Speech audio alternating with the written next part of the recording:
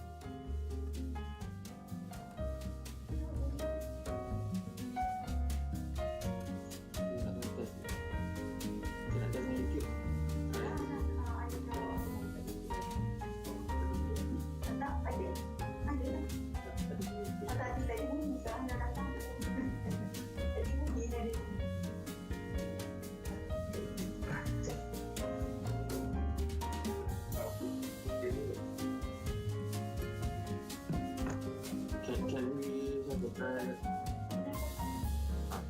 Can we try test 1 2 3?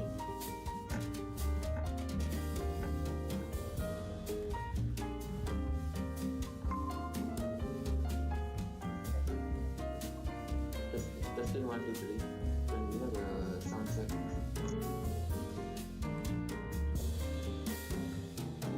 Sound check. You okay?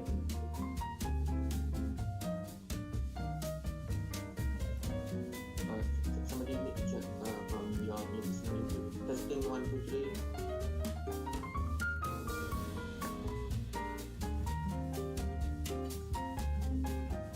Testing 1 2 3.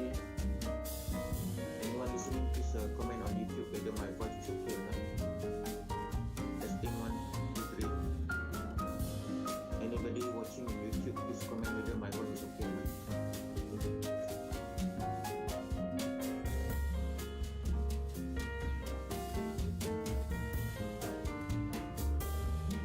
Testing 1 2 3. Please comment on our voice. 1 2 3 4 5. Test 1 2 3.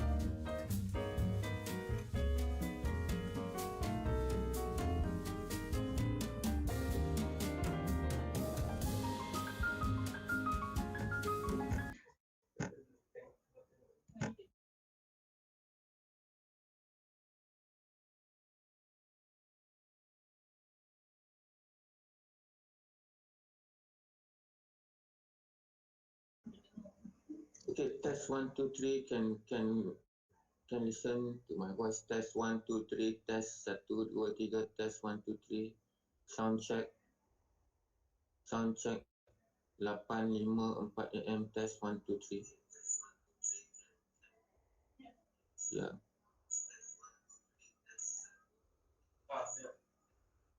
Okay.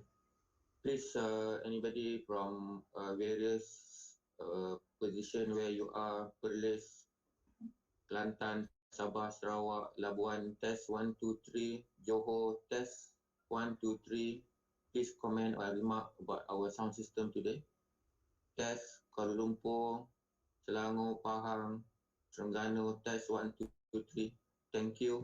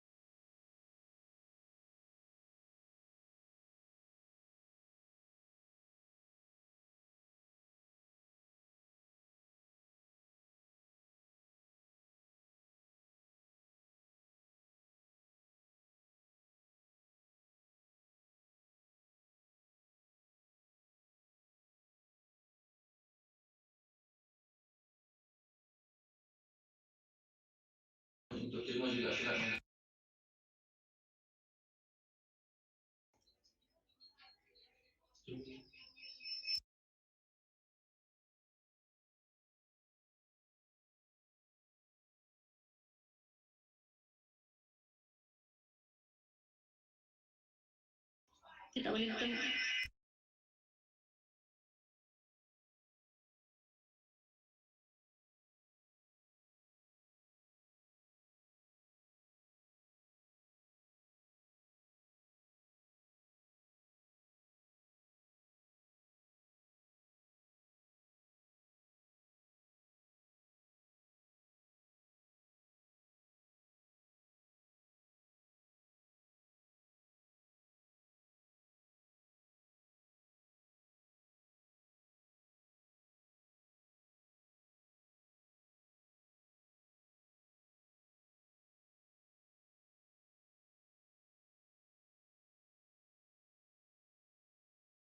Ya.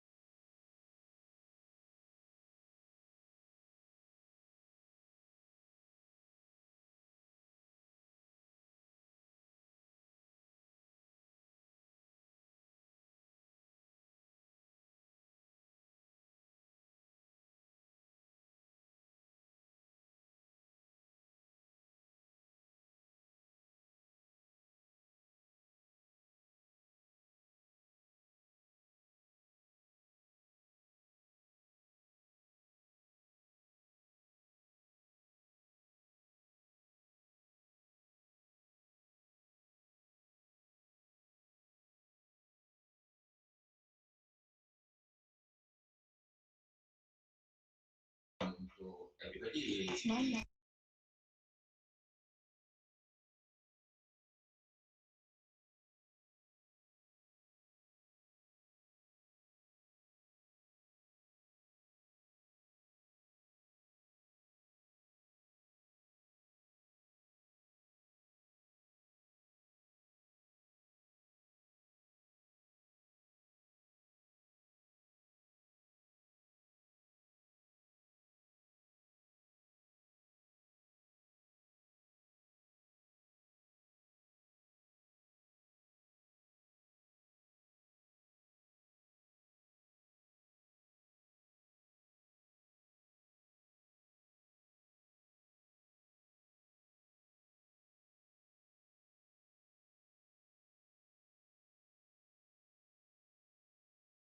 Handset.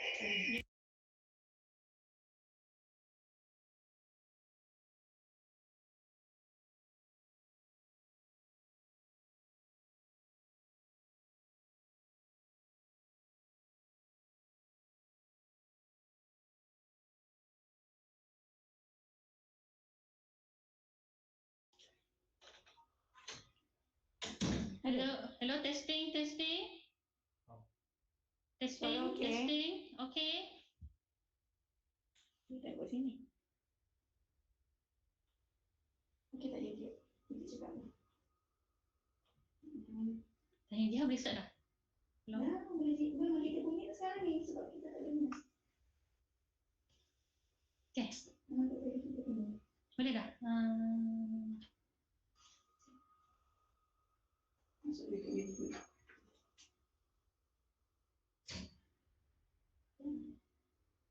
YouTube ni pun. Okay, kita start ya. Boleh tengok komuniti. Tak ni. Sabar. Maka sana, maka dah okey. Okey, kau kembali. It's okay. Okay, kita mula sekarang. Okay, bismillahirrahmanirrahim. Okey. Melati kuntum tumbuh melata, sayang merbah di pohon cemara. Assalamualaikum mulanya kata, saya sembah pembuka bicara. Bismillahirrahmanirrahim. Alhamdulillahirabbil alamin. Rabbi shrahli sadri wa yassirli amri wahlul 'uqdatam min lisani yafqahu qawli. Assalamualaikum warahmatullahi wabarakatuh dan salam sejahtera. Alhamdulillah, syukur kita kehadrat Ilahi kerana dengan limpah dan izinnya dapat kita bersua kembali pada hari ini. Sempena Virtual Public Health Seminar 2021. Saya, Dr. Wafa Esa akan bersama anda sekali lagi sebagai pengacara majlis. Pihak majlis mengucapkan terima kasih dan mengalu-alukan kehadiran tuan-tuan dan puan-puan pada hari ini. untuk kita sambung bagi Sabrina ini mendengar pengisian ilmu perkongsian pengalaman daripada penceramah. Pada hari ini, kita akan mendengar 5 ceramah yang disampaikan oleh pakar-pakar kita daripada pelbagai disiplin kesihatan awam, iaitu Public Health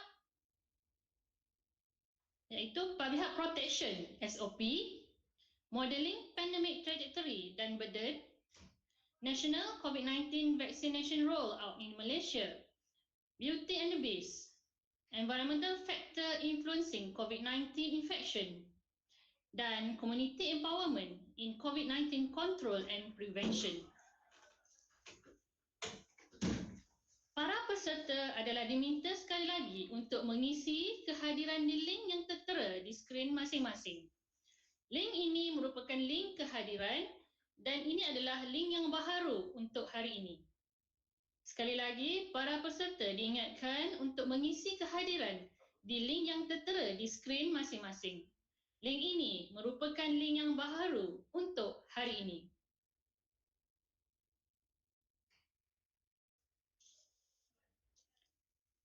Hadirin yang dimuliakan, sebagai pembuka seminar pada hari ini, suka saya menjemput Dr. Zulhizam Haji Abdullah, pakar perubatan kesihatan awam, merangkap Timbalan Pengarah Cawangan Pembangunan Profesion, bahagian perkembangan kesihatan awam untuk menyampaikan perkongsian ilmu berkaitan perkara yang tidak lekang di mulut masyarakat dan juga pemimpin masa kini, iaitu SOP. Dipersilakan Dr. Zulhizam menyampaikan ceramah yang bertajuk Public Health Protection SOP. Silakan.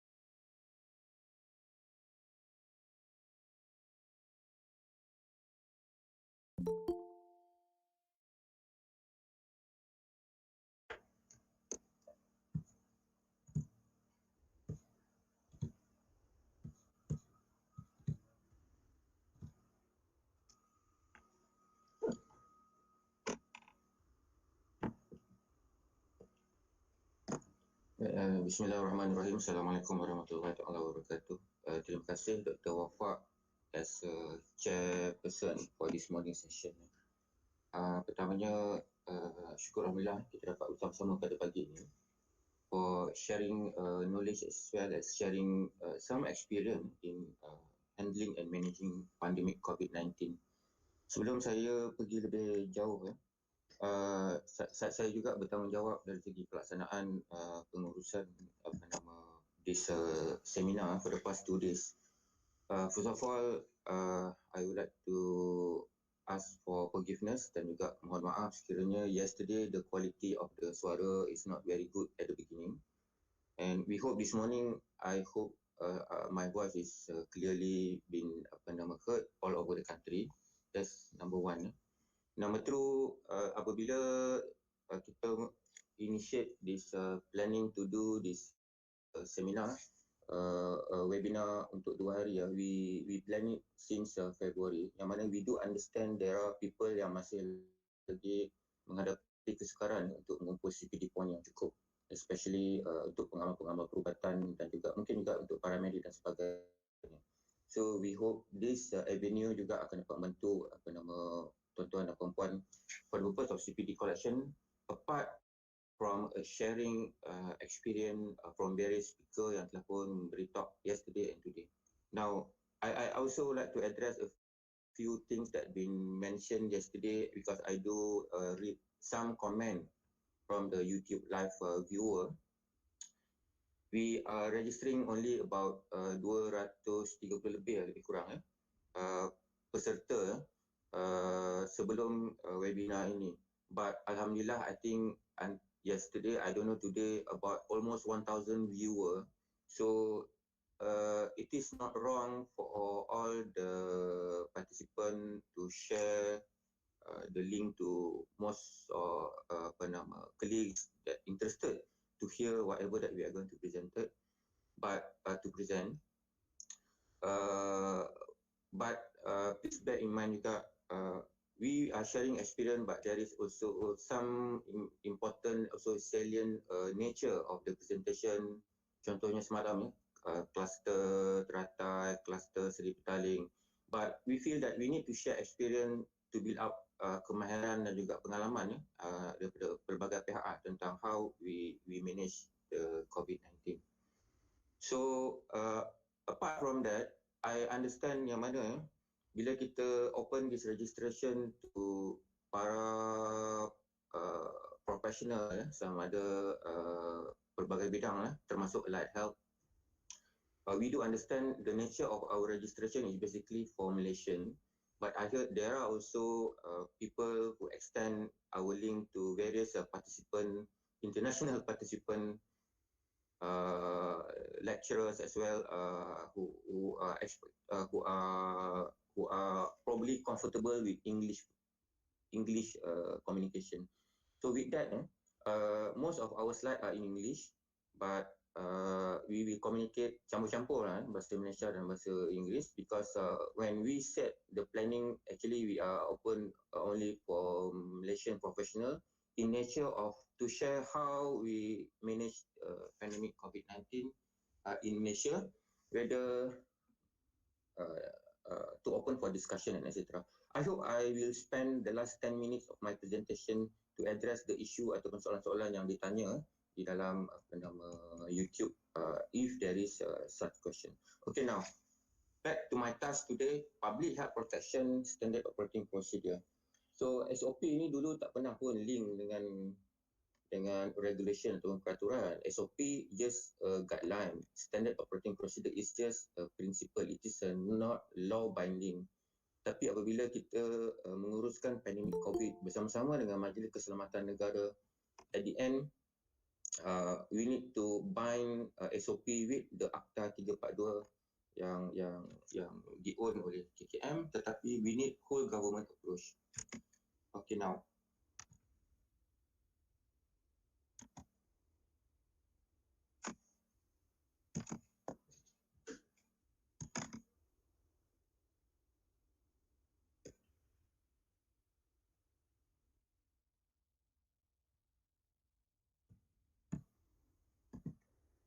okay, thank you.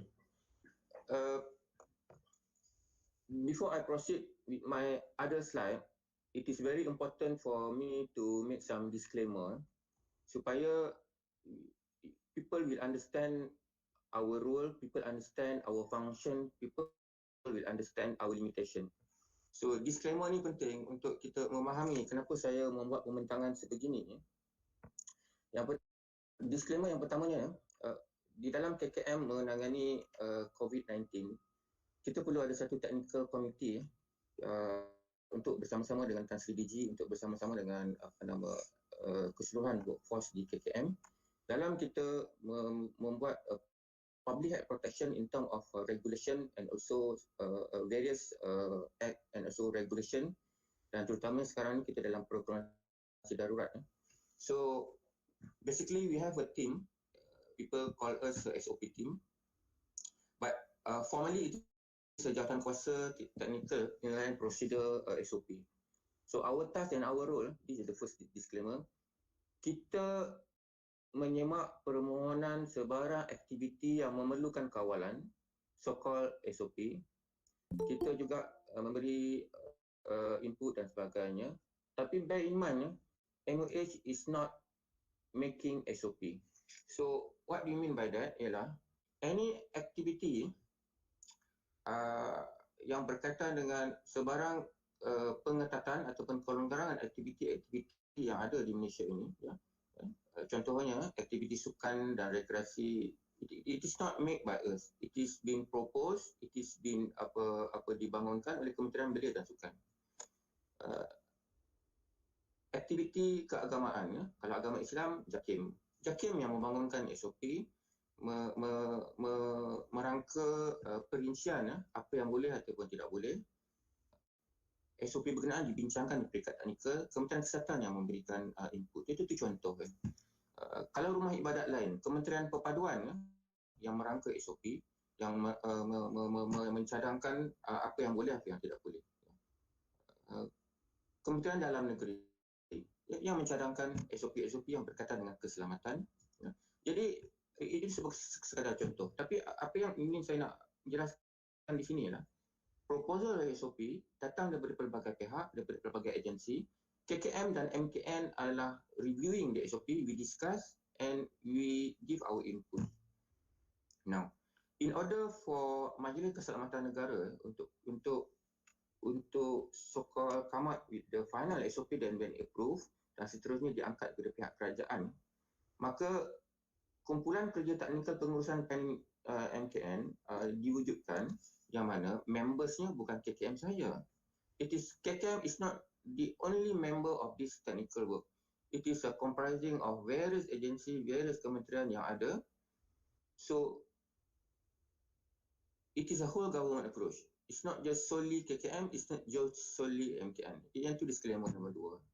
So nombor 3, we advising, we give technical inputs so that decision can be wisely be made by those further up related committee. Yeah.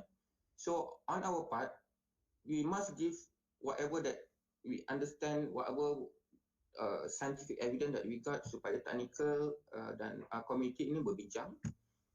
But disclaimer number 4, whatever inputs that KKM ataupun MOH telah pun bincangkan atau cadangkan, it is majority being considered, some being adopted, some being adapted. Yeah. So decision also taking into account various feedback from other agency.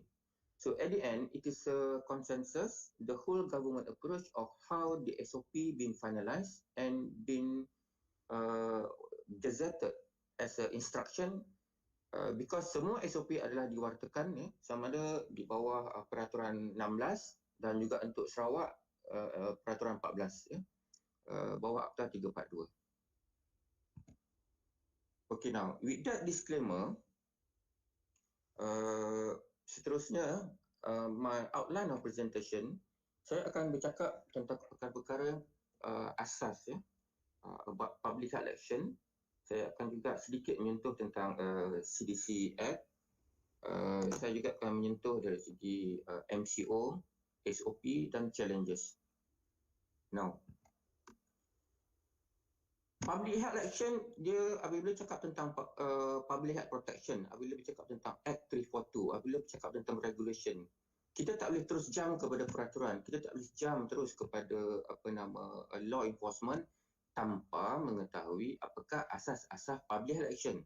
Ya, kita tak boleh terus declare satu kawasan PKP, PKPD, kita tak boleh nak declare satu kawasan terus PKPB tanpa kita mengetahui asas-asas dalam public health action. So that's why semua asas-asasnya, lebih kurang 10 asas ni perlu diketahui oleh our technical team, supaya we know what is disease notification, we know what is case, what is contact, what is source reduction activity. Semua benda-benda ni adalah our bread and butter supaya kita dapat advise properly. So supaya komiti memahami konsep-konsep yang KKM gunakan, dan sebagai mana-mana individu yang berminat dalam bidang public health, again, this is our basic foundation in public action. This is something yang mana kita tak boleh terus jump kepada public protection, kita tak boleh terus jump kepada compound, kita tak boleh terus jump kepada mengarahkan itu dan ini. But we must understand all these steps. What is disease? Saya tak akan bercakap panjang because if you want to talk about this, it will take another hours to talk about this. You must know what is mandatory, what is administrative in terms of disease notification, clinical based, laboratory based notification. So in terms of case detection juga, I think we must also understand what is case definition, the primary case or index case, or secondary index case, tertiary index case, dan we build up the three. Kita sering argue bersama dengan pihak industri Mereka kata kluster ni bukan kluster kilang. Kluster ni kluster datang dari tempat lain. Tetapi because the cluster is being built up in that kilang, so the kilang kena ditutup. So we must have a sound knowledge of what is case, what is contact before we advise them. So this is something that everybody must understand, you must know. The idea of contact tracing dan sebagainya. Source reduction activities.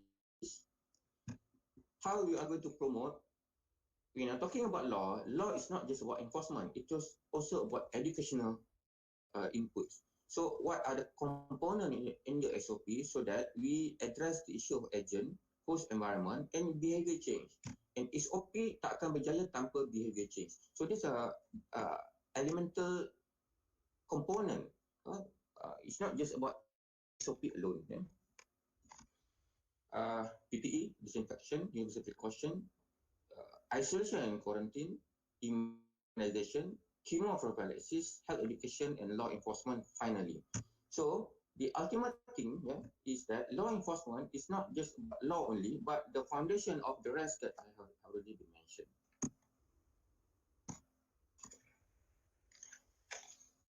I think this one everybody know. Kita ada banyak sumber, banyak graph. Some people making their own graph. Some people come up with various projection. But at the end, we agree with the same thing. Our case is increasing. Everybody is towards asking us how are we going to flatten? Are we? What are other measure? How are we going to address the issue of peningkatan kes, our positivity rate dan sebagainya. But we really hope that we can flatten the curve back again. But coming back to issue MCO, CMCO, RMCO, enhanced MCO, some previously call it semi-enhanced, targeted enhanced. So there are various terms. So just untuk kita recapitulate balik kita masih lagi ada this zoning, and this zoning based on the number of cases. Green kalau tak ada case, yellow is 1 to 20, orange is 21 to 40, red is more than 40 cases. Of course, previously apabila kita masih ada lagi kawasan-kawasan yang green, our target is to make sure that the green is still green and to convert non-green to green within 14 days. But now, I think everybody agree the target is how to make our Malaysia to reduce the cases because all over Malaysia now dah red. In terms of implementation issue, we do understand the issue of operational area di Pejabat Kesihatan Daerah tidak sama dengan operational area menurut kawasan operasi pihak PDRM. Operational area mengikut kawasan parlimen tidak sama dengan operational area Pejabat Kesihatan. We do understand that. But the more important thing ialah di dalam kita menilai dan melihat cases, ramai pihak di luar daripada KKM bertanya about number of cases. Kenapa KKM hanya melihat dari segi number of cases saja? No. We are not just dependent on number of cases. Number of cases actually act as an alert or as threshold value for further risk assessment. So apabila risk assessment, saya ingat pihak tuan-tuan dan puan yang berasal daripada Pejabat Kesihatan Daerah, mungkin juga daripada negeri, fully aware the proposal of PKPD ataupun diperketatkan dan sebagainya adalah cadangan daripada daerah sampai kepada negeri. Mungkin MKN negeri juga ada feedback dan sebagainya dan kemudian diangkat kepada KKM. But whatever it is, the academic parameters and as well the practical parameters that need to be considered, it's not just about the number. Apabila kita bercakap tentang enforcing ataupun naming ataupun come up with recommendation of area tu ada PKPD ataupun bukan PKPD and our target. So this parameter is very important. Cases distribution based on the locality, kepadatan tempat itu juga bergantung kepada the nature of the building that populate, di mana the population in that area, the increment atau the increase rate of infection within the locality, the distribution and the density of the population. Ada common infrastructure, kawasan mungkin kecil tapi dia ada marketplaces. Sebelum ni kita ada cluster yang melibatkan pasar borong, stores, recreational area, house of worship. These are certain parameters that must be taken into consideration apabila kita melihat dari segi pewartaan dan juga declaration of PKPD ataupun pelonggaran PKP dan sebagainya. Ada salient health indicators, fatality, admission rate, bed usage, ICU usage, healthcare worker infected, test positivity rate, ILI, SRI surveillance, the number of cases, hospital kalau admit for elective procedure must be dilakukan testing before any procedure being done. And the important thing also, apa yang PKD sekarang ni sedang dan terus buat ialah the proportion of unlinked cases. I think by now everybody know more than 80% of our cases di Malaysia is already sporadic. It is no longer majority of cluster. So that's another issue that we need to manage, we need to address. 6, illegal and immigrants, their housing, their movement, sensitive area, adakah tempat tu ada international border, point of entry. These are consideration yang perlu dibuat apabila PKPD dan sebagainya. Ini dipertimbangkan. But at the end, whether we are performing well or at the end, whether we are in imminent collapse akan bergantung kepada dua parameter utama yang lain, iaitu yang 8 dan 9. How we assess the level of transmission in that specified area, whether it is low, moderate, high, it's only widespread. And our capacity to respond, our public health capacity to respond, our hospital capacity to respond, whether we are already limited to respond, whether we are able to respond moderately or we are adequate to respond, are we already in compromise in which we need total lockdown. This is very academic, we are open to discussion dan sebagainya. So with that foundation, then we need to regulate, we need to enforce menggunakan Akta 342. Memang Akta 342 is belong to KKM. Tetapi apabila berlaku pandemik dan bencana yang menyerang Malaysia, bukan setakat Malaysia, seluruh negara, maka this is a national disaster. When we're talking about a national disaster, the lead agency will be Majlis Keselamatan Negara menggunakan Akta 342. So even though Akta 342 dan peraturan yang berkaitan dengannya ditandatangan oleh pihak Tan Sri DG, but we need to work together with MKN in terms of implementation, in terms of administration of the law. So, menggunakan kuasa yang ada dalam menteri, maka prevention and control infectious disease, maka seperti yang saya jelaskan tadi, we need to declare officially di manakah tempat yang infected local areas. Pengalaman kita dahulu, kita ada Nipah outbreak di kawasan Bukit Pelanduk Negeri Sembilan. Kawasan berkenaan digazetkan as infected area. Kalau kita tak gazetkan kawasan itu sebagai infected area, legally we might have difficulty nanti kalau ada mana-mana individu ataupun public yang mungkin akan mengambil tindakan undang-undang terhadap kerajaan. So we must properly declare di manakah infected local area. Of course, in current context is the whole Malaysia is infected local areas. So we need to also to define the measures within infected local area. Apa yang boleh, apa yang tidak boleh. Maka oleh demikian, maka peraturan 16, peraturan 14, section 16 dan section 14 under Act 342, currently is a PUA 243/2021 adalah digunakan dalam to install and instill the regulation yang telah pun buka kuasa. Maka bahagian perkembangan kesihatan awam our sector inspektorat dan perundangan dibantu juga oleh tim-tim lain bersama dengan penasihat undang-undang KKM, we review the SOP based on the proposal by various government agency, activities related to economy, activity related to religion, activity related to social, sport, recreation, and lot of other administrative issue yang mana sebelum ianya, kemudian ianya akan digazetman dan digazet dan seterusnya apabila telah diwartakan, maka tim penguatkuasaan akan melaksanakan aktiviti enforcement. Apabila bercakap tentang aktiviti penguatkuasaan, KKM alone tak cukup. Our workforce memang tak cukup. We need people to be authorized officer. So, dengan kuasa yang ada di bawah subsection penurunan kuasa untuk section 25 dan juga section 3 yang mana pegawai-pegawai di luar daripada KKM perlu diberi penurunan kuasa.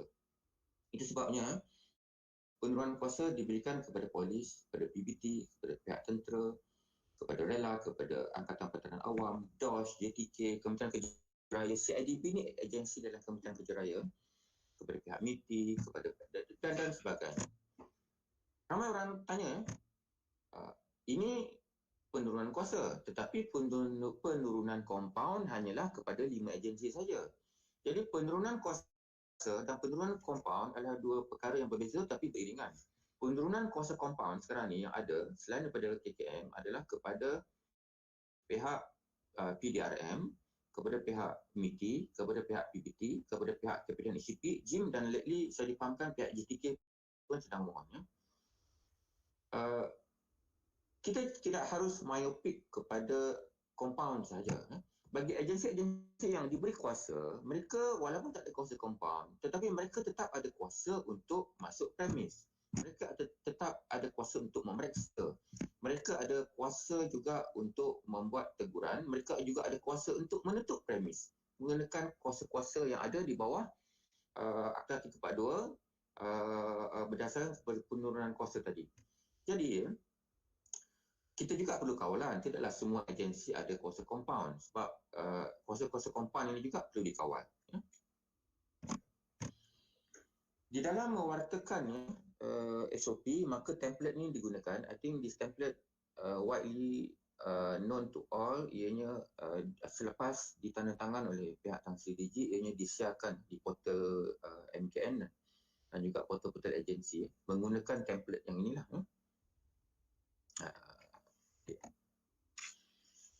Our general advice is simple. We, as best as possible, we want activities that prohibited to clearly be mentioned as prohibited. We give the guidance to all agency.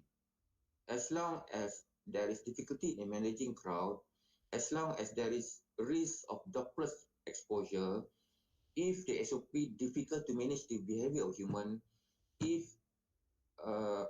there is difficulty in terms of monitoring people in closed space, in a confined space, sepatutnya ianya diadres dalam SOP mana-mana kementerian. Kita juga memaklumkan dalam membangunkan SOP, basic public health and the foundation of public health intervention knowledge perlu ada. Ya. Ianya bukanlah semudah hanya kata kerap cuci tangan, jaga jarak, pakai topeng muka. Yang tu macam kerja-kerja pentadbiran. No. We must show that apabila kita membangun SOP, this is something about kemahiran dan kepakaran di dalam bidang public health. Sama ada doktor ke, allied health ke, PKP ke, PBKP. Everybody have the kemahiran. Yang mana we must show that it is not just about saying nasihat-nasihat yang mudah. Pakai topeng muka, kerap cuci tangan. That is a very lay. The foundation is in any SOP, it must address the issue of how the transmission, droplets and touching need to be intervened. Currently, number 2, we have variant baru yang masuk, more contagious, highly contagious. So, in any SOP, we must address the issue of overcrowding. How to limit the numbers, how to limit the movement. People move, virus move. People stay at home, virus stay at home. Hopefully. We also need to, dalam SOP juga, we must understand ada juga pekerja-pekerja yang perlu di-isolate, perlu di-quarantine dan sebagainya. They need to understand why they need to have a safety workplace, SOP. Sebab majority of people are asymptomatic until today. Vaccine dah available, but for some of us, we are still waiting. There is still no cure in medicine. So prevention is very important, and this must be addressed in the SOP. And finally, any SOP must have element of protection of comorbid people and vulnerable group. Cumanya, yelah, bila kita cakap tentang comorbid, lebih daripada 60 tahun pun comorbid juga. Tapi there are a lot of people who are umur lebih dari 6 tahun still productive. So SOP must also address, also think about it, in terms of the nature of how to protect those comorbid and vulnerable group. So with SOP, it must be in our new norm. We live with the virus. It must have a whole society approach. We must have so-called self-care, family care, community care. Employer must play their role in terms to ensuring SOP compliant. Sangat everybody know, sebelum 1 Ogos 2020 sebenarnya tidak ada satu arahan wajib pakai mask. Tapi selepas 1 Ogos 2020 wajib pakai mask. I hope people from the academic maybe take their role juga untuk buat research and study before 1 August, after 1 August, in terms of people behavior, in terms of the effect of this dan sebagainya. From 6 August sebenarnya MySejahtera tak wajib. After 6 August, MySejahtera adalah wajib untuk owner untuk menyediakan kemudahan untuk to register MySejahtera App. Untuk pengguna adalah wajib sekiranya kawasan berkenaan mempunyai liputan internet yang baik. Tapi kalau dah tak ada, then have to do manually. This algorithm adalah I think typical and known to everybody. This algorithm should be in place in any places bagi tujuan beroperasi mengamalkan SOP. Distancing, wearing face mask, MySejahtera, screening the temperature, screening the symptom, hand sanitation,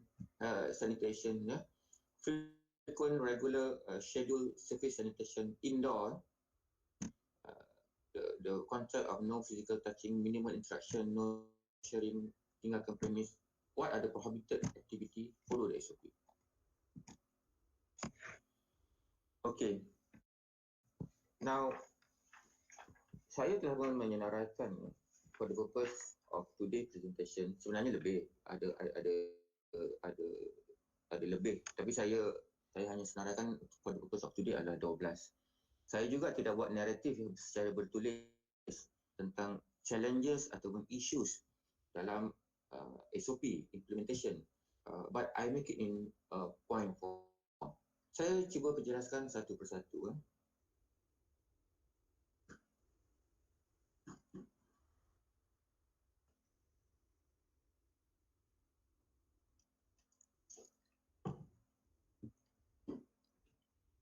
Sorry. Tak tahulah berapa ramai yang snapshot gambar ni. Itu yang saya tak buat point form tu. Saya buat point form tu kalau saya buat ayat nanti yang orang snapshot kan share ke sana sini.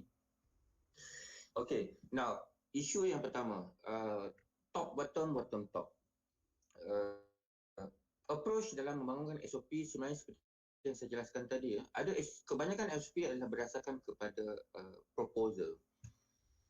Proposal datang daripada agensi, proposal juga datang daripada various association yang mana ianya dibangunkan daripada bawah, seterusnya diangkat dan juga dibentangkan dan ianya menjadi satu peraturan.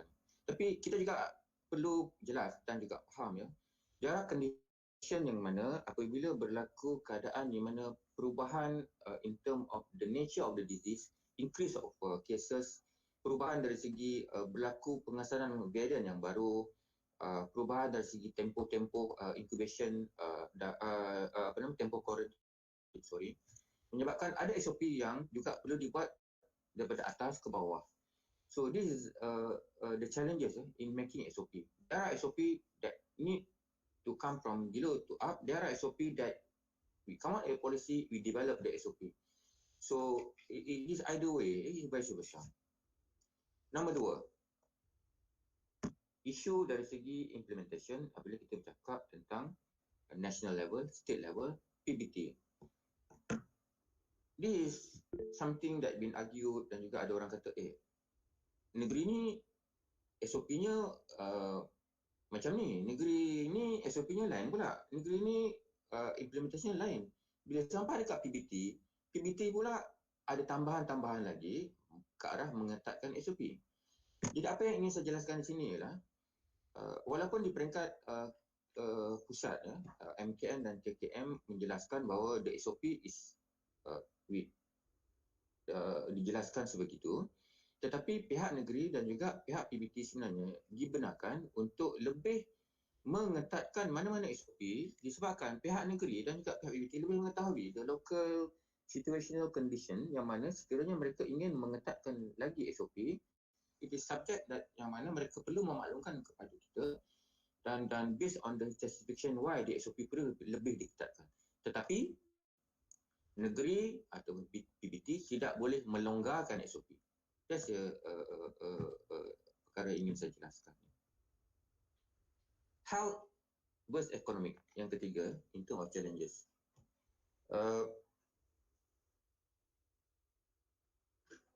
Apabila kita cakap pasal health dan economics,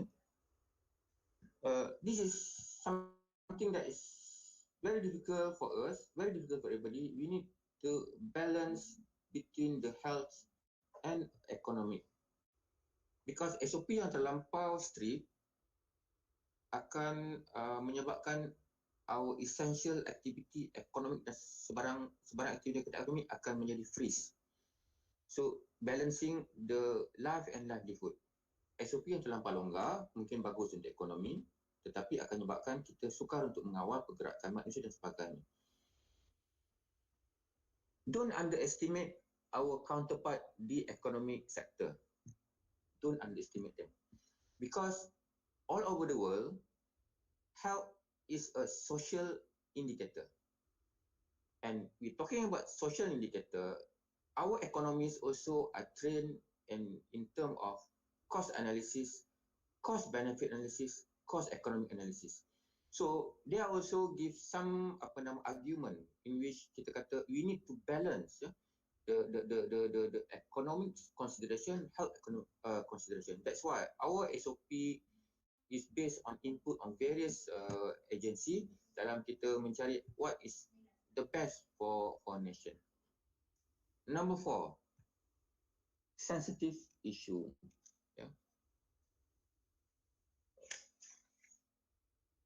Especially SOP berkaitan dengan religious activity, especially SOP berkaitan dengan social activity.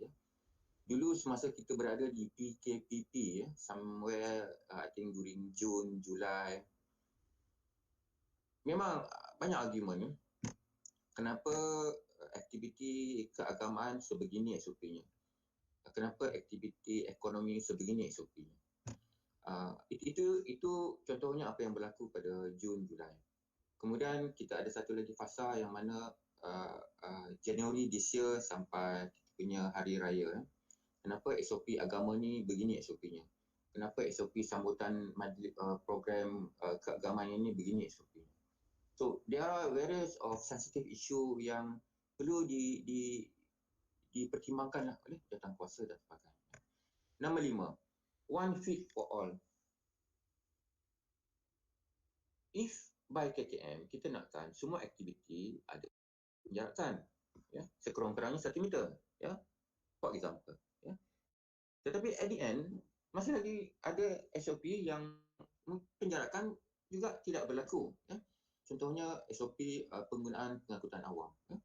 Memang kita sebaiknya kita nakkan semua pengangkutan awam to also apply the SOP of penjarakan sekurang-kurangnya 1 meter. Tapi SOP somehow not one fit for all, there are modification dan sebagainya. Now, number 6. Guardian and guardiancy. Guardian and guardiancy ni guardiancy, guardians and governance.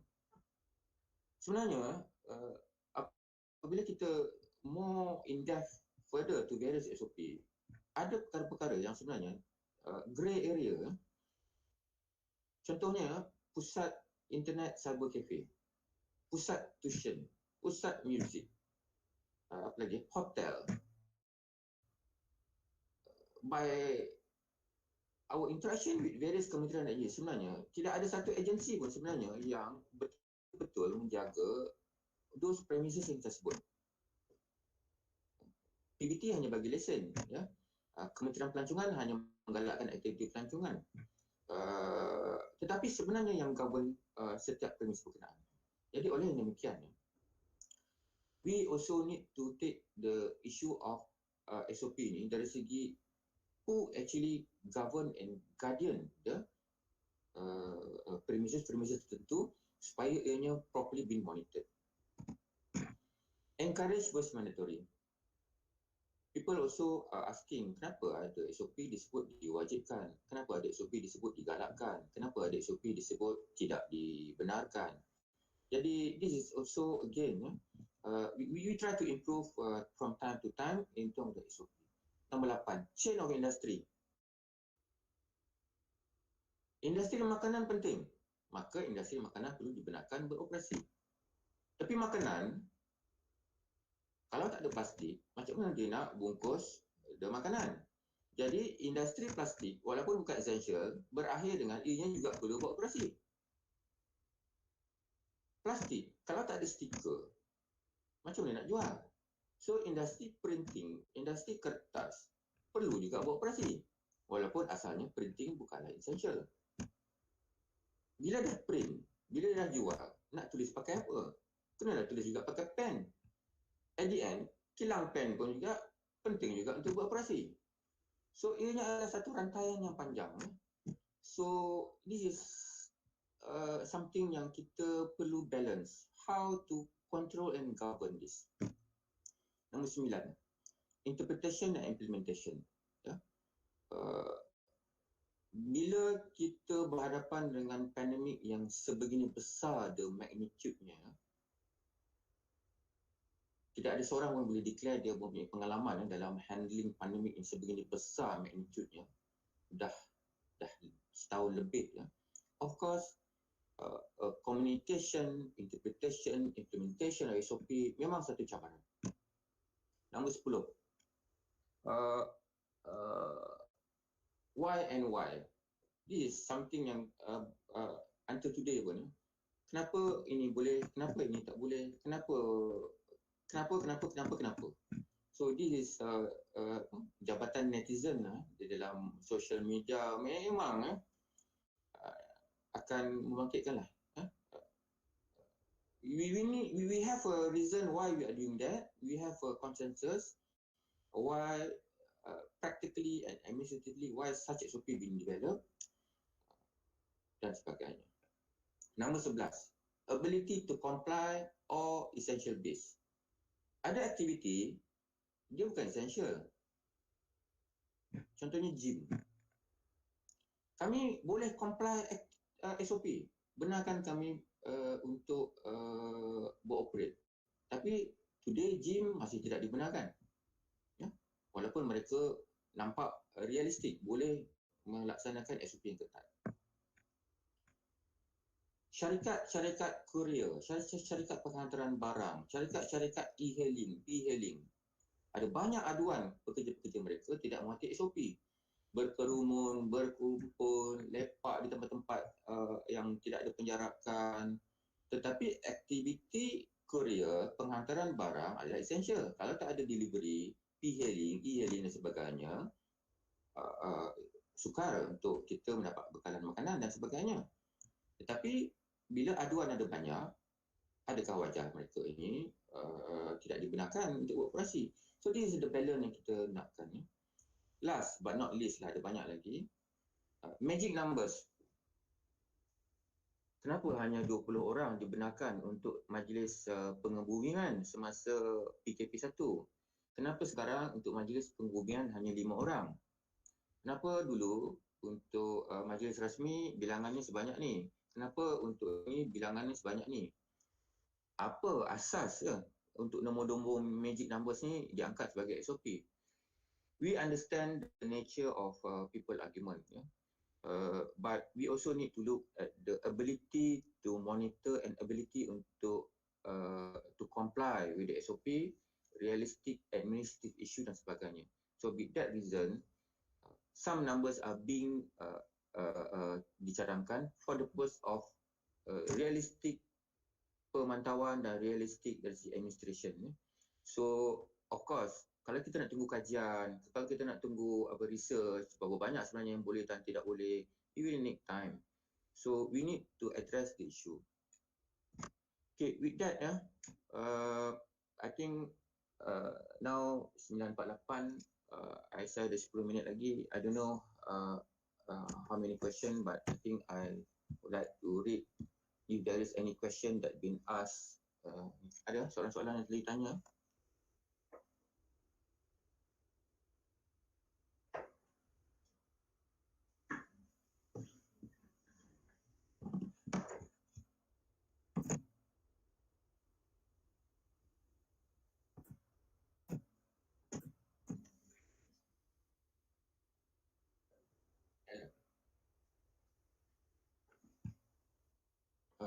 Urus dia kalau ada soalan-soalan yang ditanya.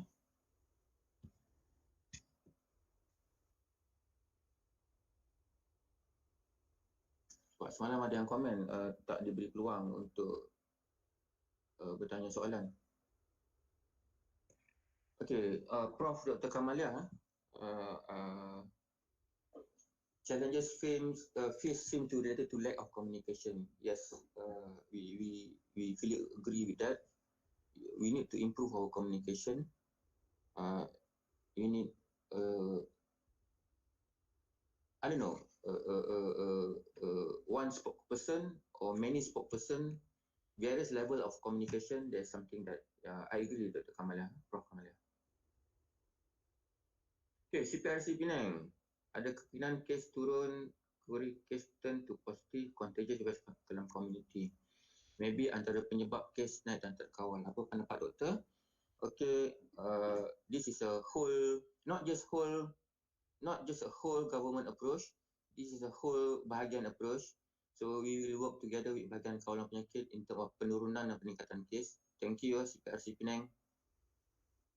Muaz, Dr. Muaz. Kedai arak dah diarahkan tutup.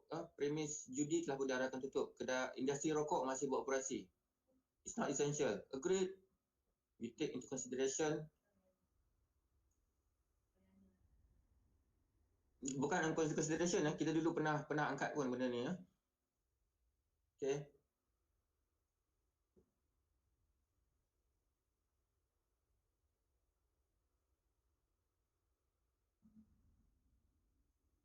Okay, Dr. Izzah, strategic communication and public trust. We hope our team in strategic communication, our hotline and RISCOM di bahagian kawalan penyakit, together with the rest, to further improve.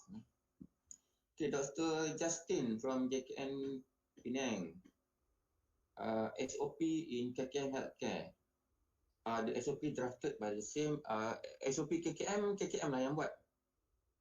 So currently we understand the issue of traditional and complementary medicine yang tidak dibenarkan. We are going to address that. Kita juga menerima rungutan daripada kedai-kedai ubat tradisional.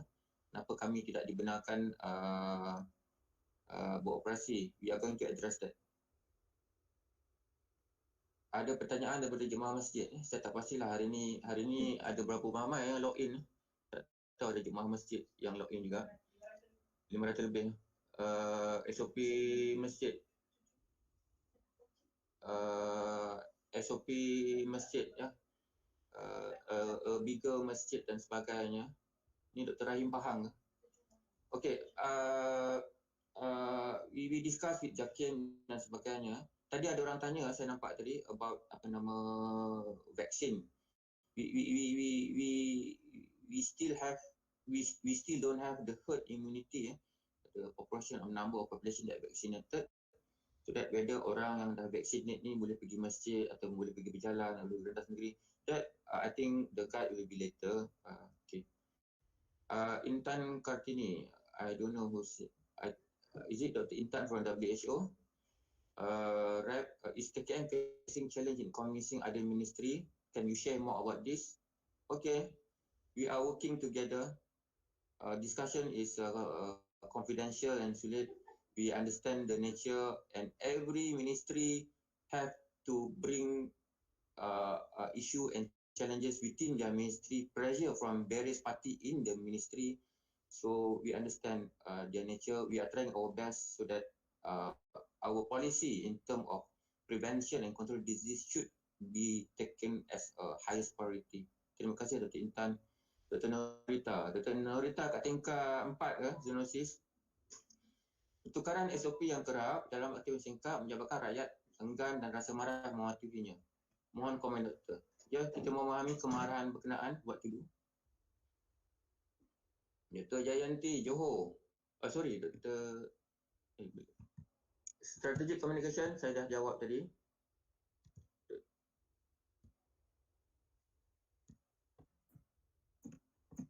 Ellie, what is your view on the use of thermal scanner to detect people with fever at large? Okay, this is a good question, Dr. Ellie or Ellie. Empowerment begin from home. If you got fever, don't go out. 6 treatment, 6 assessment. If it is not COVID, then you stay at home. Tapi if I don't know, if we still don't trust people, in which probably yes, bila masuk dalam mana-mana premise, kena check juga temperature. Dan temperature been screened. Temperature juga, the quality of temperature screening. Are we just concentrate on temperature screening, or are we worried more on people who got symptom and cough? I think I'm more worried people who still got cough, people who still got flu, yet they still go out, even though they is not having any fever, because we are more worried with droplet transmission. But currently, we are not checking for that. We are only checking for temperature. But is it practical to ask everybody, siapa nak masuk dalam mall ke, nak masuk dalam masjid ke, check dia ada symptom or not? Again, community empowerment. If you got the symptom, you got the temperature, why you need to go out of your place? Go to clinic for assessment. Dr.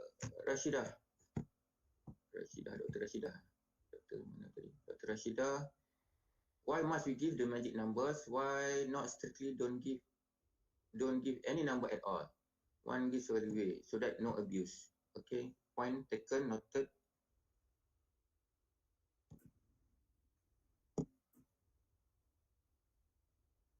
Dr. Hairul Hafiz, UPM. Real issue is banyak syarikat essential menipu. Okay, how KKM can address penipuan? Penipuan hanya dikesan apabila ada berlaku aduan. Penipuan juga akan dikesan apabila mereka tidak pandai menipu. For those yang pandai menipu, I think that's the thing that we already discussed with MITI for how to address false declaration when they're submitting permohonan untuk beroperasi. Okay, Dr. Syarul Rizan. With current change of WHO stand in terms of transmission of COVID via airborne, do we have major change in our current SOP? I think airborne is depend on the ventilation and the proximity of people interaction. So the current SOP mewajibkan wearing face mask. The current SOP of encouraging people to wear double masking. It is also things. Of course, the other thing is ensurement of good ventilation within a place. Yeah? Of course, you need to review SOP. Thank you, Dr. Syarul. Dr. Azrul. Saya assume semua doktor lah yang call ni. Sekarang ada employer bagi arahan pekerja untuk tak scan MySejahtera untuk datang 60%. Walhal pekerja datang untuk 100%. Siapa yang akan ensure enforcement of employers? Okay. Various level of empowerment, kita berharap employer, employee know what is their role.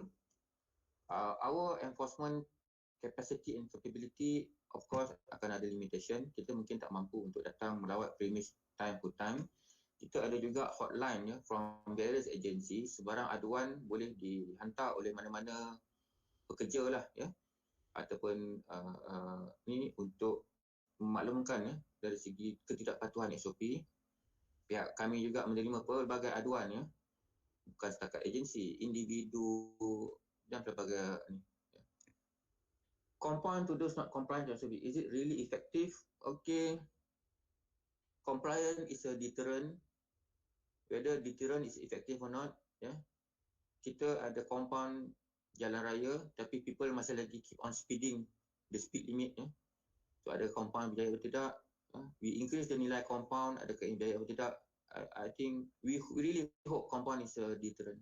Okay, now dah pukul berapa ni Pukul 10. Seminit lagi. Ada lagi soalan? Okay, last kalau ada soalan.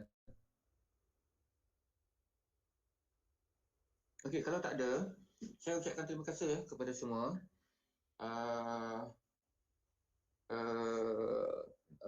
We hope we are trying our best for the purpose of our role in assisting MKN. Walaupun kita menggunakan Akta 342 that is belong to Kementerian Kesihatan Malaysia, but when to govern the reality of pelaksanaan Perintah Kawalan Pergerakan, we work together with MKN. So with that we trying our best.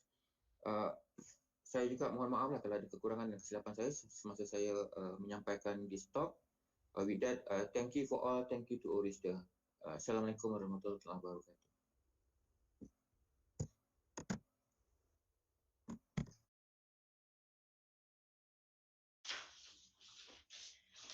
Terima kasih Dr. Zulhizam atas perkongsian ilmu berkenaan dengan pencegahan COVID-19. Boleh diibaratkan SOP ini sebagai payung di ketika hujan, melindungi diri daripada dijangkiti. Seterusnya, istimewa buat para peserta seminar pada pagi ini, pihak seminar telah menjemput khas pakar ini jauh daripada Kelantan untuk perkongsian ilmu dengan para peserta. Tanpa membuang masa lagi, majlis dengan segala hormatnya mempersilakan Prof. Matia Dr. Kamarul Imran bin Musa, Jabatan Perubatan Masyarakat USM Kubang Krian, dengan memberi tajuk ceramah bertajuk Modeling Pandemic Trajectory and Burden. Dipersilakan Prof. Assalamualaikum warahmatullahi wabarakatuh. Mohon pengesahan Dr. Wafa, if you can boleh dengar suara saya? Boleh dengar kan?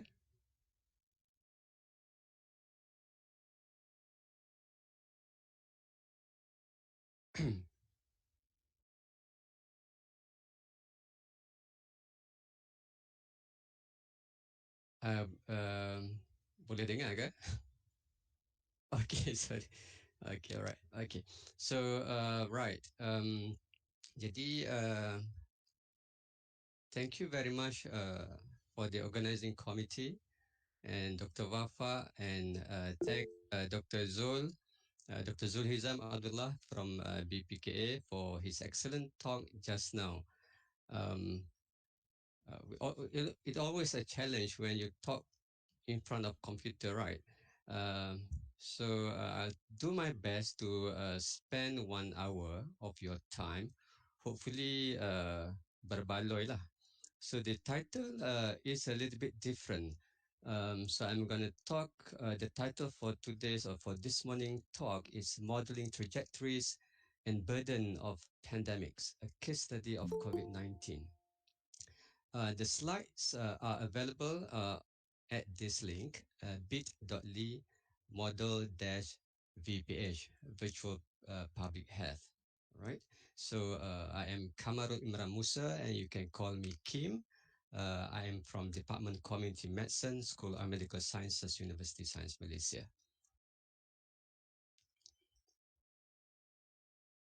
Right, a little bit about myself. I graduated from USM in 1997, and then in 2005, I graduated with Master of Community Medicine. That was a four-year program before we changed to MPH and the RPH. And I went for PhD at Lancaster University afterwards. My research interests include epidemiological and statistical modeling of diseases and predictive analysis using machine learning, including deep learning. I'm also the principal investigator for Malaysia UK stroke study under Newton grant and modeling for breast cancer under FRGS grant and a few more CVD diseases and risk factors modeling. I'm also the a fellow of the American College of Epidemiology. Right. So we have a diverse span of expertise in our audience today. So I try um, to be gentle. Okay, I try to be gentle, and hopefully it will benefit all participants. The objective that I would like to achieve today, number one, is to highlight, some major challenges for modelers, pembuat model at the beginning of a possible pandemic, right? And after that, I would like to showcase simple SIR models, and then I would like to also present some results from IHME and Imperial College models, a little bit of what we did before with regards to reproduction number, and to highlight some web applications that might be useful for all of you who are you know itchy with your hand, tangan gatal cuba nak main dengan model. We have some links for that too, right? So at the beginning, if you remember, in late January, early February, and late February last year, there were confusions, right? And if I, these are some of the newspaper clips uh, that I got from the web. First Malaysian test positive for Wuhan coronavirus on February 4th, 2020, a 41-year-old man. And then on the 1 week before that, Health Ministry confirms 3 cases of coronavirus infections in Malaysia. And at the end of February, 2 more new COVID-19 cases in Malaysia, bringing total 25. And 28th of February, the same day, Malaysia, is going to impose entry ban on visitors from affected areas in Korea, special immigration counters, and other measures. So those, those were at that point of time, we're still not sure. Very few cases, and some panics here and there, not knowing what to do, because at the beginning, is it the questions linger? Is it going to be? Is it a true epidemic, or is it a true pandemic? Is it going to be a threat? How big is the threat? If it is really a threat. So I did some Google Trend search, and when we look here, at the late of 2019 and early part of 2020, there's a huge surge. People were searching for coronavirus term, right? Because at that time, people knows about coronavirus, and after that it dwindles down, and people will also search for SARS-CoV-2. There was a peak here, and peak here, and then after that, coronavirus, not so important. People have not searched for it so frequently. It was now replaced with COVID-19. right? COVID-19 and SARS-CoV-2. So it is easy because we are here, right? But imagine when you were there, February 2020. What were you thinking? Is it going to be a huge problem for Malaysia? If we can turn back time, but we couldn't, right? Is this not possible? So at time zero, it is not easy, right? We've got limited data. It is a new disease. We have very limited experiences, and we can't see what's in the near future. Even the near future, we don't know what is going to happen. Distant future, and also it depends on different scenarios, how our population react to the epidemic, how our government reacts to the epidemic. That time at time zero, it was not clear, and but it is much easier now. We have seen things that we have not expected to happen before, right? And we can see, if you look at the new confirmed cases, uh, everybody knows that we have the first wave here, very small wave there. It was like a ripple, and then we got a much larger wave at right at the end of September, and then it just got worse and worse. But after that, we got some relaxed moment there where cases reduce a bit before it peak again. If you use confirmed cases, there's always a problem because it depends on the number of tests that you do, the type of test that you do. So maybe the other measure that might be useful for us is the number of death. Okay, number of death. If you could see here, you can see a peak of number of death during the first wave, and then we have another peak of death numbers in second wave, and you see here there is a reduction of death here at the end of the cuti sekolah, I think, right?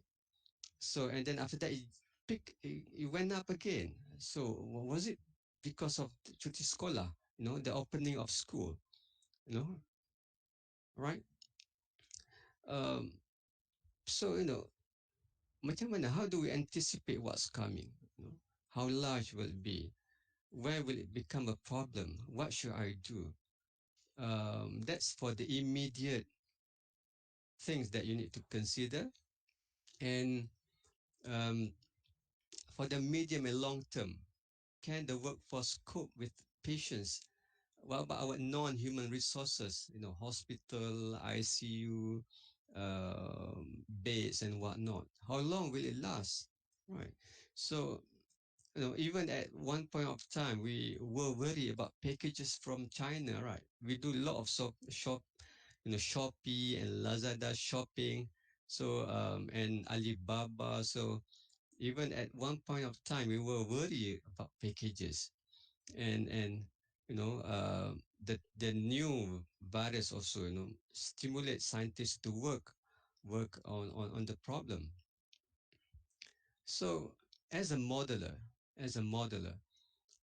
uh, we think about what would be the trajectories, lonjakan of the pandemic, and we also would like to know how it will affect the resources. And so we look at the burden of of the disease on the resources, human and non-human, right?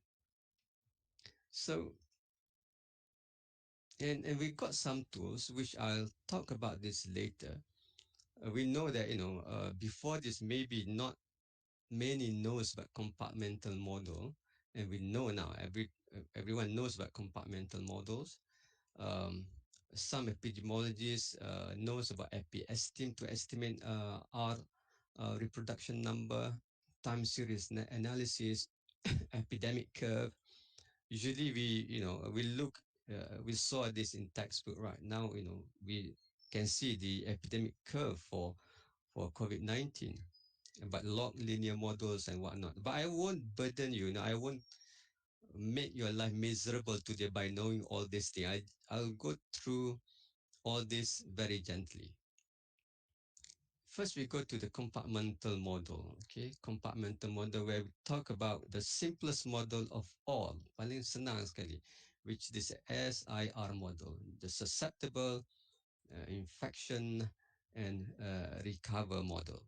Okay, so this is an old model. It was started in 1927 by Kerma and McKendrick. Uh, Compartmental models in epidemiology, which is a mechanistic, deterministic, some jargon there, uh, very, you know, easily known as the SIR model. The S refers to the number of susceptible people, how many people who are susceptible for the infection, right? Malaysia has 36 million population. Are they all susceptible for COVID-19 or only part of them?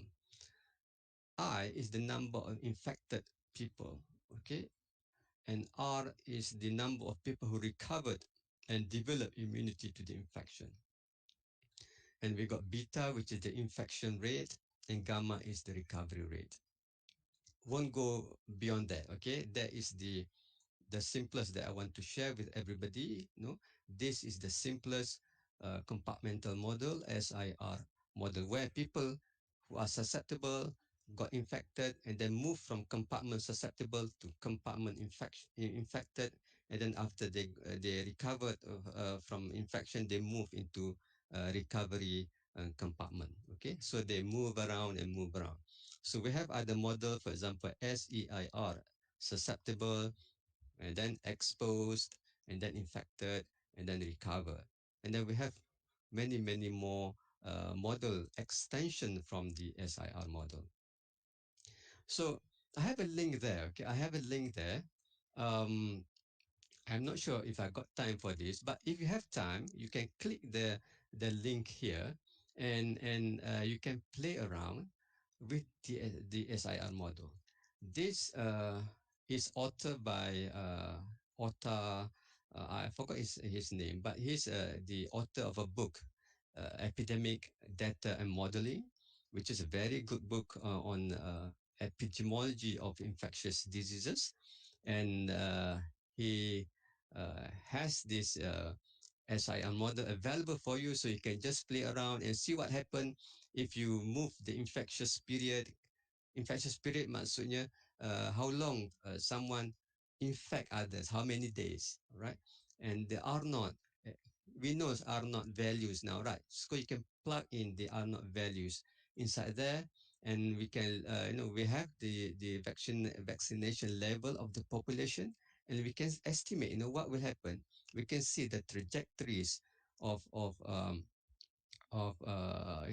people who are susceptible, infected, recovered from this web application. So uh, click there, and you can have some fun. Kalau mengantuk lah, maybe at this point kan you rasa macam sleepy sikit kan, then you can click there and just play around. At the beginning of the pandemic, a team was gathered. A few of us led by Datuk Professor Awang Bulgiba. So we call our team as CIS team. Okay, CIS team. And at that point of time, we this was I think we were here. Okay, 18th of March. No, not 18th of March. Early April, okay, early April. So at that point of time, we were asked to see what would happen in different conditions of MCO. So we developed three models based on SIR, okay, and the first model that we offer to the ministry is that, which I think was then presented at the cabinet meeting, if I'm not mistaken. You know, um, if different scenarios, because we're not sure. This was April 2020. We got so many cases. So few cases. Okay, so few cases. Then we thought that, okay, with these scenarios, we might have a 50% reductions with the current MCO at that point of time, PKP 1, MCO 1, right? And we thought that, at the end of April 2020, the peak would be reached. Okay.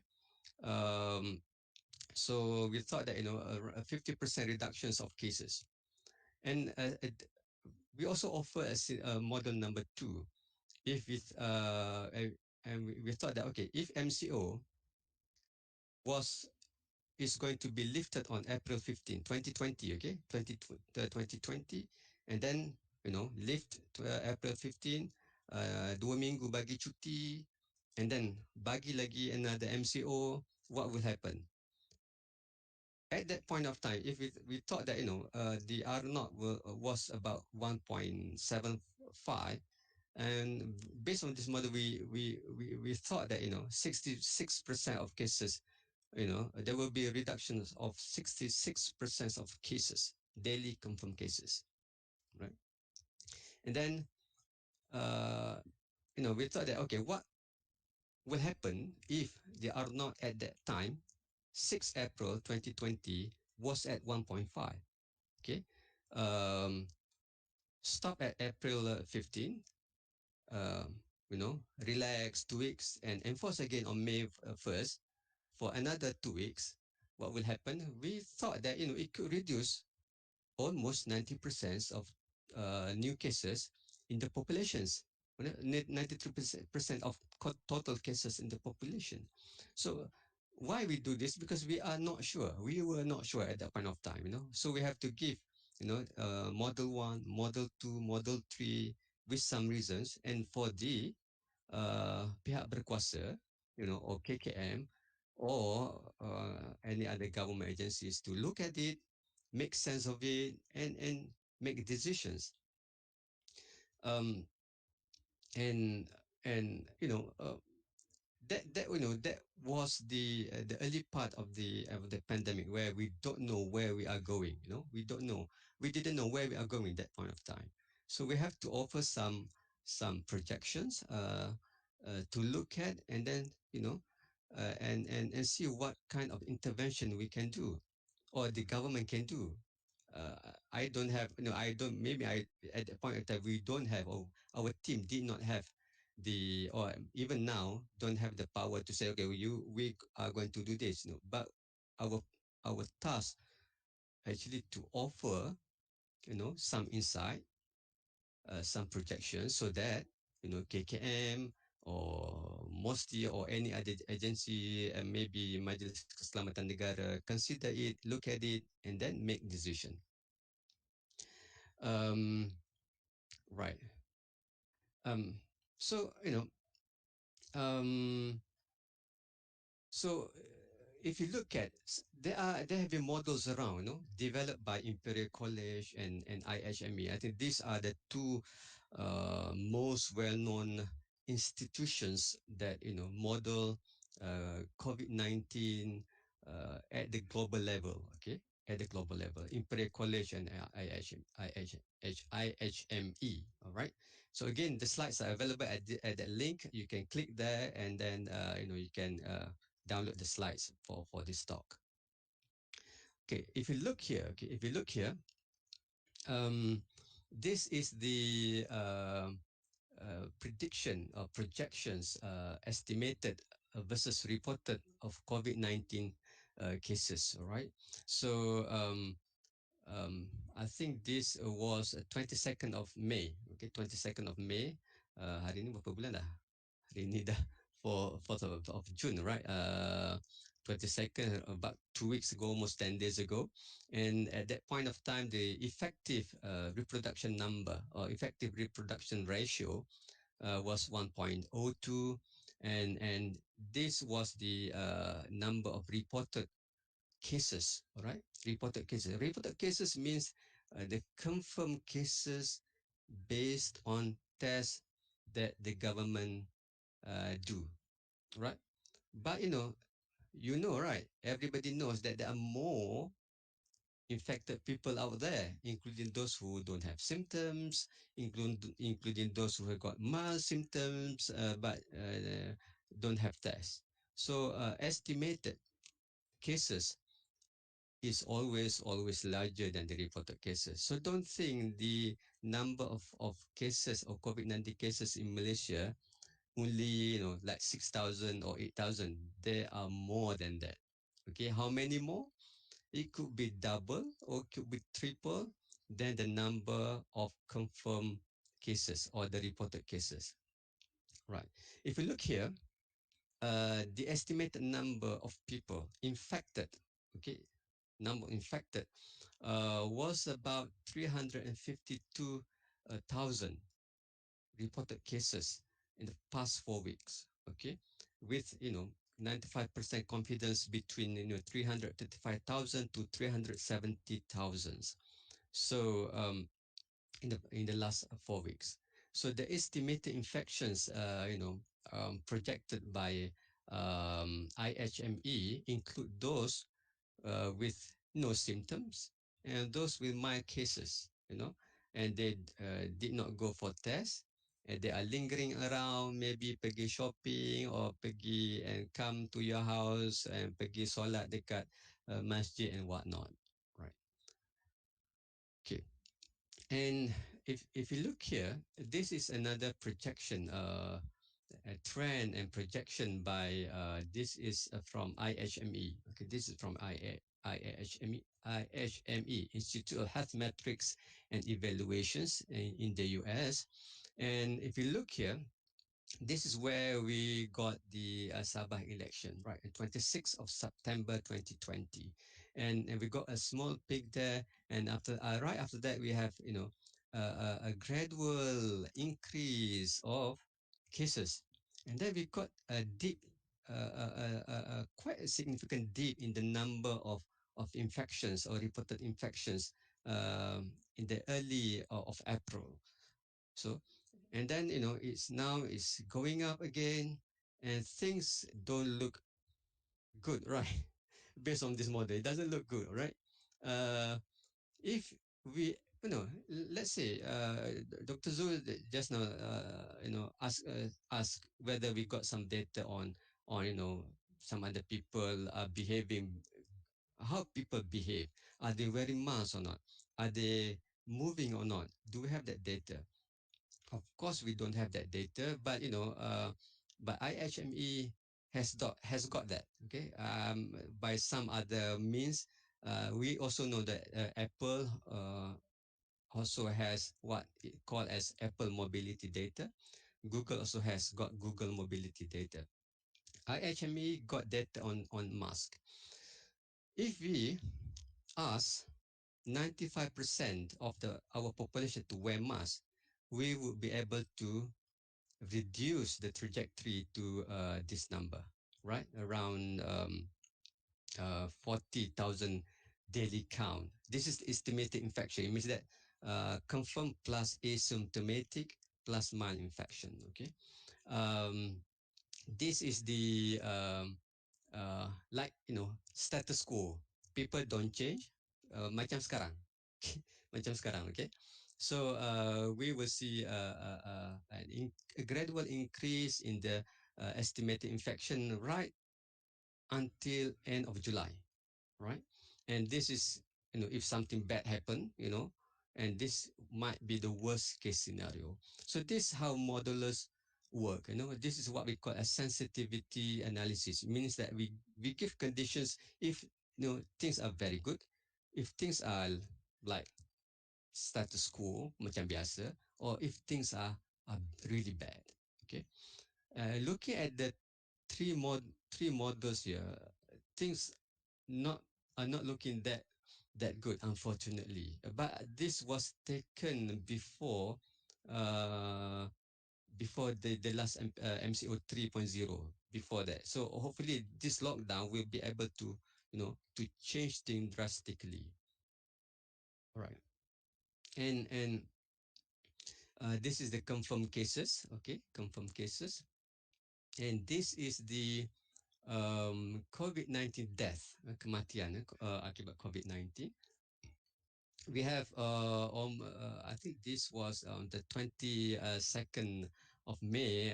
Death at that point of time was it 22nd? Yeah, almost 2,900 death, cumulative death on the increasing trend. And yes, unfortunately, if we look here, um, the death pattern of death doesn't really look good, right? Kau tengok kat sini kan, dia it's going up and going up. Tak nampak ada tanda untuk turun. And even the projection also shows that, we are heading towards more death, uh, Okay, so even with masks, 95% of our people wear mask. We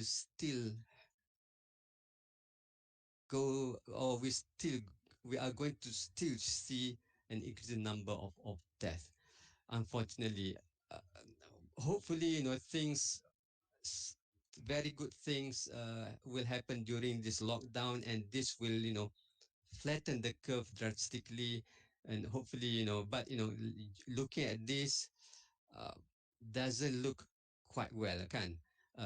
So universal mask target is 95% of total population wears mask. Okay, berapa ramai yang Malaysian pakai mask sekarang ni? Ada, sekejap lagi saya tunjuk slide. Okay, so and if because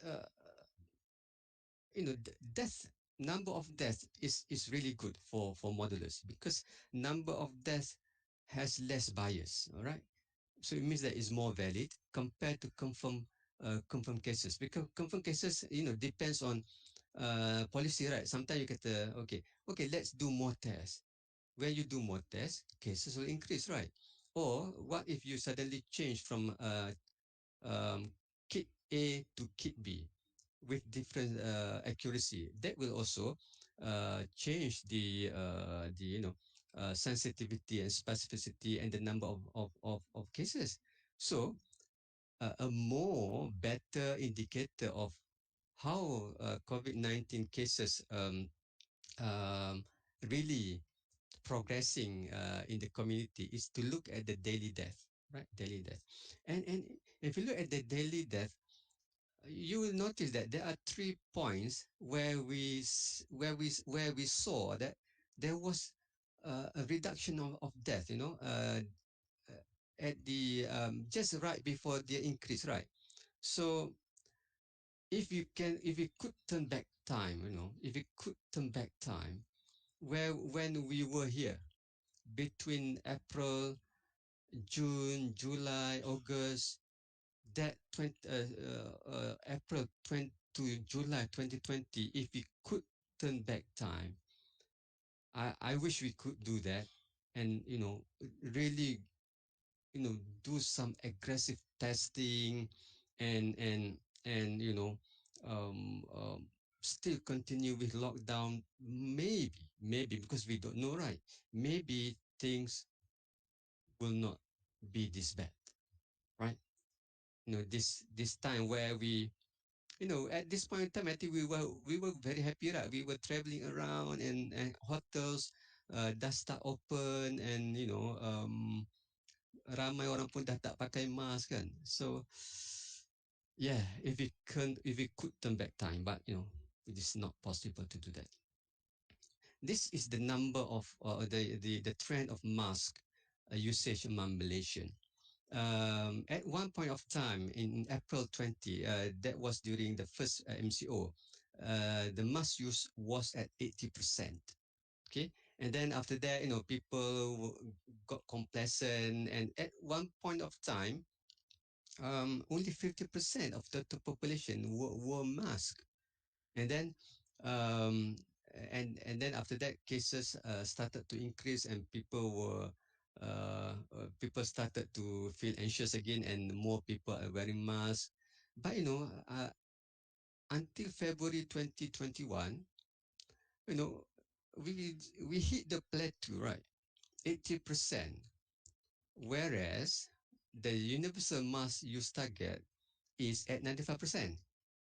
So macam rakyat kita dah tak boleh pergi dah, dah stuck kat situ. Maksudnya, why can't we? How can we? What could we do more? Would Malaysians do more? Could we make more Malaysians to practice SOP, wear masks, so that we can hit 95% target? How to reach universal mask at 95%? I'm not sure. And we are here, 80%. Nampak macam dah tak boleh pergi dah. Stuck kat situ dah, right? And how about mobility? Mobility. There are a few mobility measures yang even this data you can download. One is by Apple. Apple has got Apple mobility data, and Google also has got Google mobility data. But if you look here, in first PKP, first MCO, right, in April 2020, there was, a 50% reduction in typical mobility, which is very, very good, right? People, if you remember, first MCO kan, semua orang duduk rumah kan, you hardly saw cars on the road kan. And after that, people got complacent, people started to move around, travel, and then and pergi shopping, and then after that, people got scared again in bulan October, and after that, something happened in January. Something happened in early January this year. Was it due to school opening or what? And we see that a large dip in mobility. People move more here, right? Uh, people people this one this the school opening, and then after that cases start to increase, and then people started to move less. Sorry, not move more, move less here, and then after that increase again, and now it is at this point around 25% reductions of the typical mobility. Maksudnya kan typical mobility sekarang ni kurang bergerak dalam 25% sahaja. That, so if you look at this data, this is before our MCO 3.0, okay? We could see that, on the 22nd of May, even though with thousands of cases a day, kita masih lagi bergerak lah. Our Malaysia are still moving around, okay? Okay? And how should we go? Should we ask everybody to, jangan gerak, jangan gerak. But again, like Dr. Zul Hizam said just now, kan, you have to open some, I mean, financial sectors, industry sectors, they need to open, right? So how to balance this, okay?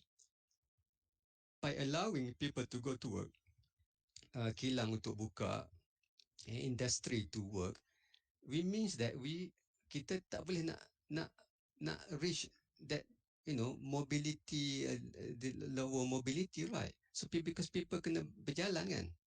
So yeah, I don't have the answer, but perhaps why we were successful, one of the things that make us successful tahun lepas, because a very marked reduction in mobility, and after that kita jadi complacent again, and that's how thing got worse again, right?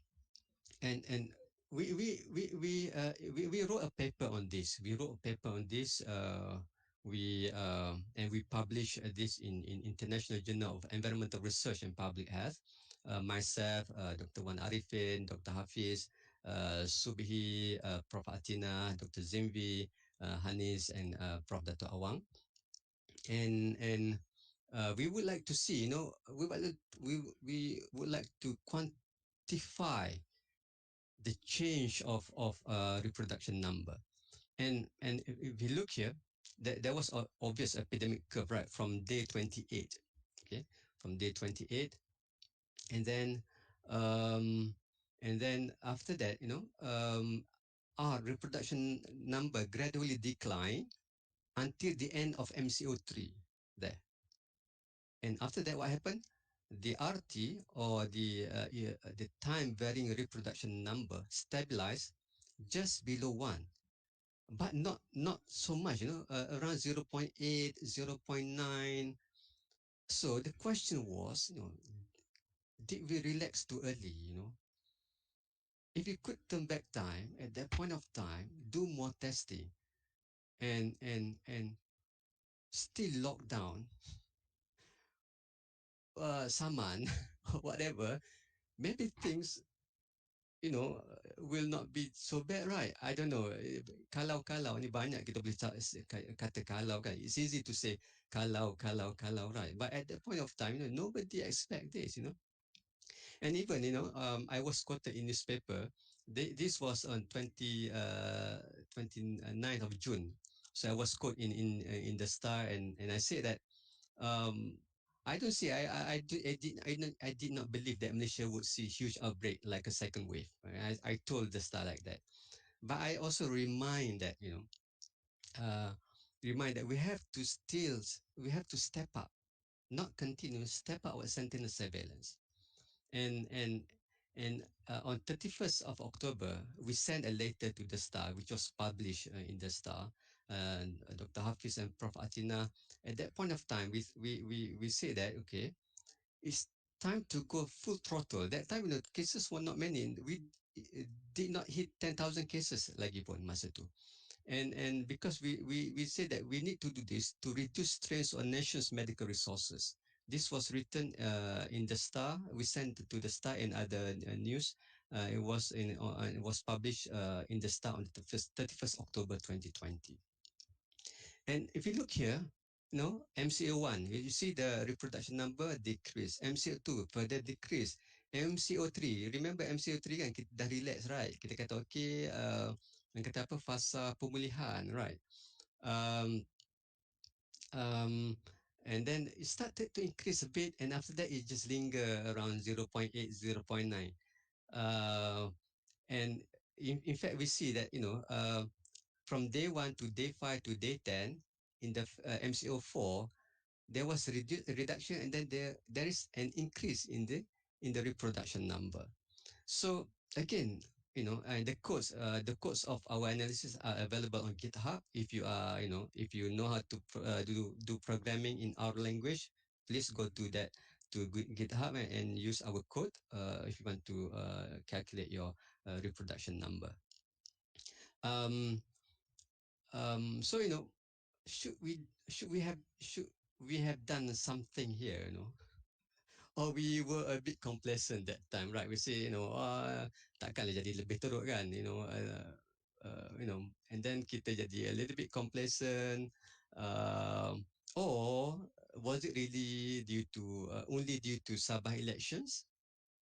Or was it multifactorial? Sabah election sikit, and then complacency sikit, and whatnot. I'm not sure. I don't have the answer, right? And our team also developed a dashboard which is accessible here. So this is what we developed, and this is real-time data, automatically fetching data from John Hopkins data, John Hopkins repository. So this dashboard that we have developed will automatically update in terms of cases, death for Malaysia and Southeast Asia countries. And this is another web-based tool that you can use if you are, have tangan kata-kata rasa macam mana SIR model ni nak buat programming tak berapa pandai sangat, then you can go to web-based tool. This is by Alison Hill. In fact, we contacted Alison Hill at the beginning of pandemic, when we got her advice on our SIR model. So this is a much more complicated SIR model, where you can plug in the number of incubation period and severe infection and whatnot, and see what will happen. All right, see what will happen. Right. And of course, IHME is another place you want to go to. to see the numbers and projection and trajectories. Web-based tool also again at the Imperial College, they got some brilliant minds. Even though you say see what happened to UK kan, dia pandai-pandai pun dia um, tinggi juga kes dia pada masa awal kan. Yes, we have to acknowledge that. I think one thing that make a difference that our contact tracing is very good, compared to them. In UK it is very difficult to go and do contact tracing, knock on someone's house and ask people around. I will answer questions later, alright? So I will continue the presentation first. And if you are more into doing some programming, then you can go to, you can use our studio, and you can use some packages, for example, incidents and outbreaks, or FPS team, early epic contacts, which are all developed by Recon or R Epidemic Consortiums. I'm one of the member of the Recon R, and Prof. Jamal from UIA is also one of the member for the Recon R. Recon R also do a regular training for TEFINET, field epidemiologists. So these are the people that develop tools for people who like to model things, get their hands dirty. Yeah.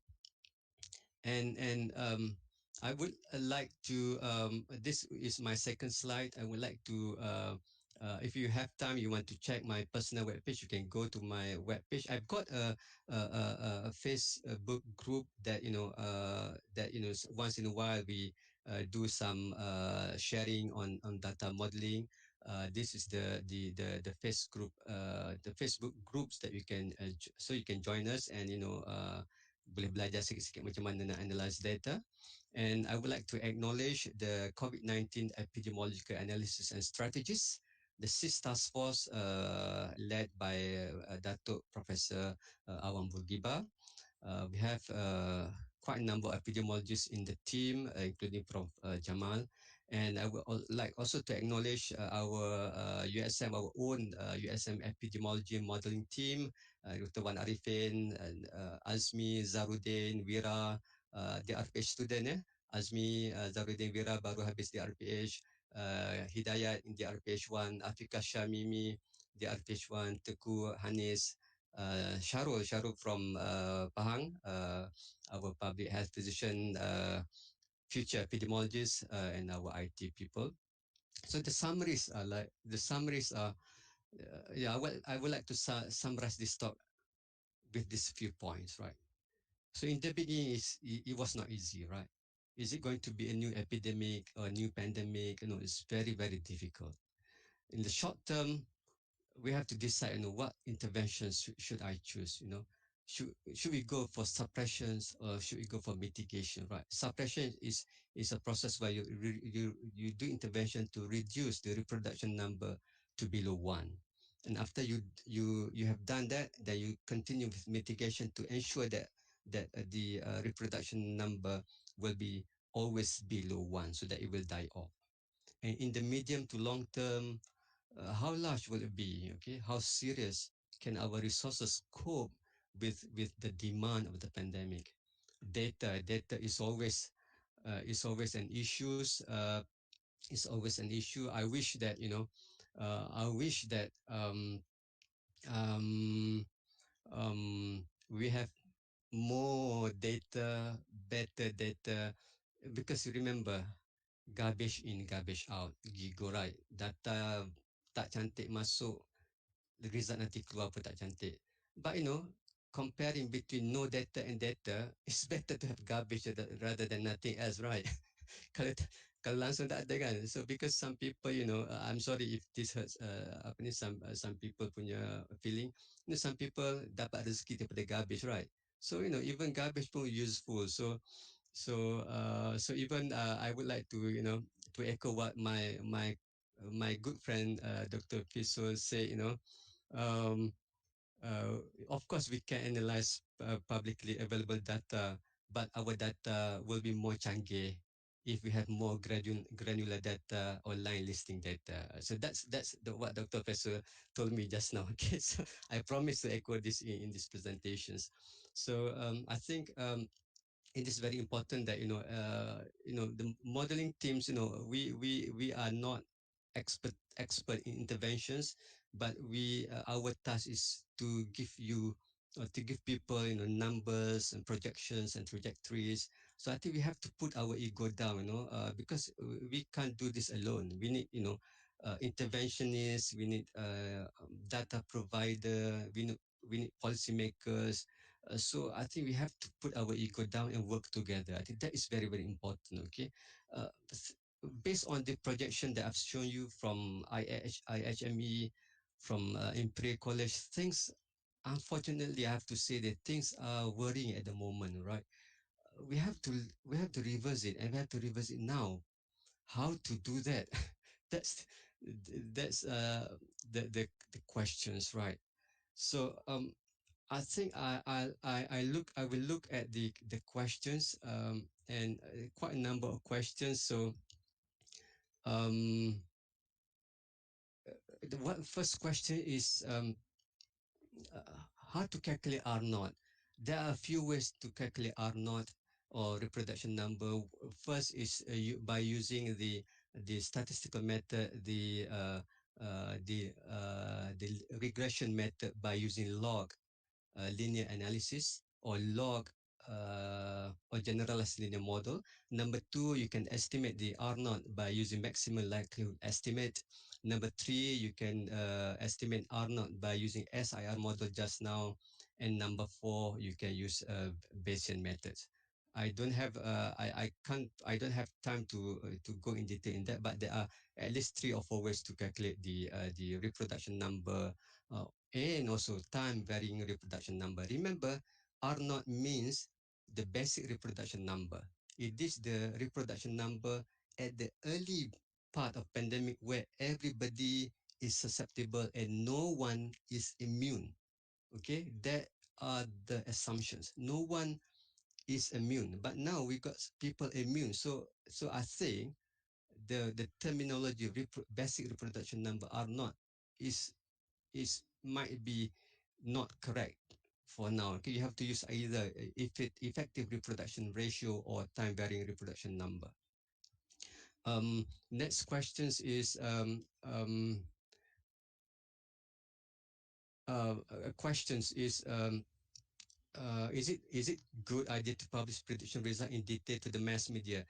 Uh, yes, I think it's always good to be transparent now with the social media and whatnot, because sometimes people know much earlier than you, right? So instead of keeping things under the carpet, right? And why don't we be more transparent? Because there are people outside there who are experts who can give suggestion and recommendations, and and and and we decide on that. And then we listen to them, and then we say, okay, I'm sorry, we can't implement what you have suggested.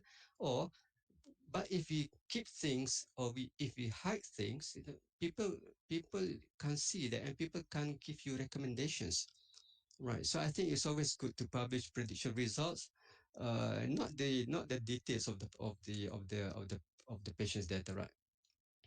Is there any projection of cases after introduction of vaccine? Yes, there are a few projections after vaccination process. Even Imperial College and IHME has got that. Okay, what will happen? What's happening to countries after vaccination? Dr. Ghazali, my senior asked, in this SR model, the outcome might be different if you include vaccination rate parameter together. Definitely, okay, definitely. So, in fact, I've shown you just now a web page application where you can plug in the vaccination rate or vaccination percentage and see what will happen to your model.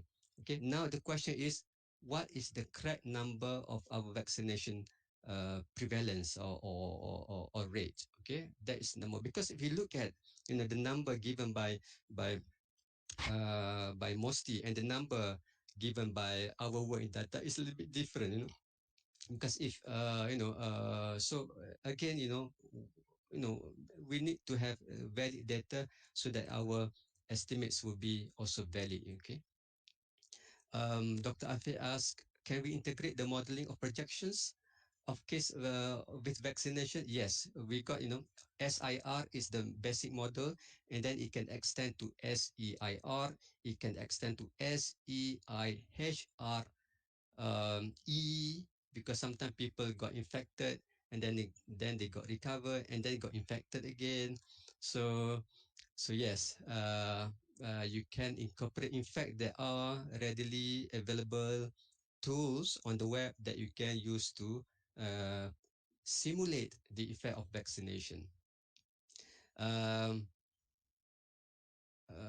yes, banyak juga yang tanya pasal the effect of vaccination. Yes, there are a few web applications there that you can look at and try to play around and present this to your colleague. How to allow mobility but maintaining social distancing? Yes, I think I agree that self awareness is very important. You have at all time, you know uh, you know always kalau kan, if you ask me, okay, what would be the most effective measures to stop this or to stop the spread? Of course, number one is don't move around, stay at home completely. Number two, vaccinate vaccinate everyone as soon as possible. Okay. What else? uh Mask. But if you don't move, you'd have to wear mask, right? Okay. Even you'd have to vaccinate, but again, can we ask all people not to move, right? And Dato Lokman Hakim, thank you for listening, Dato. I always read your comments and I'm very excited when you say things. That's a good proxy of number of actual cases, but there is gap of between 1 to 2 weeks, assuming case fatality remain constant around 0.35. Yeah, that is a very important measures, because that is one parameter that is much less biased compared to number of cases. So we have to look at the pattern of death. Maybe we have to look at the pattern for each state. Kelantan, Sabah, Sarawak, Selangor, and see what would be the pattern, and correlate this with what Dato mentioned is the impact of variant. Okay, the impact of variant. Um, um, I guess I'm not a person. I'm not. I don't know much about genetics. So I think in this case, Datuk Lokman knows much more from me. But very good suggestion, Datuk, is uh, to look at the impact of variant on the case fatality and try to break down this fatality to states. Kelantan, Terengganu, Selangor, Sarawak, Sabah, and maybe see what would the prevalence of variants for each of these states, and see whether that affect the fatality or not. Um, okay, Prof. Datuk Lokman also asked, do we measure R naught at the beginning or throughout? As I say, R naught has three assumptions.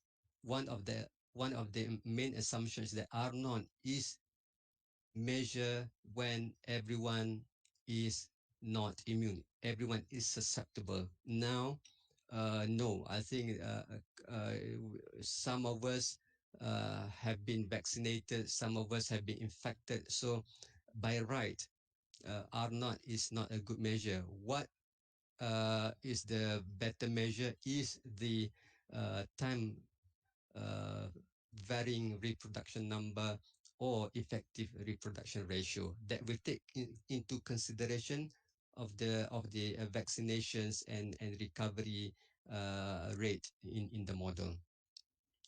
Um, Value of risk in risk communication, definitely that too. I think it is very important. When modelers give you data or result, then this must be communicated. This must be communicated very well to the public. I think that it should be vetted. I think it should be check maybe by a team to make sure that the results are does make sense, the presentations of result does make sense, and the words that you are going to use to convey your result also make sense. We don't want to backlash. Okay, kita cakap something and people it becomes a weapon that stab ourselves. Okay. um from my experience, how do policymakers understand the modeling and translate them into practice? Unfortunately, I have to say that we have not reached a level that um, we could appreciate modeling and translate them into practice. We are almost there, I think, but unfortunately, I have to say this, but we are not there yet. We are not there yet. There always a feeling that this model ni macam tak boleh percaya kan, betul ke model kan? So people will not tend to not to kata okay, I prefer to follow my gut feeling lah rather than follow your model. Remember one famous statistician say that all models all models are wrong. Semua model ni salah, but some are useful. Okay, some are useful. um all right. The role of big data in modeling, again, the role of big data is good, but don't get trapped in the hypes of big data. Okay, big data means that data beyond the RAM of your computer. um, but again, big data, if you read a book by one of the top computer scientists in the world, the book of why, you can google it, the book of why, Julia Pearl, and he says that data is dumb. Okay, data is dumb. So even though we got big data, but people who analyze big data must know that where data come from. Do we clean it or not? For example, if I take SIR model, right, the best measure the best parameters to apa ni, I got 1 minute to draw the SIR model is the date of onset, not the date of positive test.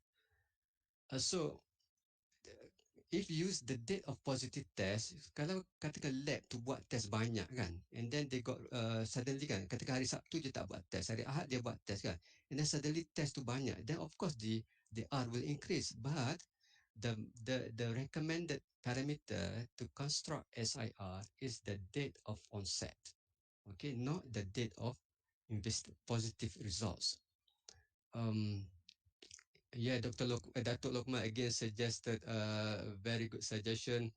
Um, um, uh, of course, like I've told everyone that I wish we could work together more closely and to put our ego down. Everybody has their own ego, but try to accommodate one another, because this pandemic is huge.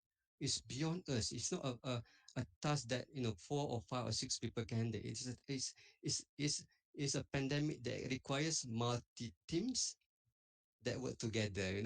Not one team. Okay. Um. Um. Yeah, there's also questions of ARIMA model. Can we use ARIMA model for this one?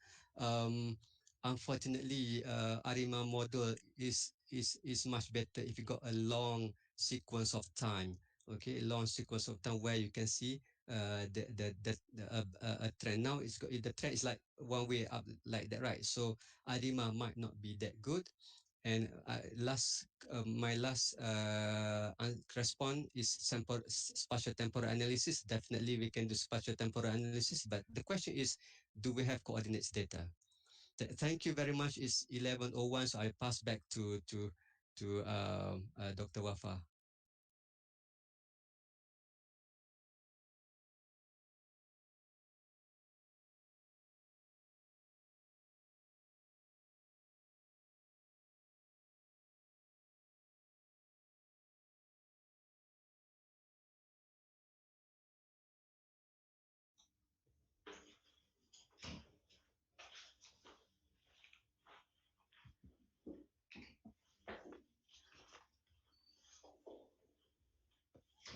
Okey, Prof Kim dah jawab, Prof?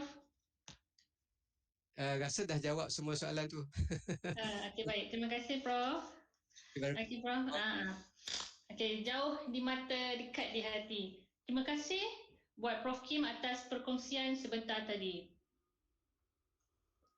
Hadirin yang dihormati sekalian, seterusnya, majlis dengan segala hormatnya mempersilakan Dr. Saidatul Nurbaya Buang, Pakar Perubatan Kesihatan Awam, Bahagian Pembangunan Kesihatan Keluarga untuk menyampaikan sebuah cerita fairy tale dengan dalam era pandemik ini, iaitu The National COVID-19 Vaccination Rollout in Malaysia, The Beauty and the Beast. Majlis dengan sukacitanya mempersembahkan. Terima kasih.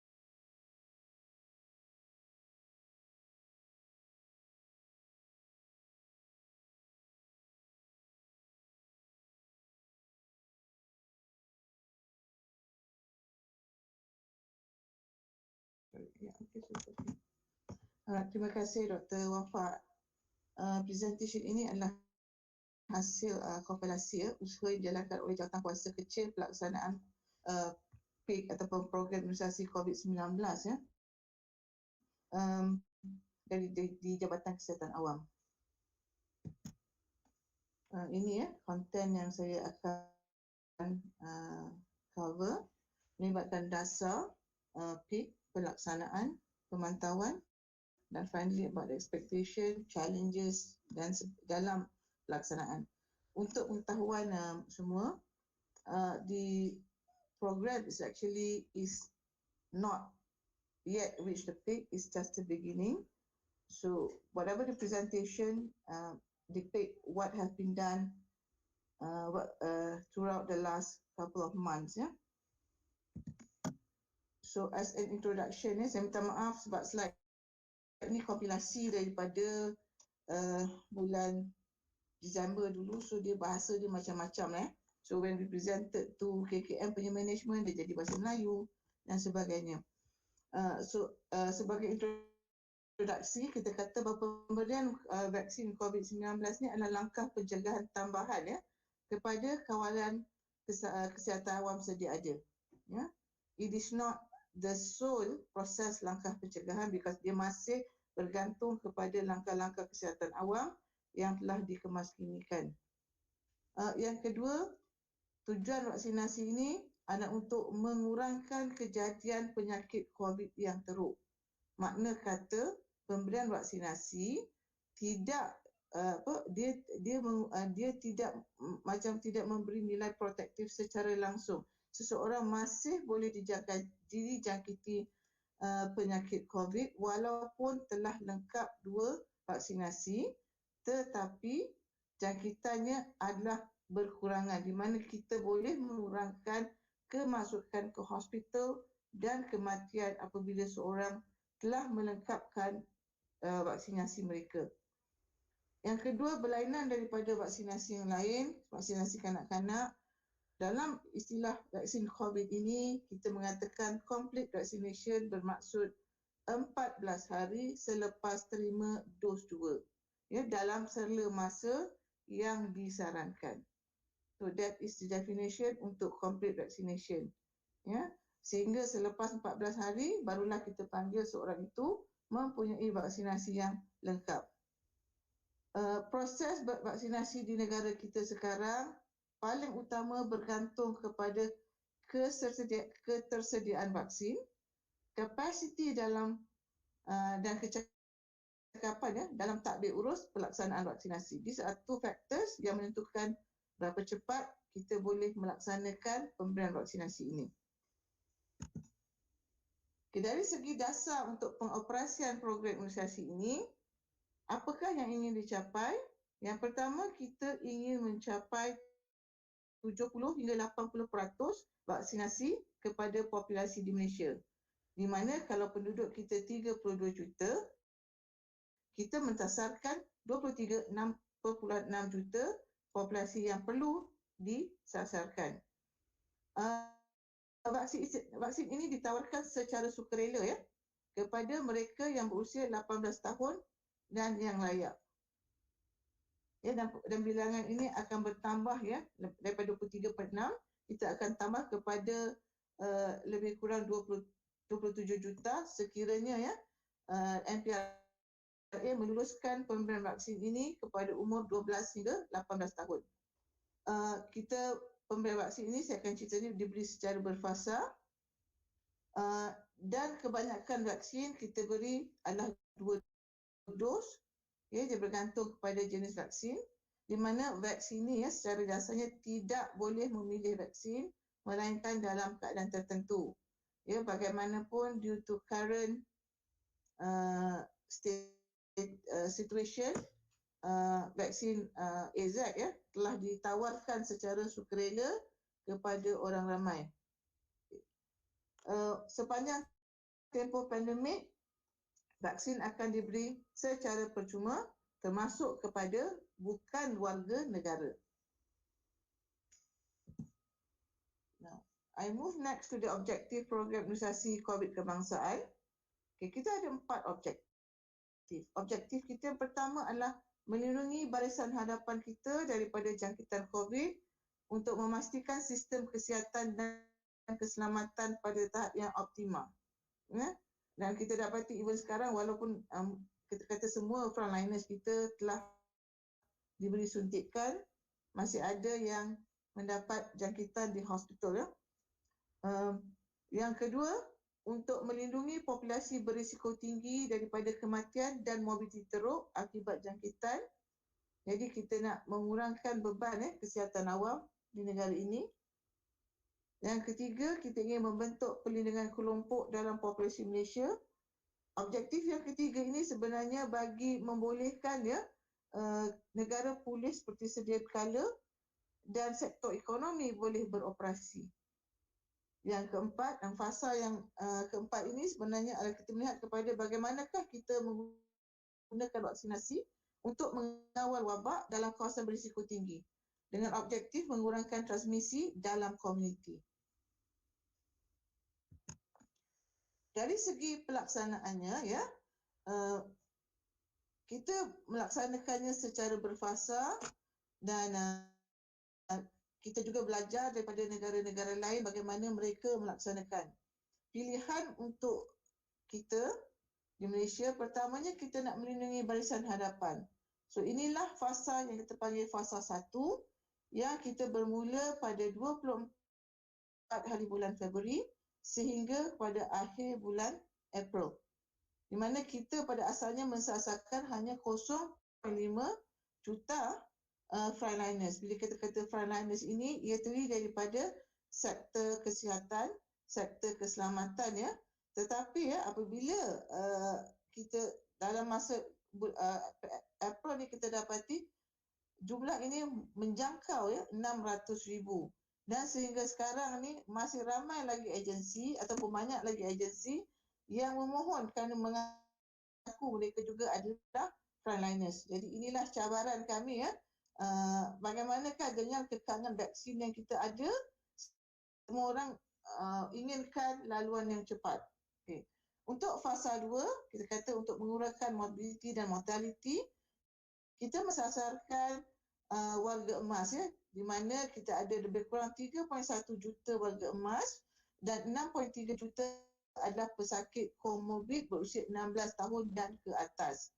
Ya, pada masa ini ya, kita hanya kita tidak lagi mencapai 9.4 juta ya kerana kekangan kepada vaksin yang kita ada, dan kita mula beri vaksin ini pada akhir bulan April dan hari ini adalah 2 Jun, maknanya dalam 1 bulan, dan kita akan cuba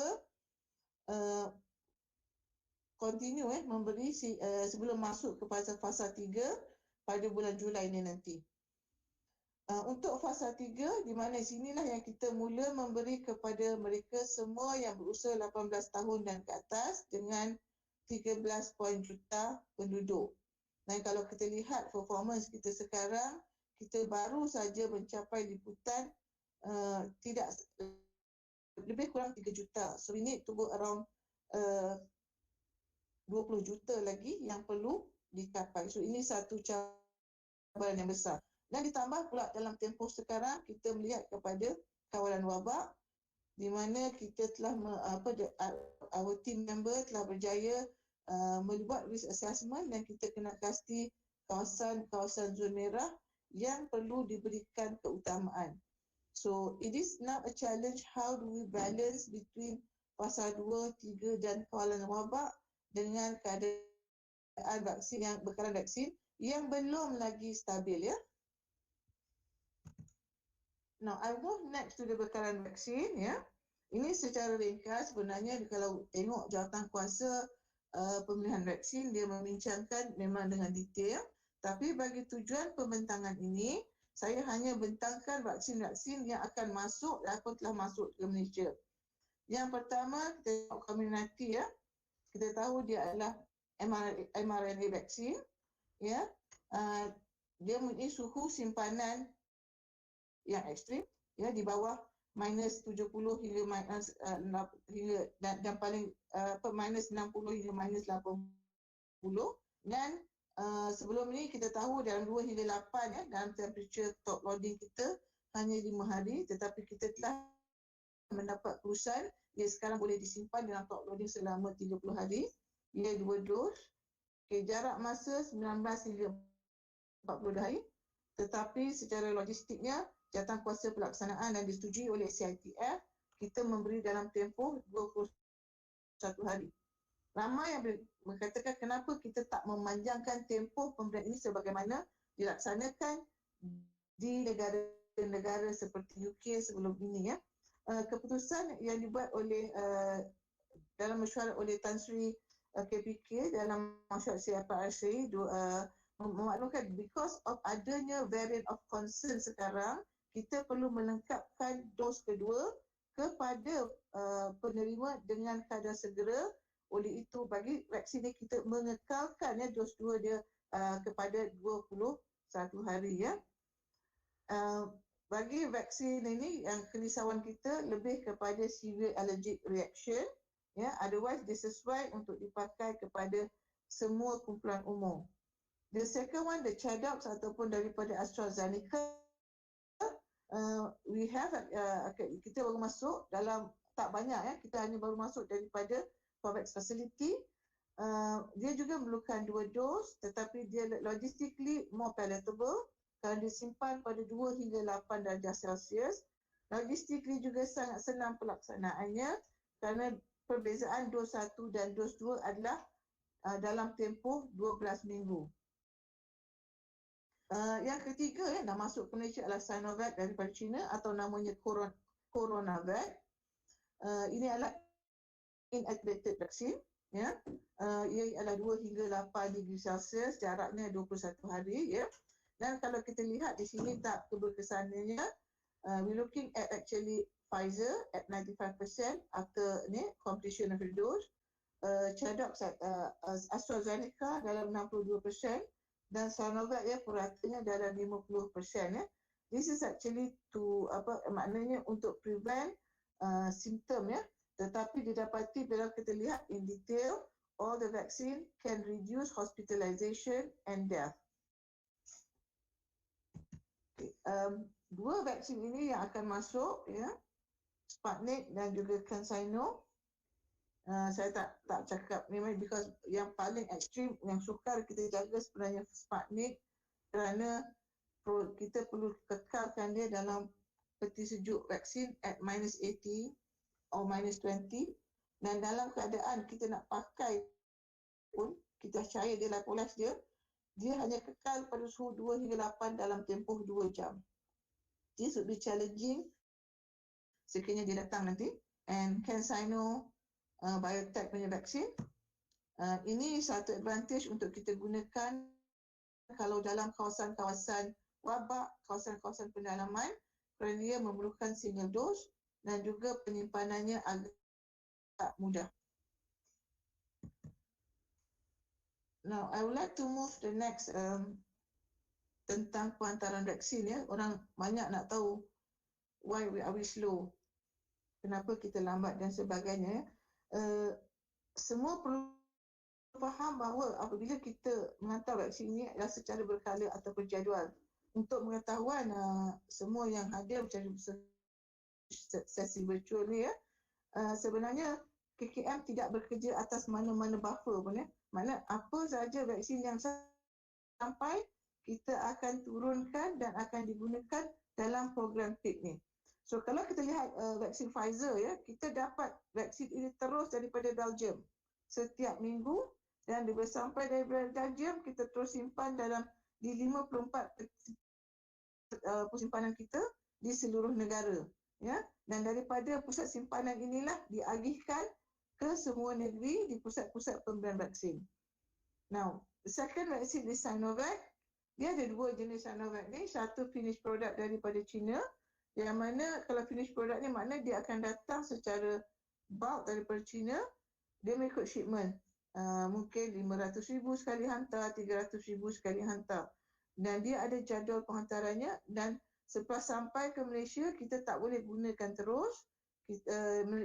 KKM perlu menunggu ya ke pelepasan lot release kepada vaksin ini. Okay. Dan kedua adalah produk di mana sampai dibotolkan di Malaysia, di mana ini apabila siap dibotolkan, dia akan hantar untuk perusahaan lot release dan barulah kita edarkan ke lapangan ya. Dan untuk Sinovac ni kita bergantung pada masa apabila Malaysia belum siap lagi hari tu dia punya di dalam negara punya production, kita ada sedikit daripada finish product, dan sekarang kita bergantung ya kepada finish product sementara menunggu kita bergantung kepada yang dibotolkan di Malaysia sementara menunggu fill and finish product masuk. Untuk AstraZeneca, kita ada dua jenis vaksin juga, di mana satu akan masuk melalui COVAX facility, iaitu di bawah pertubuhan the international punya ni, di mana kita akan menghantar mengikut shipment ditetapkan oleh UNICEF ya. Untuk ini kita baru saja dapat dalam 2 shipment dan kita menunggu satu lagi shipment. Dan kita ada yang kedua diproduce di Thailand ya, AstraZeneca, yang ini kita belum masuk dan kita jangka mula masuk dan Julai. Ini bermakna pada masa ini ya, Kementerian Kesihatan dan Malaysia bergantung sepenuhnya kepada penghantaran Pfizer dan juga Sinovac ya. Kerana AstraZeneca ini telah pun dialihkan penggunaannya ke dalam pusat pemberian khusus untuk AstraZeneca. Yang vaksin lain lagi belum diketahui jadual ya. So ini yang dikatakan the beauty, if you look on the paper, is very beautiful. But when you look at actual jadual penghantaran, di situlah cabaran yang kami hadapi. When you put in a month, what date in the month the vaccine really arrive, and what date the vaccine can really be used by our implementers. Nah, dari segi pengurusan PIK ya, pada permulaannya PIK ini kita ada jawatan kuasa jaminan akses COVID-19 yang sepenuhnya di bawah Kementerian Kesihatan Malaysia. Now, because disebabkan apabila Perdana Menteri Yang Berhormat Perdana Menteri melihat bahawa keperluan terdapatnya whole government approach dan program ini agak satu yang sangat humongous dan masif, maka beliau telah membentuk satu struktur governance ya, di mana diberikan Kementerian Kesihatan untuk fokus kepada menangani wabak, dan diberikan kepada Menteri Penyelaras Vaksin, iaitu di bawah YB Mosti, untuk melihat satu lagi jawatan kuasa dipanggil sebagai CITF ya. And then CITF ini dia beroperasi dengan unit, dia ada unit di peringkat di mana ya, di sana ada dua kita kata project manager team. Kita ada satu project manager team daripada KKM, itu Timbalan Ketua Pengarah Kesihatan Awam Datuk Dr. Chong, manakala satu lagi Panglima Angkatan Tentera yang melihat daripada segi selain daripada vaksin ya. Dan pada masa ini kebanyakan urusan dan press dan sebagainya dikeluarkan oleh CITF ya, dan bukan darat daripada KKM. I'm sharing the expected timeline ya. Okay, now kita mula sebenarnya bekerja dengan vaksin ini bermula daripada bulan Oktober dengan melihat kepada calon-calon vaksin. dan sebenarnya ya KKM telah membuat sesi libat urus dengan syarikat-syarikat, dengan COVAX, melihat bahawa apakah vaksin yang boleh kita beli dan boleh kita gunakan di Malaysia. Dan proses pendaftaran vaksin mula dilakukan apabila syarikat mula mengemukakan dokumen-dokumen yang diperlukan oleh mereka kepada NPRA. Orang kata NPRA lambat, tapi adakah lambat? Sebenarnya kita perlu menjamin kualiti keselamatan vaksin yang nak diberikan kepada rakyat negeri ini. Kerana kita tahu vaksin COVID ini dia mendapat kelulusan kecemasan, bukan untuk fully use. Jadi oleh itu tanggungjawab NPRA adalah untuk memastikan vaksin yang kita terima benar-benar berkualiti dan kita tidak disalahkan sebab banyak pressure mengatakan kenapa tidak daftar. Contohnya kalau kita vaksin Sputnik kalau lihat Sputnik banyak negara meluluskan Sputnik, tetapi negara yang meluluskan Sputnik adalah low middle income and middle income country dan tidak lagi di negara Europe. Dan dari segi penggunaan kalau kita lihat WHO pun hanya meluluskan 5 vaksin saja, iaitu Moderna vaksin, kita tengok AstraZeneca, Pfizer, dari China 2 yang berlulus Sinopharm dan terawal sekali adalah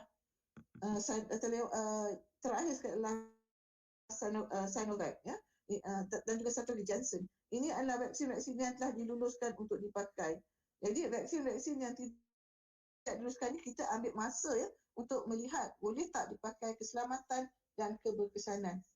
So apabila pelancangan perolehan vaksin telah dibuat di mana melalui bahagian perolehan Kementerian Kesihatan bermesyuarat berkali-kali melihat berbagai-bagai dokumen untuk memastikan vaksin masuk dan pada masa yang sama kita telah merancang komunikasi risiko dan sebagainya dan sehinggalah vaksin yang pertama sampai pada 19 hari bulan Februari dan kita memberi suntikan yang pertama pada 24 Februari kepada Yang Amat Berhormat Perdana Menteri dan itulah signifikannya bermula pemberian vaksinasi kita.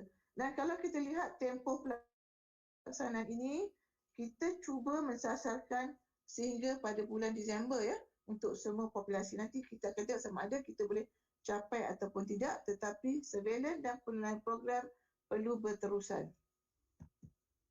Okay, ini sepintas lalu kalau kita tengok proses vaksinasi ini saya pinjam daripada tim kami daripada MySejahtera. Isu pertamanya seorang itu perlu untuk mendaftar dia perlu mendaftar melalui MySejahtera ataupun dia perlu mendaftar melalui dashboard ataupun website MOSTI iaitu vaksincovid.com ataupun melalui call center ataupun manual di mana diuruskan untuk kawasan-kawasan di luar kawasan-kawasan terpencil Dan seterusnya apabila mereka pergi ke menerima pelawaan untuk temu janji melalui MySejahtera SMS call, penerima ni perlu pergi ke fasiliti di mana temu janji ditetapkan, di mana kalau mereka yang ada MySejahtera, kita menggunakan QR code yang ada di dalam MySejahtera untuk capture data, dua data di sini. Satu, data kehadiran ke fasiliti untuk imunisasi. Yang kedua, untuk capture data penerimaan vaksin. So, that's two, kita menggunakan QR code dalam MySejahtera sepenuhnya. Dengan cara ini, KKM dapat mengurangkan bilangan penggunaan manual, penghantaran data secara manual. Now, the next one, ini akan yang saya share adalah apabila dalam mana-mana pusat vaksinasi kita, melainkan dalam pusat vaksinasi yang dikenalikan oleh GP, kita mempunyai 5 stesen proses pemberian kita. Pertama, sebelum masuk kita nak pastikan akan stesen kita ini selamat sekurang-kurangnya kita lihat kepada stesen saringan suhu ya, dan juga gejala. Kemudian kita pergi kepada stesen pendaftaran ya. Seorang itu didaftarkan di sini dengan menggunakan kalau ada MySejahtera lebih mudah, lebih cepat. Kemudian kita ada sesi konsultasi dan kebenaran bertulis ya. Kebenaran bertulis kita menggunakan the manual form atas nasihat daripada penasihat undang-undang ya, kerana kita perlu mengekalkan bukti konsultasi. Kemudiannya keempatnya kita ada stesen pemberian vaksin di mana di sinilah vaksin diberi, dan yang kelima kita ada stesen pemerhatian ya. Memandangkan vaksin COVID ini adalah vaksin baru dan kita risau we're very worried about what will happen, especially the adverse event, especially kalau kita katakan allergic reaction ya. Hence kita ada observation station di sini selama 15 hingga 10 minit. 15 hingga 30 minit ya. And this allow us to manage kalau kata any emergency that occurs immediately. And dalam sistem MySejahtera juga telah dibangunkan supaya vaksin ini boleh membuat laporan tentang AFI yang mereka hadapi bagi setiap dos vaksinasi. Now let's move to pelaksanaan fasa 1. Fasa 1 sebagaimana nyatakan is untuk frontliners. Ia adalah untuk frontliners ya. Kita guna Pfizer in most of the place, melainkan bagi daerah yang tak dapat berjalan terus. Kita menggunakan penghantaran kita daripada 54 ULTF ni tadi ya. Dan kita hantar secara mingguan ya. Dalam fasa 1 ni kita lihat kita menggunakan 524 klinik kesihatan dan hospital untuk memberi vaksinasi kepada frontliners kita ya. Manakala di PKD pula ya membantu memberi vaksinasi kepada frontliner bukan KKM ya. Dan kita juga telah macam di Kuala Lumpur dan beberapa negeri mereka telah dapat kerjasama daripada beberapa hospital swasta yang membuka fasiliti mereka untuk memberi vaksinasi kepada frontliner sektor swasta. This is where the location of kita punya pusat simpanan vaksin. Ini dulu ya di LTF. Sekarang kesemua 54 ni dah jadi pusat simpanan vaksin. Apabila vaksin Sinovac mula masuk ya, kita meletakkan Sinovac di hampir ke semua lokasi di dalam peta ni. Before I move to the fasa 2, saya ingin memperkenalkan satu nomenclature bagi memahamkan ya, sebab we are looking at a huge vaksinasi program di mana KKM saja tak mungkin mampu untuk melaksanakan. So kita di bawah program ini CITF telah melantik ya PH Corp sebagai intermediate dia untuk membuka ya untuk di mana di bawah PH Corp ini tadi mereka akan hire PPV swasta di mana setiap vaksin ini yang dicucuk akan menerima suntikan sebanyak RM14 ya di bawah program ini, dan sejumlah peruntukan telah diberikan kepada PH Corp untuk memberi vaksinasi kepada lebih kurang 30% penduduk di negara ini. So if you look at the nomenclature, PPV means pusat pemberian vaksin, KK di klinik kesihatan. We looking at KKM and ATM as operator ya, di mana ini untuk fasa 2. Dan kita ada special PPV di hospital ya, di mana hospital terlibat adalah hospital KKM, KPT dan ATM, di mana mereka merawat special pesakit komorbid kita panggil dengan keutamaan. Kita ada 122 buah ya. Untuk PPV KK sebelum ni kita ada 524. Apabila kita telah beralih kepada fasa 2, kebanyakan PPV KK ini telah ditutup dan anggotanya dimobilisasikan ke PPV awam. So kita tinggal 95. PPV awam ini biasanya di dewan, di stadium dan mungkin juga ada auditorium. Dikenalikan oleh KKM yang mana mengenalikan dia punya health staff dan CITF untuk sukarelawan. Kita ada 216 buah pada masa ini ya. Kita ada PPV mobile yang ditubuhkan recently, ini untuk warga emas dalam institusi, OKU dan juga dalam kawalan wabak ya. Ini it will change, tidak ada figure yang spesifik.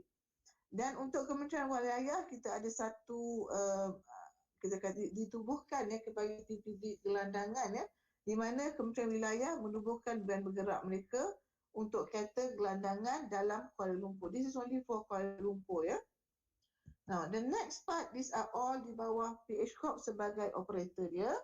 Kita ada klinik GP ya.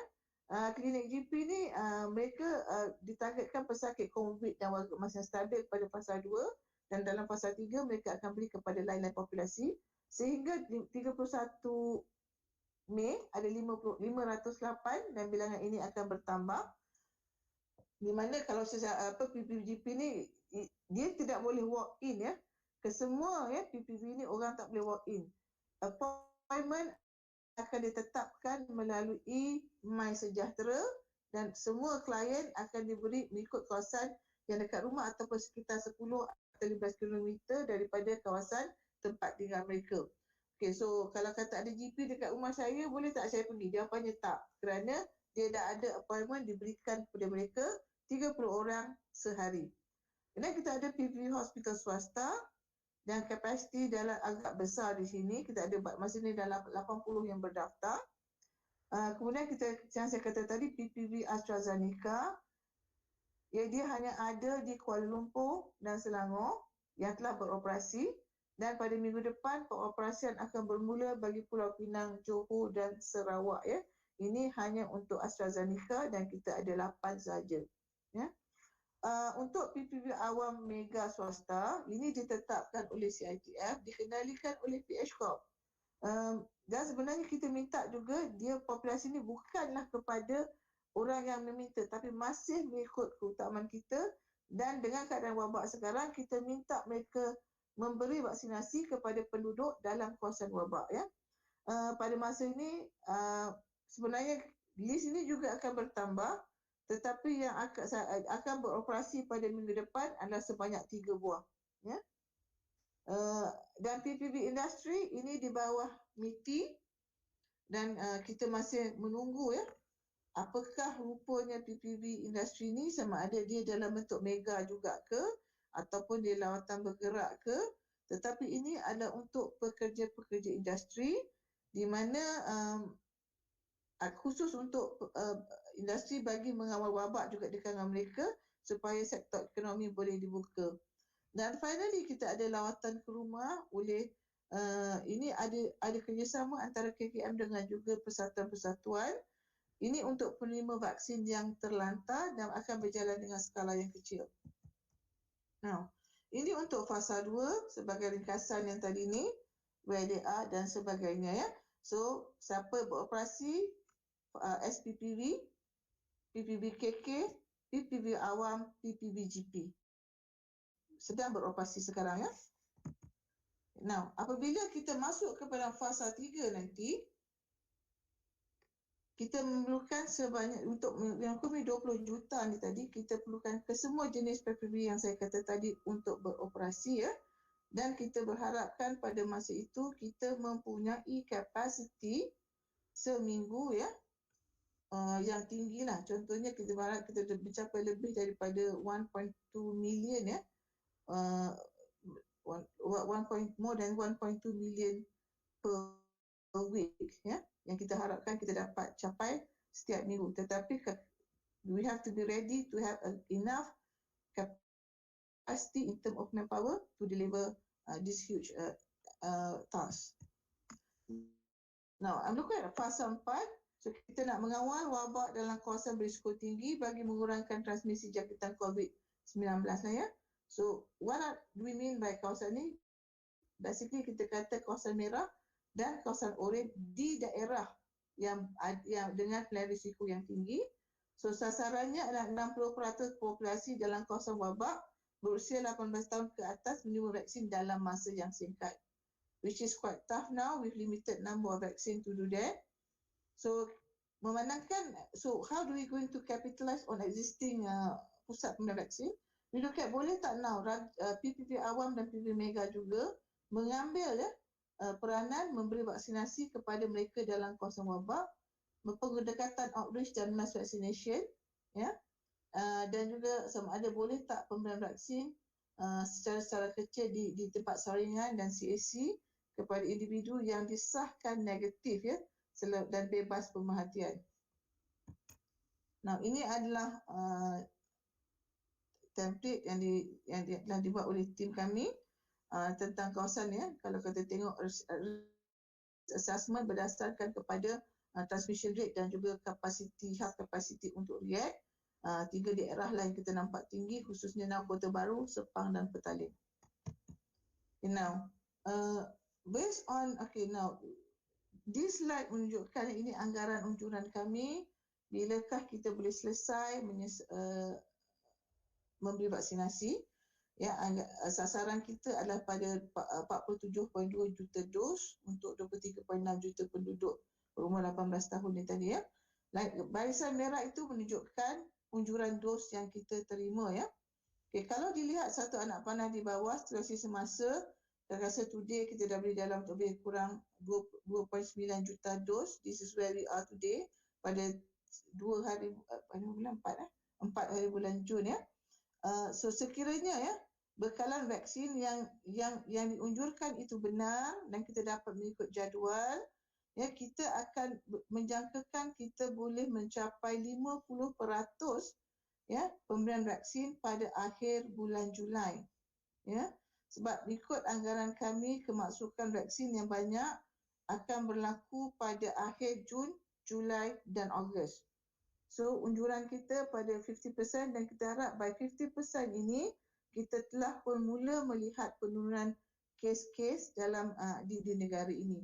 Ya, dan we expected that if dengan kapasiti yang tinggi, garisan yang biru gelap tu sikit, kita mencapai, ya, kita punya sasaran pada Oktober. Bagaimanapun sekiranya kita tidak mempunyai kapasiti yang tinggi dan bekalan kita pun tidak sampai selaju yang kita harapkan, kita mungkin dapat habis pada bulan Disember nanti. Next part a bit about the surveillance ataupun pemantauan. Okey, sekarang ni liputan kita lihat kepada pendaftaran dos 1 dan complete vaccination. Yang ini dilakukan dengan beberapa sistem yang bekerja di belakang vaccination process, ya. Begitu juga dengan penggunaan vaksin, ini digunakan sistem vaksin management system dikeluarkan oleh bahagian farmasi. Mana liputan ini kita ada VAS ataupun kita yang dikaitkan dengan MySejahtera punya apps, ya. Dan telah dirancangkan dan sedang dalam, ini adalah surveillance di mana kita menjalankan kajian seroprevalent, melihat immunity level dan duration of protection dalam kalangan mereka yang menerima vaksin COVID bagi semua jenis vaksin ini. Di mana kajian ini memakan masa tak selesai dalam 1.5 tahun, dan sekiranya ada pertanyaan nanti, mungkin tim saya Dr. Rohani, ya, Ismail boleh membantu menjawab soalan ini, ya. Dari segi AFI, ya, kita ada report AFI bagi setiap jenis vaksin dan juga types of AFI reported, ya. Okay, issues and challenges, ya. Yang pertama, misalnya kata vaksin promise on paper tak sama dengan actual delivery. This is the real challenge that we have, and delay in delivery. So the plan yang telah dibuat akan terbantut apabila vaksin tidak sampai pada tarikh yang ditetapkan, ya. Phase implementation. KKM mencadangkan phase implementation, tetapi di sebalik itu banyaknya demand yang berlaku, ya. Macam kita tadi, ramai tiba-tiba menjadi frontliners. So we have a lot of actually demand to facilitate vaccination, sehingga ditubuhkan satu jawatan kuasa dinamakan Jawatan Kuasa Akses Awal Vaksin, ya, di bawah bahagian kawalan penyakit yang menentukan layak tak layak, ya, orang ini sekumpulan orang untuk mendapat vaksin lebih awal, ya. Kemudian, ya, kalau kita lihat, ya, sekarang, ya, demand for vaccination meningkat selepas adanya third wave infection ini. Kalau dulu orang banyak mengatakan anti-vax towards this vaccine, but tiba-tiba everybody is demanding for the vaccine. So everybody wants the vaccination to be done fast dan sebagainya. Dan kita juga ada ICT and its challenges lah dengan isu kita dengan kita kata yes, we have MySejahtera, we have a system, but behind it there's a lot of things that we need to be clear. Contohnya tiba-tiba appointment date semua pukul 10.30 time. So how do we handle this? Ataupun berlaku khususnya bila anak-anak mula mendaftarkan ibu bapa mereka yang duduk di kampung untuk vaksinasi. Jadi ibu tu dapat vaksinasi memang dia di Kelantan tapi tempat vaksinasinya di Putrajaya. That is happening. So benda-benda ni kena dibersihkan di dalam sistem tu. Kemudian understanding of science of vaccination and interpretation. Ini yang banyak berlaku salah faham yang katakan tadi. In term of contohnya ya, when we talk about vaccination coverage, what does it mean? What is the denominator? What is the numerator? So kalau silap interpretasi jadilah macam-macam ya. And mass vaccination yang nak dibuat ini kenalah dilihat daripada versus quality of the vaccination process ya. Apabila kita banyak health organisation yang akan ni, we have to look at the quality of the vaccination process. To what point ya KKM boleh compromise ya supaya kita nak menjaga ya vaksin potensi ini. So again final question ni kita kata macam mana kita nak model HEO under Protect Health. Walaupun Protect Health ini adalah subsidiary di bawah KKM, tetapi HEO yang beroperasi bawah mereka ni perlulah dipantau ya bagi memastikan isu-isu berhubung dengan pengurusan vaksin, kualiti administrasi. And my final slide as a conclusion ya, PIC is a mammoth vaccination effort ever taken by Malaysia or any other country in this world. So whole government approach is needed because it involves lots of key stakeholders with various interests. And this is very difficult for us to entertain ya. Phase 1 so far kita successfully executed. So now vaccine availability will determine if Malaysia can reach 40% to 50% completion by end of July. Can we then see reduction of infection and death? And kalaulah kata kita dapat banyak vaksin pun, it must be accompanied with adequate human resource to manage and administer. Dan kita sekarang untuk team vaccination ya, kita berada dalam satu perlombaan untuk mencapai target Disember 2021. And kalau kita tidak berjaya expect it, because this is expectation of everybody to be vaccinated by end of 2021. To this to be achieved, good risk communication is essential. Sebab if you have, we call as you know that ada tempat-tempat di mana people do not come for the vaccination because good communication is essential for high vaccination coverage. I think with that, that's only my presentation. I need to go to the question. Terima kasih Dr. Sadatul. Kita ada beberapa soalan daripada peserta. Walau bagaimanapun tim PIC daripada tim Dr. Sadatul telah pun menjawab beberapa. Tapi Dr. Sadatul dipersilakan untuk semua soalan. Saya kena stop dulu ya.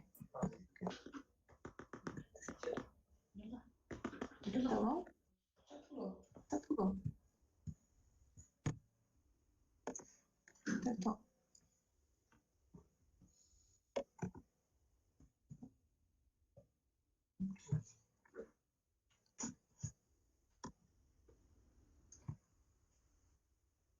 Okey, yang mana start?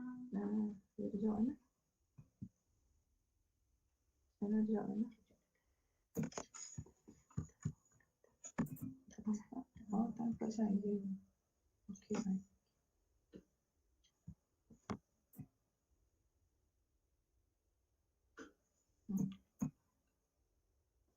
Kita jawab. Ini advantage ya, saya ada tim kat belakang ya. They will happy to answer the question ya. Okay. Okay, sebab tu the question sini with the new variant, now not only old people and COVID meninggal, the younger ones are also in the rise, is this phase as relevant. Okay, that's why kalau untuk yang saya maklumkan tadi, we are not putting into the kata wabak mood ya, di mana sebab itu ya kita ada penumbuhan ya untuk contohnya di Kuala Lumpur, mega-mega PPV ni ya di Selangor dan Kuala Lumpur untuk membantu Selangor cover kawasan-kawasan yang wabak. Dan kita minta juga ya di PPV awam ya di dalam ni mengutamakan, ni bukan bagi appointment, mengutamakan juga nak bagi appointment ni mereka yang terletak dalam kawasan-kawasan wabak.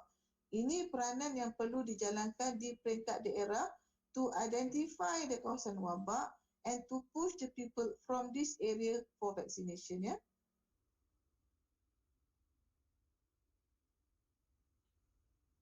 Okay, soalan yang kata do we need to have change in strategy, who will get it first regardless. Ya, kita tidak mengubah ya, kita kata kita ada kumpulan keutamaan. Kita cuba speed up juga untuk warga emas dan juga orang komorbid. Ya, walaupun ada yang kita masih lihat bahawa the death is still high among the elderly and those with comorbid ya. Soalan tentang delay secondary strategy, sebagaimana dimaklumkan tadi, kita telah berbincang benda ini, kita tidak delay second dose because of the variant. Because of due to the variant ya, kita akan dapati if we prolong your second dose, the protection rate will reduce to less than 30 ya. Bila less than 30 bermakna orang punya risk itu lebih tinggi. So we want to as fast as possible complete the vaccination and protect the person. Okey, daripada Fatin Ismail, kenapa kita tak ambil Moderna ya? At the end of the day kita lihat harga ya. Moderna is the most expensive vaccine available dan kita melihat ni kalau kita tengok Pfizer lebih kurang sama, jadi kita mengambil Pfizer instead of Moderna. Ya.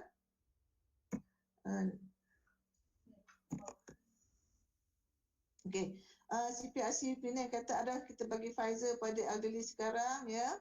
Okay, now untuk orang negeri now untuk bulan 6 ini kita utamakan berilah Pfizer kepada warga emas dan komorbid sebab itulah bekalan yang paling banyak yang akan ada di negeri ya. Okey. Untuk soalannya kalau jemaah haji Sinovac ni boleh tak ya? Kita lihat Sinovac baru saja telah di-approve oleh WHO ya sebagai vaksin yang boleh digunakan. Saya rasa mungkin sekarang tidak ada isu lagi sebab dia telah di-approvekan oleh WHO sebagai vaksin yang boleh digunakan. Okey, Prof. Okey, saya untuk Zulfadli Hafiz saya dah jawab tadi di mana memang kita buat prioriti kita ke Selangor. Nanti bukan saja kita ada mega PPV, industri PPV semuanya akan bermula di Selangor, Pulau Pinang dan juga di Johor. Okey, Prof Kamaliah ya. What are the plan to counter public mistrust in the hesitancy in registration ya? Okay, thank you for the question, Prof. Untuk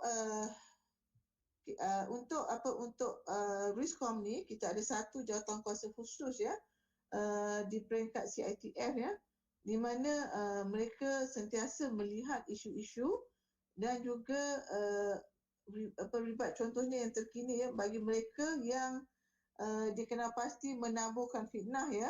YB Menteri Mosti ya telah mula mengambil tindakan undang-undang kepada mereka yang menabur fitnah ni supaya menjadi tauladan dan mengurangkan hesitancy di dalam keadaan ini ya. Okey. Okey, fasa 5 ya. Soalannya apa fasa 5?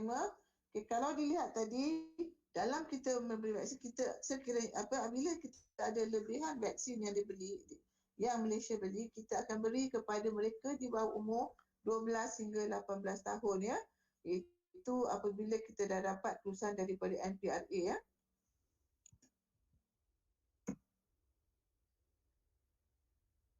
Okay.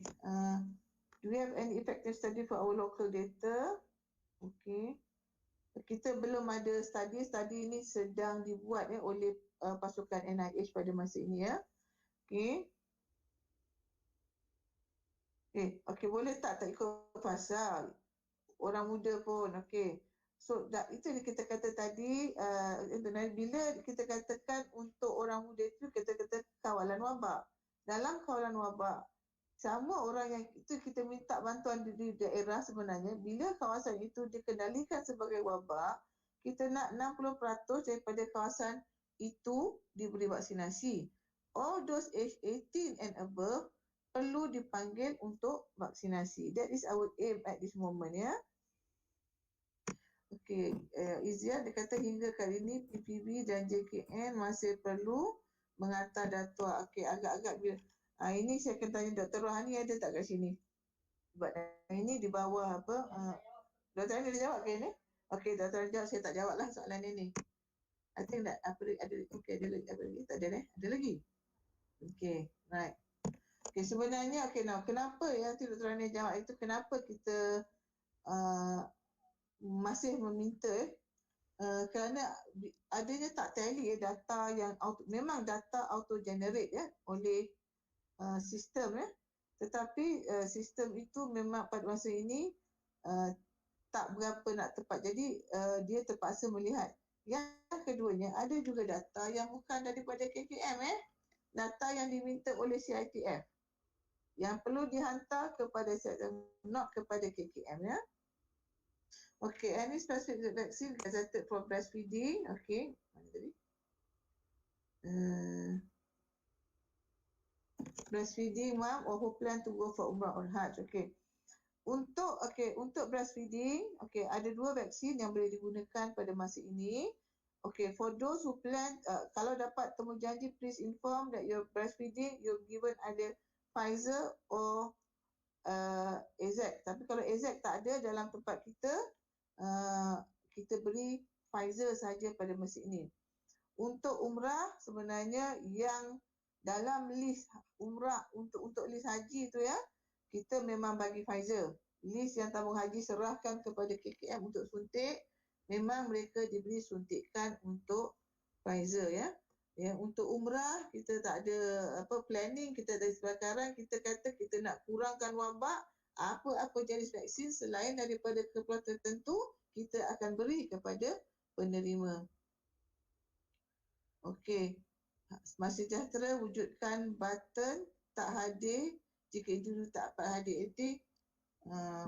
Nanti kami sampaikan kepada Dr. Mahesh permohonan ini sebab Dr. Mahesh tak ada daripada Sunita Syamuga ada syarikat yang akan beli dari third party untuk staff.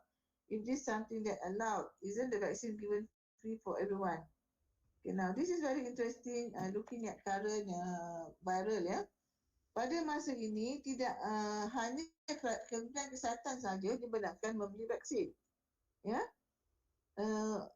Dan kemungkinan viral ini tidak ada syarikat yang dibenarkan melainkan dengan selepas KKM bersetuju menyerahkan mengatakan syarikat boleh bawa masuk. So far semua vaksin di mana Kementerian Kesihatan deal secara direct, tapi pada masa akan datang kita tak tahu lagi So semua vaksin adalah percuma kepada rakyat Malaysia seperti kita janjikan Okey.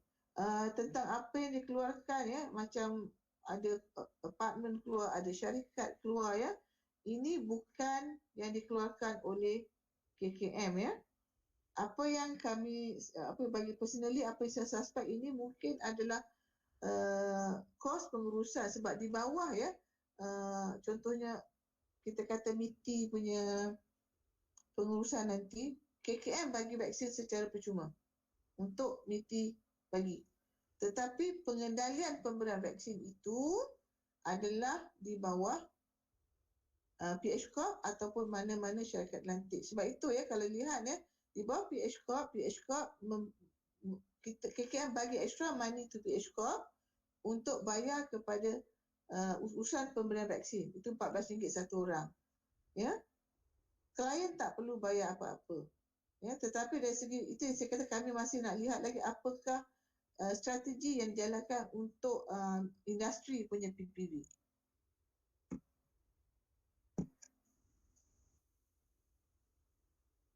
Okay, ada hospital swasta mengumpul maklumat tapi tidak jelas dengan kos.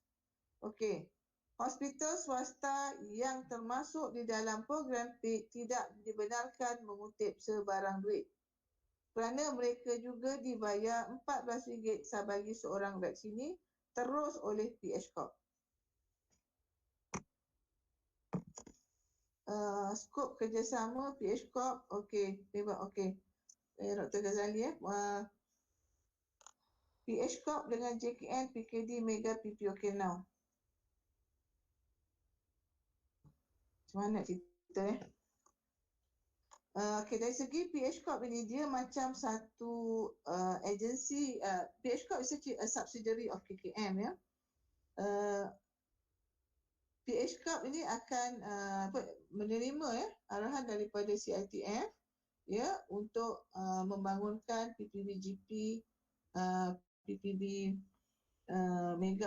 Mega contohnya ya. So now untuk PPB Mega ini ya sepenuhnya, contoh saya ambil PPB Mega dulu senang. Untuk PPB Mega dia sepenuhnya akan diuruskan oleh PH Corp, melainkan kalau dia PPB integrasi yang seperti yang ada di Kuala Lumpur ya, di mana PH Corp akan hire HCO ya, dan HCO ni akan menjalankan tugas-tugas pemberian vaksin, manakala CITF akan menempatkan sukarelawan bagi menjalankan pendaftaran ya. So bagaimana dia relate dengan negeri? Negeri perlu memantau lah apa yang dilaksanakan. Sebagai wakil kepada KKM, perlu memantau sama ada pelaksanaan di PPB ini menepati standard klinikal yang kita tetapkan ya. Okey. Dan juga JKN dan PKD ini akan menjadi PSV ya, tetapi bagi mega PPB yang berada dalam Lembah Kelang, kita hanya mengguna nama saja PSV, tetapi bekalan vaksin akan dihantar terus kepada mega PPB di Lembah Kelang. Bagaimanapun bagi mega PPB yang kemudian akan dibuka di negeri-negeri ya, PSB-nya ditetapkan oleh Jabatan Kesihatan Negeri dan mereka memantau penghantaran dan juga vaksin yang digunakan di negeri. Untuk PH Corp dengan untuk PPV-GP hospital ni, dia ada peranan CCAP ya di peringkat negeri, di mana CCAP melihat ya ketersediaan GP ni tadi dalam melaksanakan proses imunisasi ni tadi. Apabila mereka kata dah boleh dilaksanakan dan kita akan identify vaksin daripada GP ni akan datang daripada mana ya, di mana berdasarkan kepada kesemua bilangan ini, kami di KKM akan menentukan berapa bilangan vaksin akan dihantarkan kepada semua negeri ya. Dan pada masa yang sama kita akan mula ya mengawal ataupun memantau penggunaan stok pembazian vaksin di kesemua tempat-tempat ini. Saya harap dia menjawab ya, sebab skop dia lebih complicated daripada ni sebenarnya. I think to ask all Okay.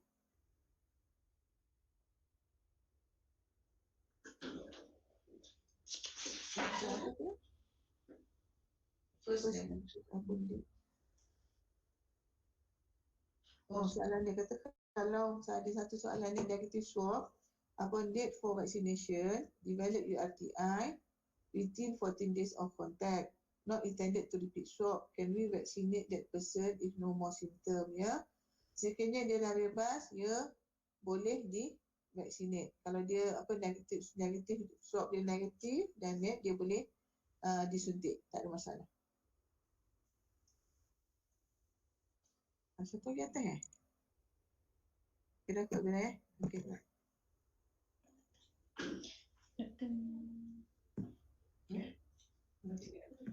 Okey, itu tadi soalan saya serahkan kepada ni.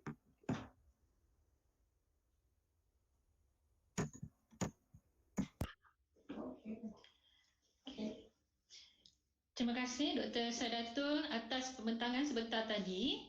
Pihak majlis mengucapkan jutaan penghargaan dan terima kasih dan juga tahniah kepada Dr. Sadatul dan seluruh pasukan dalam mengendalikan program vaksinasi COVID-19 di Malaysia.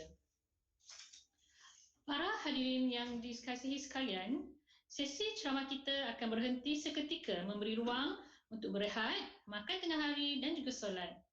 Sesi seterusnya akan bersambung jam 2.30 petang dengan 2 lagi topik yang menarik dan perkongsian berkaitan dengan pandemik COVID-19. Kerjasama semua para peserta untuk menyertai kami tepat jam 2.30 petang. Sebelum para peserta memutuskan pautan ini, ingin saya mengingatkan para peserta untuk mengisi kehadiran pada link yang diberikan di skrin masing-masing. Sekian, kita berjumpa lagi 2.30 ini. Terima kasih.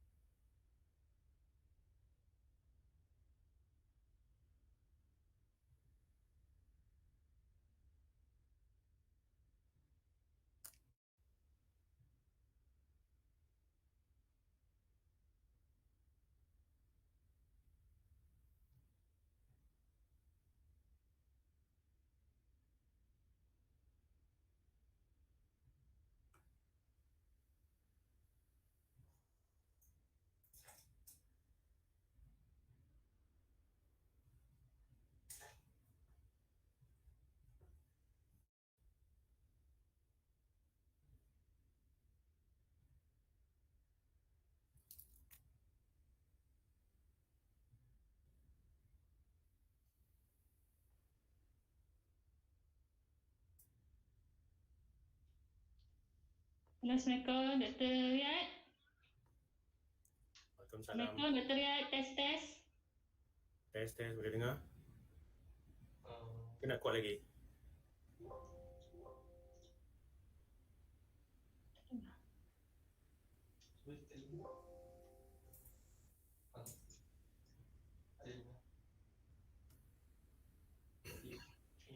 Kita mula insyaAllah lagi 10 minit ya, Doktor. Tes. Okey. Nampak tak satu?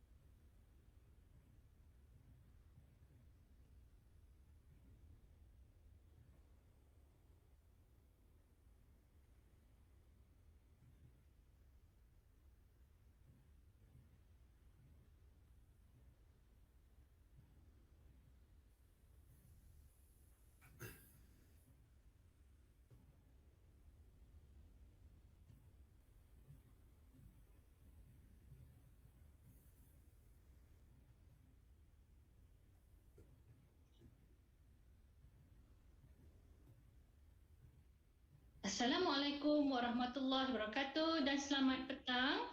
Kita kembali kepada Virtual Public Health Seminar 2021. Hadirin yang dihormati sekalian, saya pasti tuan-tuan puan-puan telah pun mendapatkan rest and refreshment yang mencukupi. Bagi yang belum mengisi kehadiran untuk hari ini, para peserta diminta mengisi kehadiran di link pada skrin masing-masing. Ini adalah penting kerana sijil akan diberikan berdasarkan peserta yang mengisi link kehadiran sebagai bukti penyertaan. Pada petang ini, hadirin akan mendengar perkongsian ilmu daripada dua lagi penceramah. Maka, tanpa membuang masa, majlis dengan segala hormatnya mempersilakan Dr. Ahmad Riaz Mazuli, pakar perubatan kesihatan awam, bahagian kawalan penyakit untuk menyampaikan pembentangan yang bertajuk Environmental Factors Influencing COVID-19 Infection. Dipersilakan, Doktor. Terima kasih. Sekejap ya.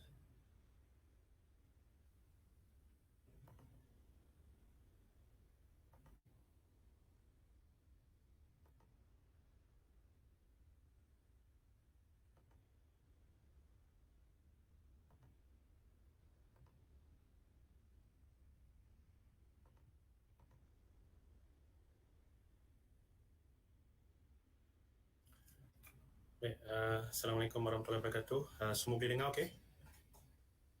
Boleh nampak slide? Saya boleh nampak ya?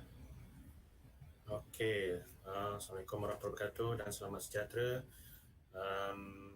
Profesor-profesor, datuk-datuk, tuan, serta rakan-rakan dari Allied Health, PKP, jururawat ya, serta hadirin adik sekalian. Bila kita bila saya diberi amanah untuk menyampaikan sesuatu ni, saya rasa humble sikit lah sebab yang mengikuti ni ramai pakar-pakar yang lebih handal daripada saya sebenarnya. Tapi macam mana pun tak apalah, kita share lah apa yang kita boleh sampaikan dan kita lihatlah okay, kita tengoklah apa yang kita boleh share. Kita ni lebih pada share lah, bukannya nak mengajar siapa yang lebih pandai ya. Baik, okay. Ini akan saya sampaikan environmental factors of COVID-19 spread. Okay, saya akan pecahkan pembentangan saya ni kepada 4 bahagian, iaitu apa yang berlaku sebelum COVID sebenarnya, dan sedikit tentang what is the SARS virus actually, and then what happened during the pandemic. But we are only talking on environmental factors, and then after COVID, what is expected next? Okay. As an introduction of COVID, before COVID, sebelum kita kata sebelum COVID lah, COVID-19 is also called as a severe acute respiratory syndrome coronavirus 2. So this nama daripada yang COVID is nama pengenalan asal sebelum mula-mula, dan kemudian nama saintifik lah SARS-CoV ni. Earliest outbreak ni started in Wuhan lah, seperti yang kita tahu. Kemudian declaration pada 30 Januari dan pandemic declaration on the 11th of March. So ini dia punya background. Asal semua orang dah tahu dah ni. Sometimes we have to go back to the basic untuk untuk kita refresh balik our mind apa yang berkenaan COVID sebenarnya. So apa sebenarnya berlaku sebelum COVID? Didapati sebenarnya ada bukti-bukti menunjukkan bahawa this virus actually already circulating in December 2019 in USA, France, Italy. Ada dalam di India, Netherlands. Even in Netherlands they found this COVID-19 punya SARS-CoV-2 inside the sewage. Yeah, it's already there before the outbreak in China actually. Tapi why in kenapa yang di Wuhan tu berlaku very rapid outbreak semua tu, itu is still big question mark lah. in fact, I already even read that a Japanese couple went to Hawaii in August or September, came back with a severe acute respiratory syndrome, and they suspected that because the presentation is similar to this COVID-19, so it maybe have some form of infection, but it's not as rapidly after before Wuhan. And even so, some the news said that some coronavirus-related deaths has been found posthumously. So maybe it's already there, but only declared by in Wuhan. So I don't want to put ourselves into conspiracy theory, but coronavirus is already there. But what makes it suddenly rapid outbreak in the world? That's a big question. So when we want, okay, we understand that this COVID-19 is actually is our enemy. Okay, in this forum is our enemy. Okay, so we have to understand actually kalau kita nak perangi musuh ni, kita kena faham balik, go back to the basic. Apa sebenarnya virus ni sebenarnya? What is the component? Apa dia punya pelindung dia, whatever it is. So kita tengok di sini ada dia punya lipid, lapisan lipid membrane, and then this ada protein. So when we know that this ada lipid, then ada protein, then we can understand that this virus can be destroyed by something that can melarutkan lipid lah, atau lapisan lemak tu. This is how it's masuk di dalam sel dan replicate dan menghasilkan ni lah virus yang baru. Tapi this structure is very important to understand how we want to eliminate the SARS-CoV-2 virus. Okay, this is another struktur yang kita boleh tengok, lipid bilayer here. Dia ada genetic material. In fact, particle virus ni dia sebenarnya dia tak boleh hidup di luar. Dia sebenarnya dia virus ni dia partikel, dia bukannya hidup boleh berjalan sendiri. Dia perlukan manusia untuk berjalan. And this particle sebenarnya dia ada partikel dan di dalamnya ada genetic material. Itu saja dia. And then pelindung dia ialah kalau dia dalam cecair badan, dan dia akan berlindung dalam tu. Okay. Dan apa-apa yang mengganggu this particle ataupun apa-apa bahan ataupun apa-apa faktor yang boleh merosakkan this pelindung ni, itu akan merosakkan dia. Sometimes kita kena faham very minute untuk memerangi this virus ni. Okay, seperti yang pernah kita tahu bahawa this virus, kalau di sebelah kanan ini ialah kita punya human hair diameter 60 micron, dan kalau kita tengok coronavirus sebenarnya 0.13 micron, ataupun kita boleh anggapkan lebih kurang 1000 kali lebih halus daripada rambut.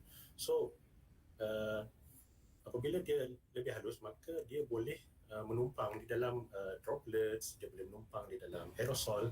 Sebab aerosol dalam lebih kurang 10 mikrometer. So dia ni boleh, mungkin dalam satu aerosol, satu butir aerosol, respiratory aerosol tu dia boleh menumpang lebih kurang 100 eco virus. So dia boleh menumpang situ. Kalau droplet lagi banyak lah. That's why droplets very important in our situation. Okay, that's tadi ialah asasnya tentang virus tu. Dan kita tengok apa yang berlaku semasa pandemik ni. So cara dia merebak ialah melalui respiratory droplet dan juga sedikit daripada melalui aerosol. Ada banyak pandangan lah yang kita dengar bahawa ialah airborne. Airborne ni daripada aerosol lah. Aerosol dulu kalau kita dengar tok guru masa belajar dulu, master dia kata aerosol ni boleh terbang sampai 2 km. because it's aerosol, macam seolah-olah macam gas hampir macam nak gas tapi dia bukan sampai gas tu lebih halus lah. Tapi aerosol ni sangat halus yang boleh travel jauh lah sebenarnya. And actually kalau ikut size-nya, respiratory droplet dia tak boleh travel jauh sangat lah. Actually sampai 1 hingga 1,5 meter. Dan aerosol actually boleh travel lagi jauh, mungkin sampai 6 meter. So ini yang menjadi perdebatan dan kontroversi yang kita sering dengar di alam maya dan juga di alam fana. So bila kita lihat daripada CDC, US CDC mengatakan bahawa dia primarily transmitted from person to person through respiratory droplet. Bila dia kata primarily itu maknanya paling banyak droplet lah, tapi masih ada aerosol tu mungkin boleh berlaku lah. Dalam WHO kata primarily through respiratory droplet, smaller portion of aerosol. Tapi a small number of experts pernah dia ketengahkan di dalam Lancet bahawa there are more evidence that COVID-19 spread predominantly by aerosol ataupun airborne, because dia dapat daripada pematian dan bukti-bukti yang mereka telah kumpulkan lah. Tapi sebenarnya majority of expert agrees bahawa kalau kita boleh kawal ventilation, buka tingkap, kita buat outdoor activities, fresh air circulation, that will reduce the risk of infection sebenarnya. Pasang air cleaners dan sebagainya. So itu yang boleh membantu kita memerangi COVID-19. Selain daripada itu, kalau kita ni faktor-faktor lain yang boleh mempengaruhi ialah haba, chemical, deterjen dan juga ionizing radiation. Mentang-mentanglah saya training in radiation, saya mesti masukkan juga ionizing radiation. Okey. Antara cara-cara untuk menghapuskan coronavirus ni, 4 ways yang utama yang selalu ditekankan ialah sabun dan air. Cukup. Tak perlu nak pakai yang hebat-hebat lah. Apa yang terjadi ialah sabun ini dia terdiri daripada molekul dia terdiri daripada 2 portion. Satu protein, satu lagi lipid. Kepala tu ialah lemak dan ekor dia tu ialah yang boleh larut dalam air. So apa yang berlaku ialah di sabun ni dia akan melarutkan lapisan lemak yang dalam virus tu pada permukaan. So apa terjadi bila permukaan lemak virus tu hancur, maka unsur-unsur lain yang boleh menghapuskan genetic material, boleh dikatakan virus tu berkecai lah. Maknanya sebenarnya nak menghapuskan virus ni kalau di tangan ke di permukaan, tak payah nak pakai chemical yang dahsyat-dahsyat. Yang utamanya ialah soap and water untuk basuh tangan. Kalau tak ada soap and water, barulah pakai hand sanitizer lah, macam yang nombor 2 tu. So hand sanitizer pun dia ada dua dia ada komponen jugalah untuk yang melarutkan yang komponen yang larut dalam air dan juga komponen yang boleh larut dalam lipid. So yang ini pun boleh menghancurkan virus tu sebenarnya. So antara 2 cara yang paling murah lah untuk menghapuskan virus tu. So cara-cara lain ialah menggunakan sodium hypochlorite, dia akan merosakkan protein pada permukaan virus, ya, dan juga hydrogen peroxide, dia boleh mengoksidakan protein pada permukaan virus tu. So benda-benda asas ni walaupun nampak remeh, tapi sebenarnya ia boleh membantu kita macam mana nak melawan COVID-19. Pada masa yang sama, WHO juga memberi recommendation bahawa dalam nak melawan COVID-19 ni, air, sanitation, hygiene, waste management perlu diberikan penekanan juga. Sebab kalau tak ada air, problem. Air bersih tak ada. Macam awal-awal tahun ni, isunya adalah di Selangor tak ada air. So orang komplain, orang komen dalam Facebook KKM, kenapa tak ada macam mana nak basuh tangan kalau tak ada air? Dia punya marah tu macam tu lah. Tapi this very important tentang hygiene, dengan penggunaan urusan air mesti ada. Semua tu mesti berjalan juga walaupun dalam keadaan pandemik. Dan kita dapati dalam beberapa kajian juga yang dilakukan di beberapa buah negara, environmental condition ni dia akan affect the stability of SARS-CoV in the nasal mucus and sputum. Dia akan lebih stable pada low temperature and low humidity conditions.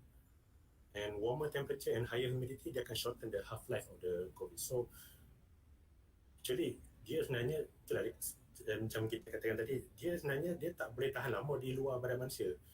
Dia menyebabkan merebak tu ialah bila manusia tu dekat dengan manusia.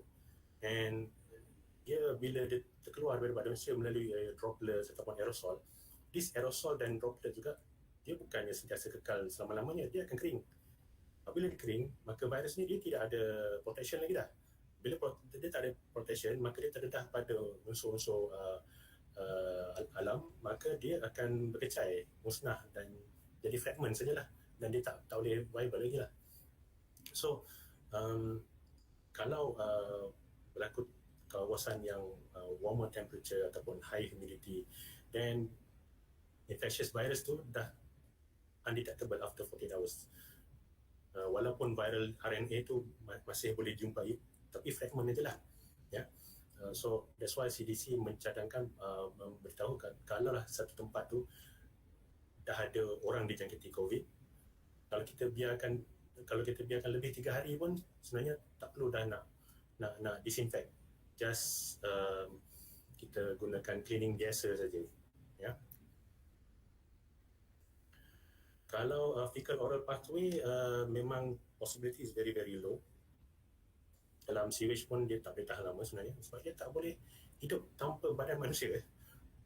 Itu dia punya kelemahan dia. Kita nampak dia ni macam very strong, tapi dia hanya strong kalau dalam badan manusia. Tanpa badan manusia, habis, dia tak boleh survive, ya. Dan kalau pada logam-logam tertentu seperti copper, seperti tembaga, dia tak boleh tahan lama. 1 jam dia boleh mati, sebab this copper akan oxidize dia punya protein itu. So that's why di Australia sekarang dah ada satu mask baru, dia spray dengan copper. So I don't know how to, macam mana dia keselamatan, tapi that's how dia punya produk lah. So, the component of the product. Okay, so walaupun dia dijumpai, fragment dia dijumpai di lantai, di bantal, tapi sebenarnya dia kalau tu lebih pada fragment je lah, ya. Bergantung pada, walaupun setengah kajian mendapati bahawa dia boleh hidup selama 28 hari, tapi 28 hari tu dia perlukan suhu 20 degree Celsius, yang mana susah kalau kita nak jumpa di kawasan biasa di Malaysia ni lah. Satu lagi poin yang utama tentang COVID ni dan dengan environment ialah isu ni dia mudah merebak bila dalam indoors, whereby the concentration of virus is higher than the outdoors lah. So the main point is here is to dilute the air. So kita cairkan udara tu. Macam mana cara nak cairkan udara? Of course, dia akan kita perlukan open windows, open doors, use fan, reduce air recirculation, improve air filtration, ataupun buat aktiviti di luar, bukan di indoors. So ventilation plays very important part. Even kalau kita katakan this virus merebak dari aerosol pun ataupun airborne, ventilation mencairkan udara di dalam tu akan memberikan rapidly akan reduce dia punya risk of infection. Even light wind only can rapidly reduce the concentration of the virus. So ventilation is very important. Something to be related to, ada studies yang mendapati bahawa other environmental factors may affect the disease severity lah. Ini very kawasan-kawasan tertentu seperti di parts of India, Southeast Asia kita lah, kadang-kadang ada musim debu kan, whatever it is. So kelihatannya ialah daripada kajian tersebut ialah poor air quality dia appears to associate with more severe health outcome in infected individuals. So kalau berlaku pencemaran udara, especially yang particulate matter 2.5 yang tinggi, then severity can be affected lah in the infected individual. Okay, temperature, okay, selain temperature dan selain itu ialah COVID-19 juga boleh dimatikan dengan ultraviolet. Ultraviolet. Tapi ultraviolet tidak disarankan untuk digunakan pada manusia ataupun jika ada manusia di sekitar. Selalunya ultraviolet digunakan apabila tak ada orang di ruang tu lah. Dan jangan lupa juga kalau ultraviolet index meningkat di sekitaran, contoh ni sebabkan oleh matahari, dia juga akan mengurangkan risiko untuk dijangkiti oleh virus. Selain daripada itu, virus ini juga boleh dibunuh melalui X-ray irradiation ataupun gamma, tapi ini lebih kepada tempat-tempat yang khas lah, seperti di nuklear Malaysia, di mana dia boleh digunakan untuk sterilize beberapa barang lah. Masa permulaan pandemik tahun lepas, saya dihubungi oleh pihak agensi nuklear Malaysia tentang sama ada kita perlukan bantuan untuk nak sterilize peralatan-peralatan kita, sebab ni yang pakai buang ni, because yang face shield semua tu, because kita mengalami kekurangan peralatan pada masa tu. So saya cuba aturkan dengan Dr. Haiza semua, so mereka dapat uruskan sesuatu lah di sana. So irradiation pun boleh menghapuskan. So in fact irradiation dengan ni pun sebenarnya dia boleh mempelopori satu cara untuk menghasilkan vaksin. So jika kita bagi irradiation pada tahap yang tertentu, maka dia akan menghancurkan genetic material, tapi dia tidak menghancurkan dia punya antigen dan sampul itulah, dia punya kulit dia semua tu. So dari situ kita boleh menghasilkan vaksin. Itu salah satu cara lah orang menghasilkan vaksin. So apa yang kita boleh agak-agak dan fikirkan apa yang berlaku selepas ini, okay.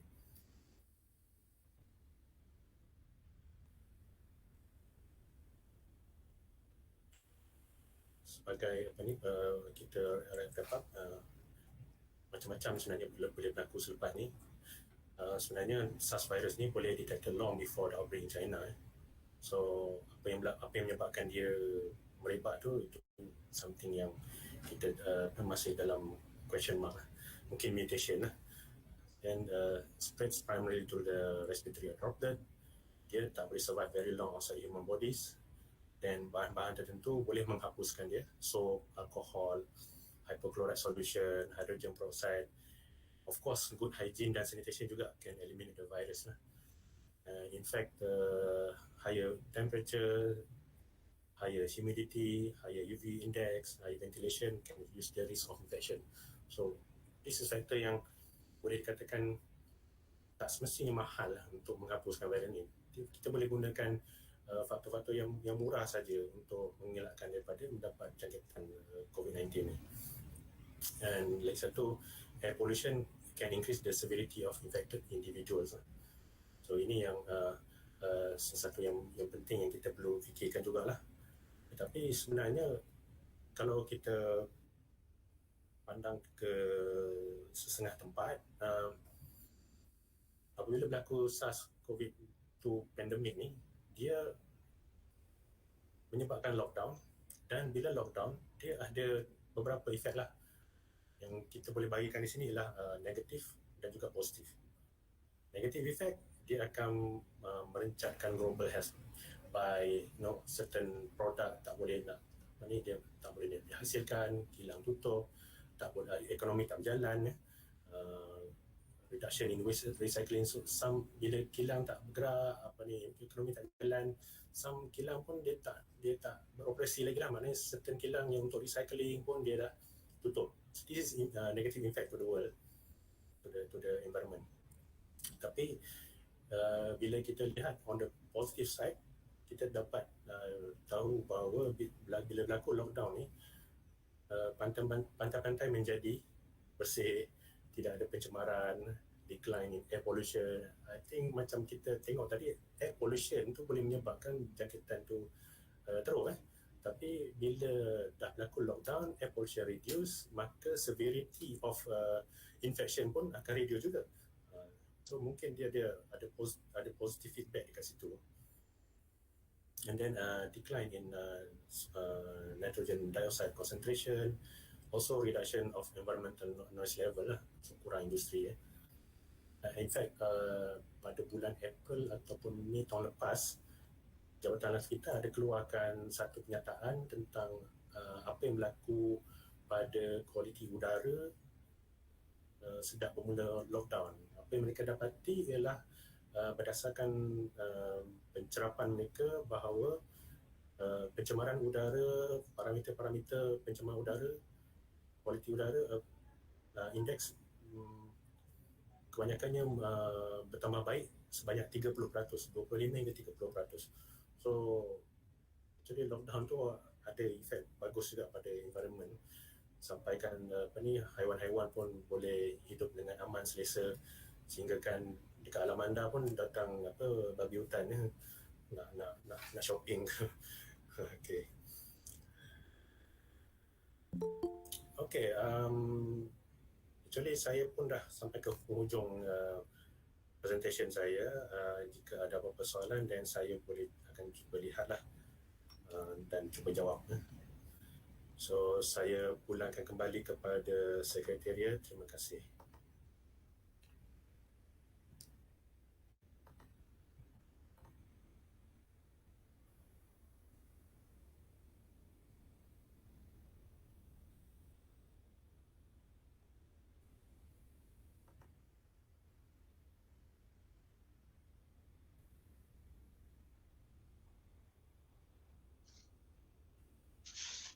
Okey, untuk para peserta semua, jadi terbuka peluang untuk soalan, bertanya kepada Dr. Riaz.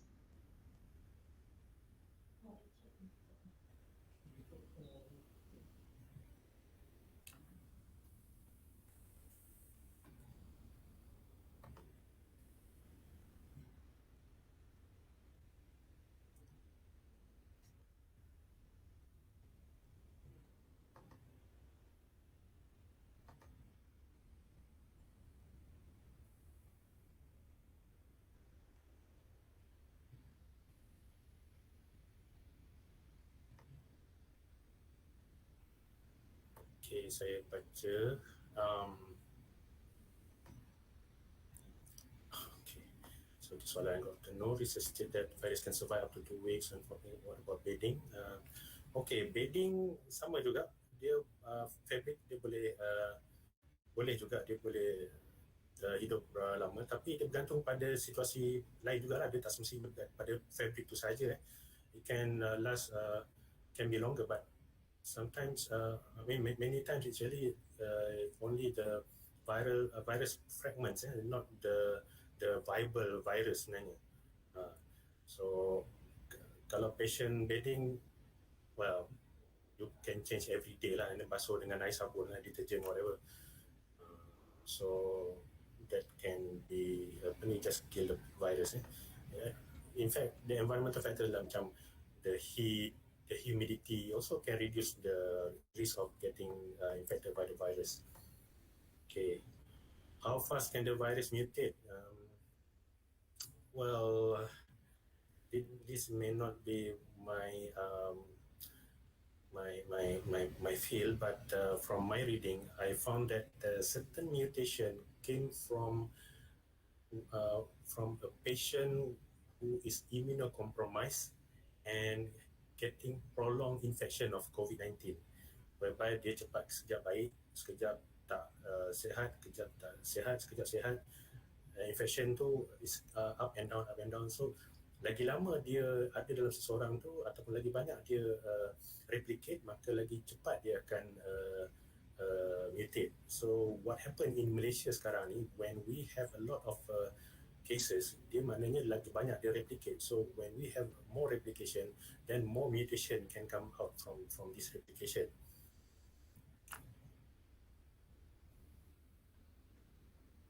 Okay, in Prof, Lokman dah tanya, fragile won't survive on fabric destroyed by direct sunlight in our climate. Your view on full PPE gears or gown during outdoor activities is a necessity. Kalau mereka yang tidak terlibat dengan direct contact dengan patient, then I think tak perlulah full PPE. Tapi kalau mereka yang direct contact dengan patient, very close, whereby the respiratory droplets is a risk to get very close, maknanya you have to handle patient less than 1 meter, less than 2 meters, then full PPE is required lah. Sanitasi awam, good. I memang tunggu soalan ni sebenarnya. Okay, sanitasi awam.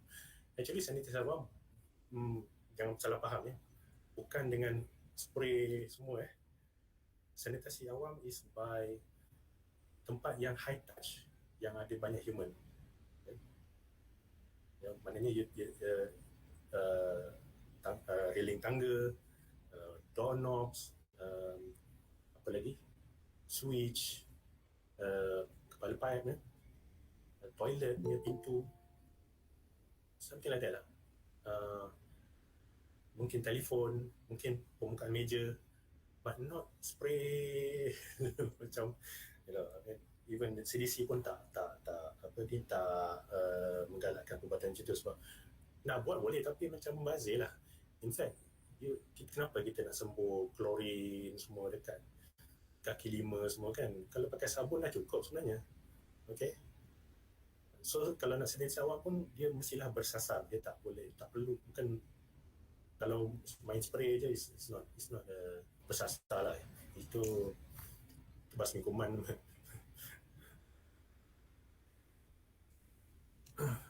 We are approaching haze season, anticipate a more severe COVID storm. I cannot say because our situation right now is may not similar to situation during the situation last year ataupun the year before that, masa jerebu. Tapi based on certain studies, mungkin kita boleh nampak the severity increase, but we do not know. Kita perlukan lebih pemerhatian dan kajian lah. Okay, UV light portable. Effectiveness, I'm not very well versed with the wavelength but I know the UV light can be used to sterilize the room.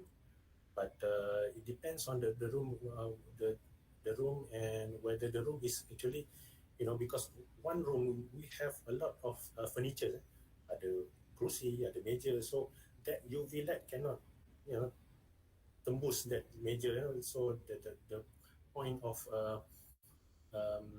to kill the virus using the UV light may not be tak berkesan lah, because also you need to move the light after maybe 3 hours, after 6 hours you need to move it everywhere, and then in fact you can only use it at night when people is not around in the office.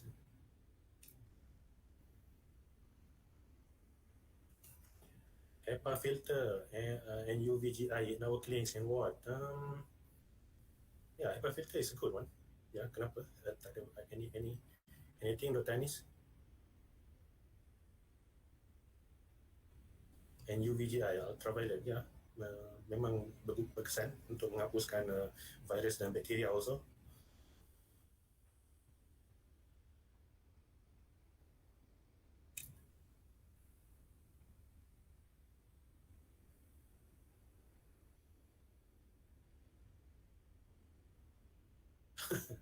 Ozone.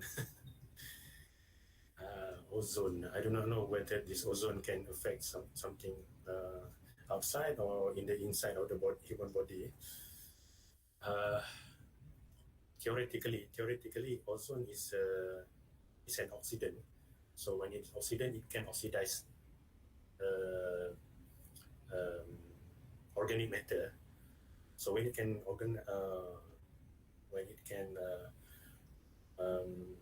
oxidized organic matter, then it can denature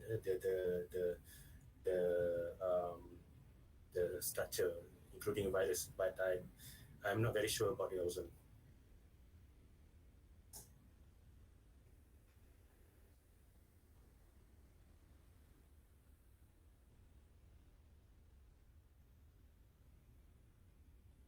Some engineering suggestion to include the use of UV light at the air handling unit. Yeah, correct. Because sometimes this air handling unit pun dia kadang dia dekat filter tu ada collect some apa ni kulat mold bacteria dekat filter itu. So kalau gunakan UV can reduce all other types of infection also.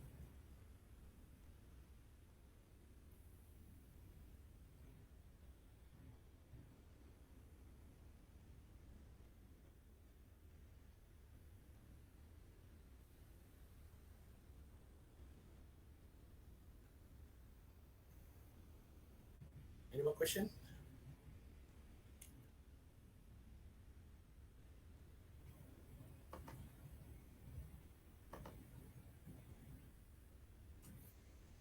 Welcome. Very welcome. No problem.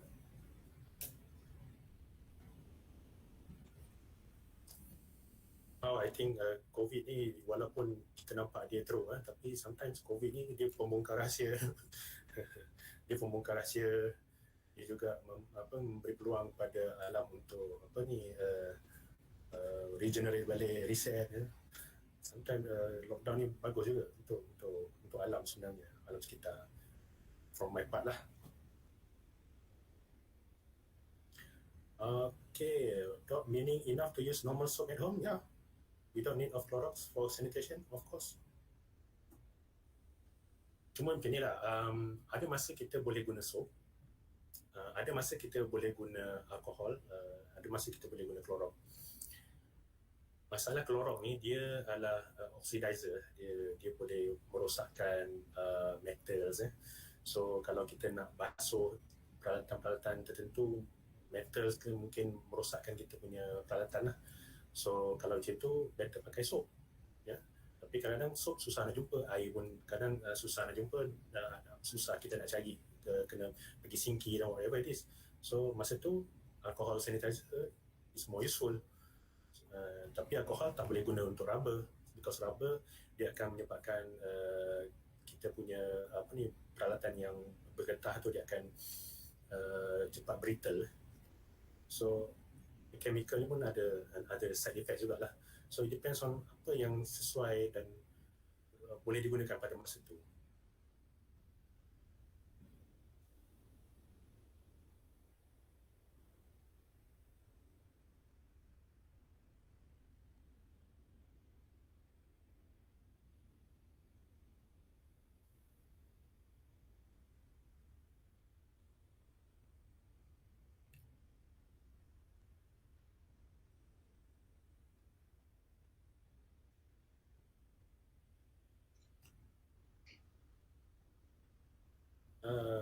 Infografik, okay.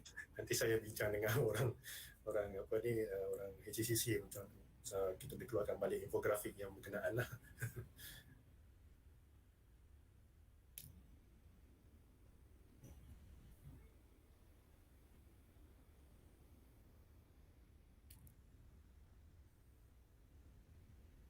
Ya, setuju.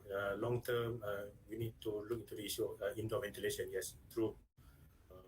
Kebanyakan itulah masalah kadang-kadang bangunan kita ni less maintenance, less tengok dari segi keperluan-keperluan yang melibatkan jangkitan kuman.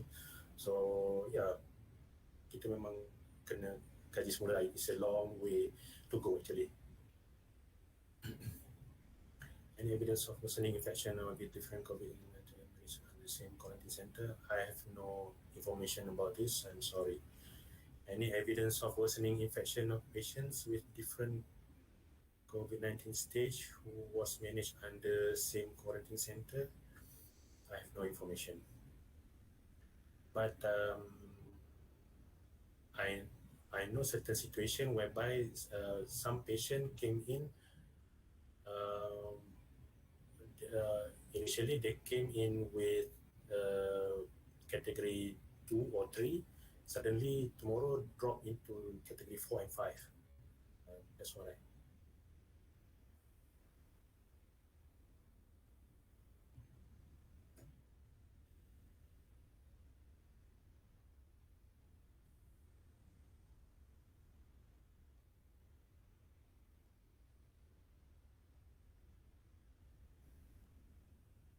Welcome, Prof.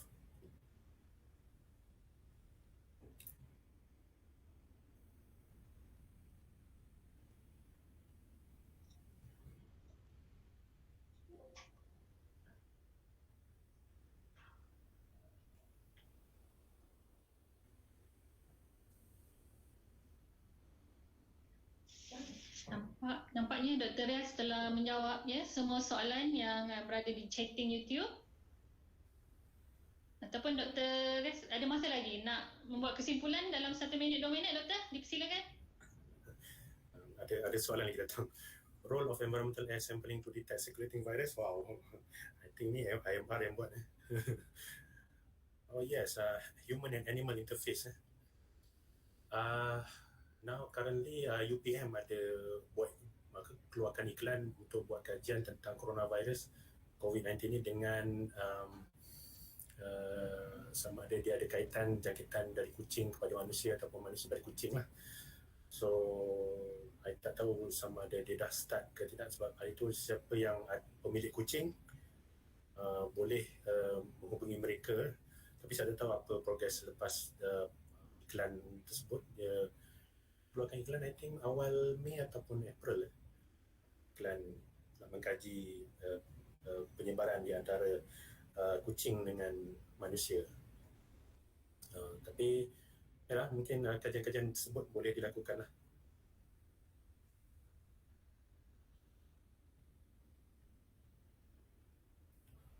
Air purifier, okay.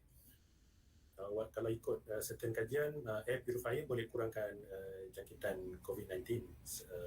Tapi kadang kena tengok jugalah dia punya spesifikasi of air purifier tu. Kalau HEPA filter, of course kita lebih yakin lah rather than just normal filter ataupun pre-filter. So it depends on the specification of the air purifier tu. Yeah, but still certain studies kata boleh mengurangkan risiko jangkitan. That's part of the ventilation. Kalau kita study betul in certain website, contoh macam CDC ataupun WHO pun ada keluarkan dokumen tentang ventilation dalam menangani COVID-19. So that can be part of it. Yeah.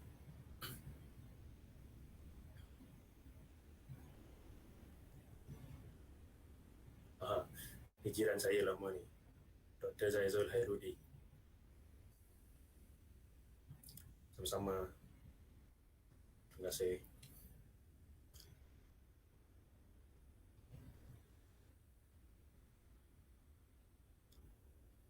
Yeah, last year was format, tapi I think just now I read again and again, format ni macam still not very conclusive.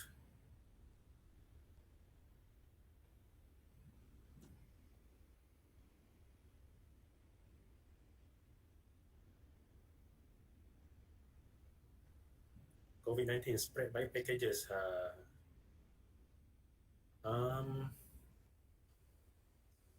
Packages yalah, by touch boleh berlaku kalau kita berdasarkan teori, apa yang diterangkan oleh dari overseas.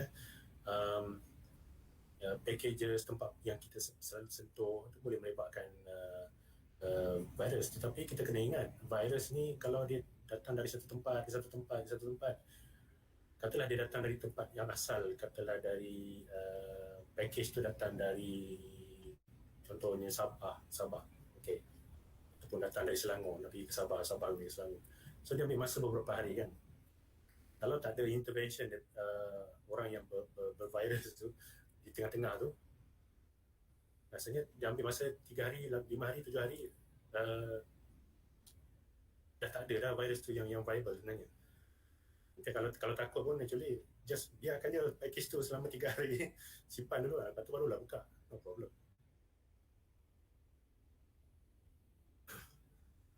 Ada company tawarkan semburan disinfeksi dalam rumah. Itulah saya cakap, sebenarnya bila kita sembuh tu, bila kita tak bersasar, nanti kita sebenarnya dia tak menjimatkan kita punya kos lah sebenarnya. Main sembuh aja, okey lah, semua mati lah, termasuk tikus ke apa semua mati. But then macam membazir lah. Better tempat yang disasarkan lah, tempat memegang, tempat selalu high touch. Kalau nak sembuh pun jangan sembuh sampai ke ceiling, because orang tak touch sampai ceiling. Kalau sembuh pun katalah nak paling dahsyat nak sembuh pun 5 kaki lah, 5 ke 6 kaki lah tinggi ke bawah.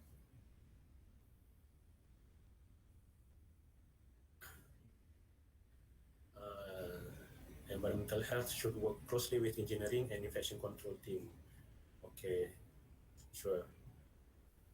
Last Sungai Kim pollution, any update? Saya orang yang di hujung-hujung saja Sungai Kim. Okay,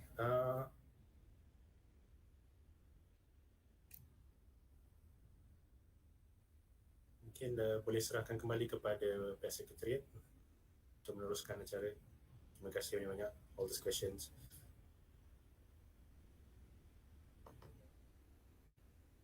Okay, terima kasih Dr. Riaz atas perkongsian ilmu yang begitu informatif.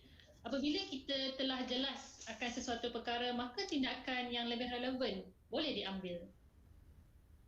Hadirin yang dikasihi, last but not least, kita telah sampai ke ceramah yang terakhir. Saya harap para peserta masih lagi segar, bersemangat bersama dengan saya untuk mendengar perkongsian pengalaman dalam memperkasakan masyarakat, ya, untuk membantu kita mencegah dan dalam kawalan COVID-19. Oleh itu, saya menjemput Dr. Yassi Octavia Miss D, Pegawai Pendidikan Kesihatan daripada Bahagian Pendidikan Kesihatan Kementerian Kesihatan Malaysia, untuk menyampaikan ceramah beliau bertajuk Community Empowerment in COVID-19 Control and Prevention. Dengan hormatnya dipersilakan Dr. Yassi. Okey. Assalamualaikum, selamat petang. Terima kasih kepada pengacara majlis pada petang ini. Harap semuanya sihat-sihat ya. Okey, saya nak share saya punya slide sekarang ya.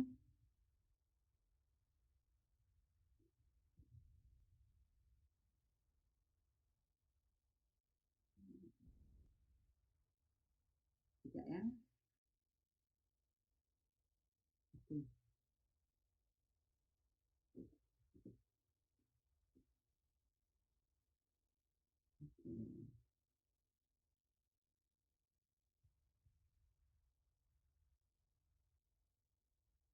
Boleh nampak ya?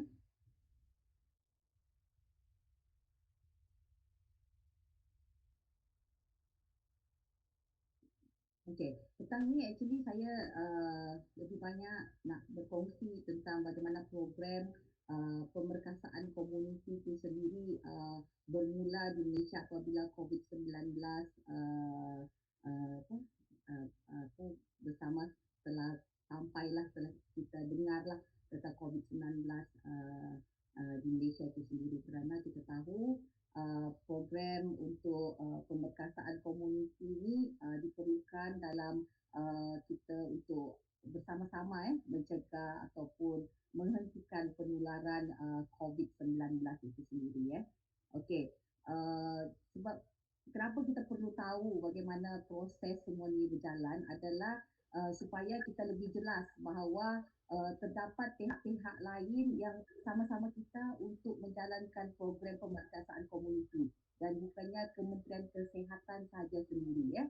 Itu yang perlu kita tahu, dan bagaimanakah pemerkasaan komuniti itu dijalankan selain daripada kita mendidik ataupun memberikan maklumat-maklumat tentang COVID-19, vaksinasi kepada masyarakat, iaitu melalui Kementerian Kesihatan kepada masyarakat maupun masyarakat kepada komuniti itu sendiri. Jadi Dr. Yesi minta maaf. Ya. Boleh Doktor buat slide show dan boleh. share. Sorry, Belum show lagi Doktor. Terima kasih. Okey, boleh dah.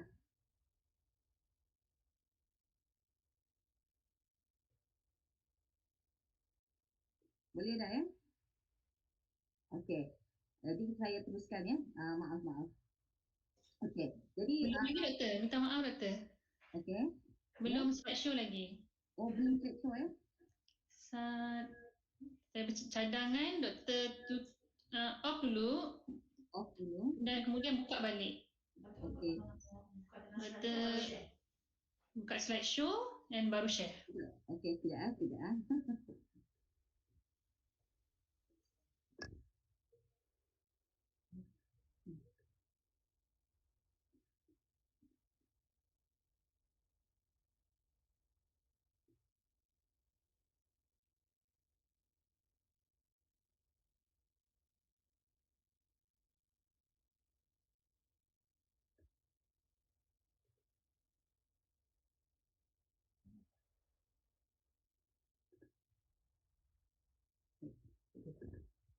Dah, boleh dah? Nampak dah?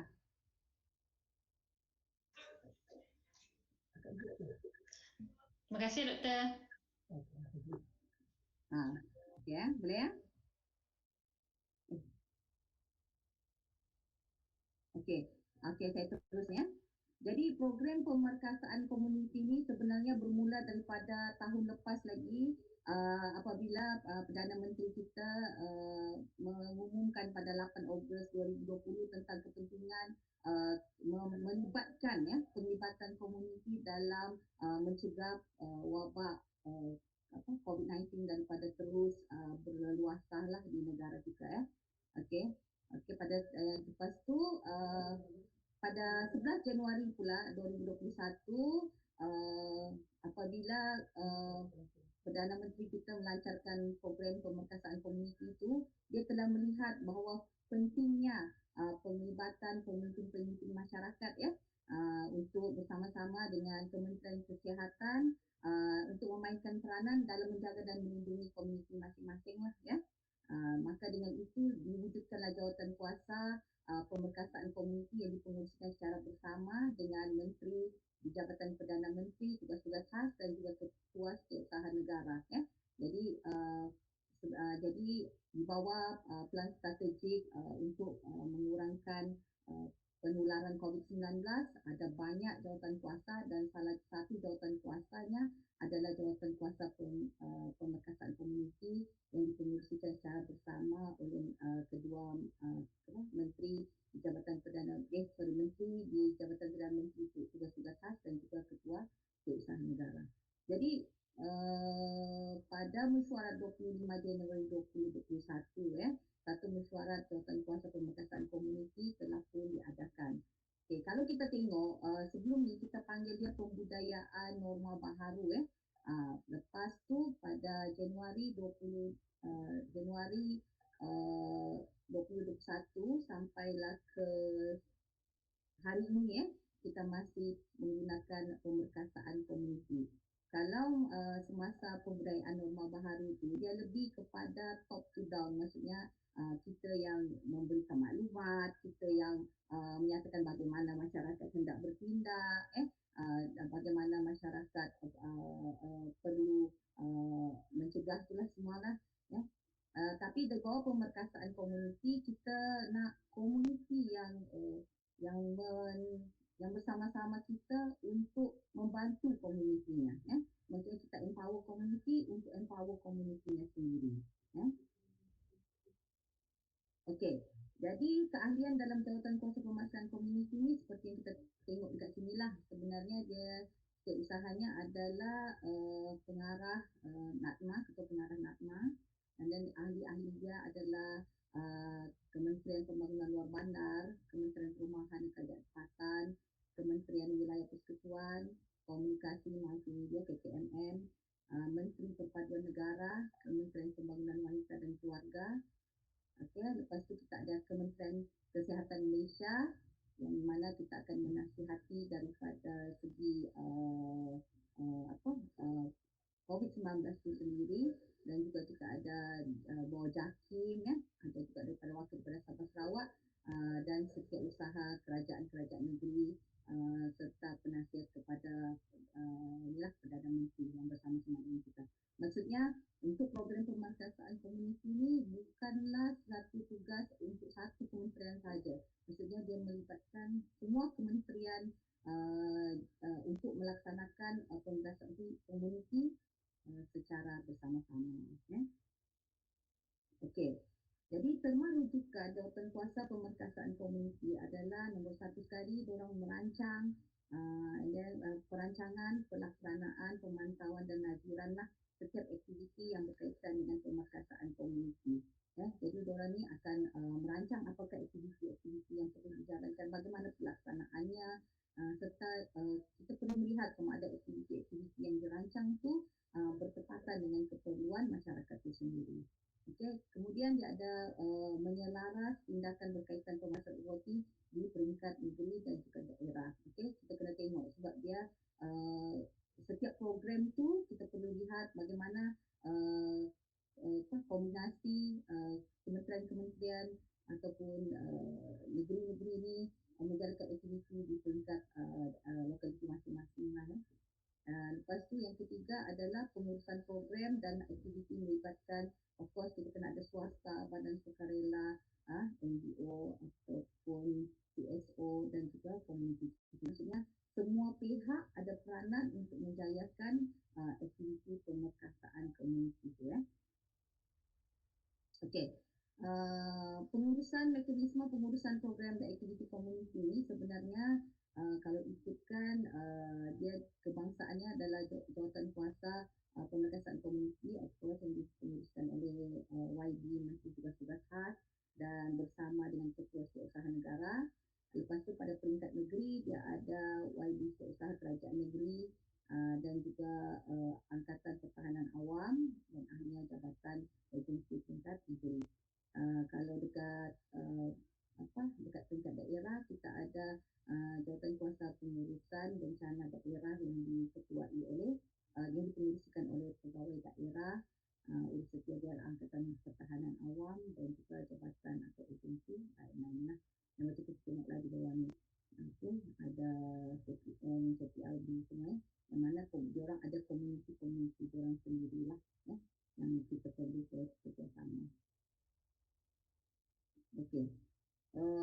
Cadangan-cadangan program untuk pemerkasaan komuniti yang telah ditetapkan melalui perancangan ini adalah kita buat perhebahan khidmat awam macam sekarang kita menggunakan sebenarnya kita menggalakkan menggunakan semua fasiliti yang ada, boleh membuat sebarang pengumuman dengan memudahkan masjid, surau, rumah-rumah ibadah semua untuk sebarang aktiviti lah untuk pemerkasaan komuniti.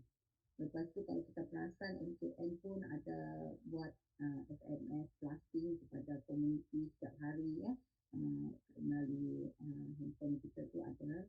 Lepas tu kita ada akreditasi ejen basi COVID-19 dilantikan dan latihan sebagai edisi 19. Kita akan cakap tentang edisi 19.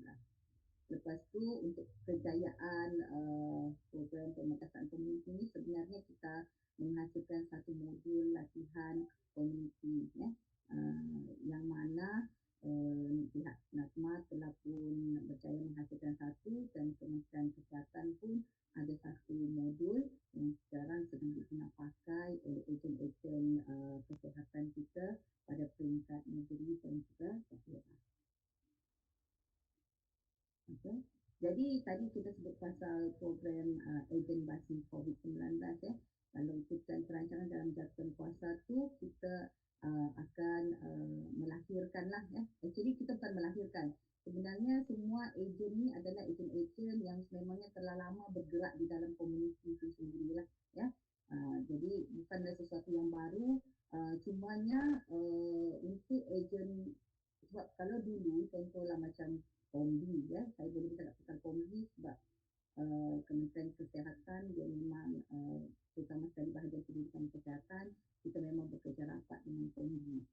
Jadi kalau komisi dulu dia lebih berfokus kepada aktiviti-aktiviti pemerkasaan komuniti untuk pencegahan denggi. Tapi kali ini kita upgrade lagi peranan komuniti sendiri dengan melatih diorang untuk bercakap berkenaan dengan COVID-19 dan juga vaksin COVID-19. Jadi bertambahlah dia punya tanggungjawab untuk pemerkasaan komuniti. Jadi peranan komuniti kita tak adalah yang susah-susah sebenarnya.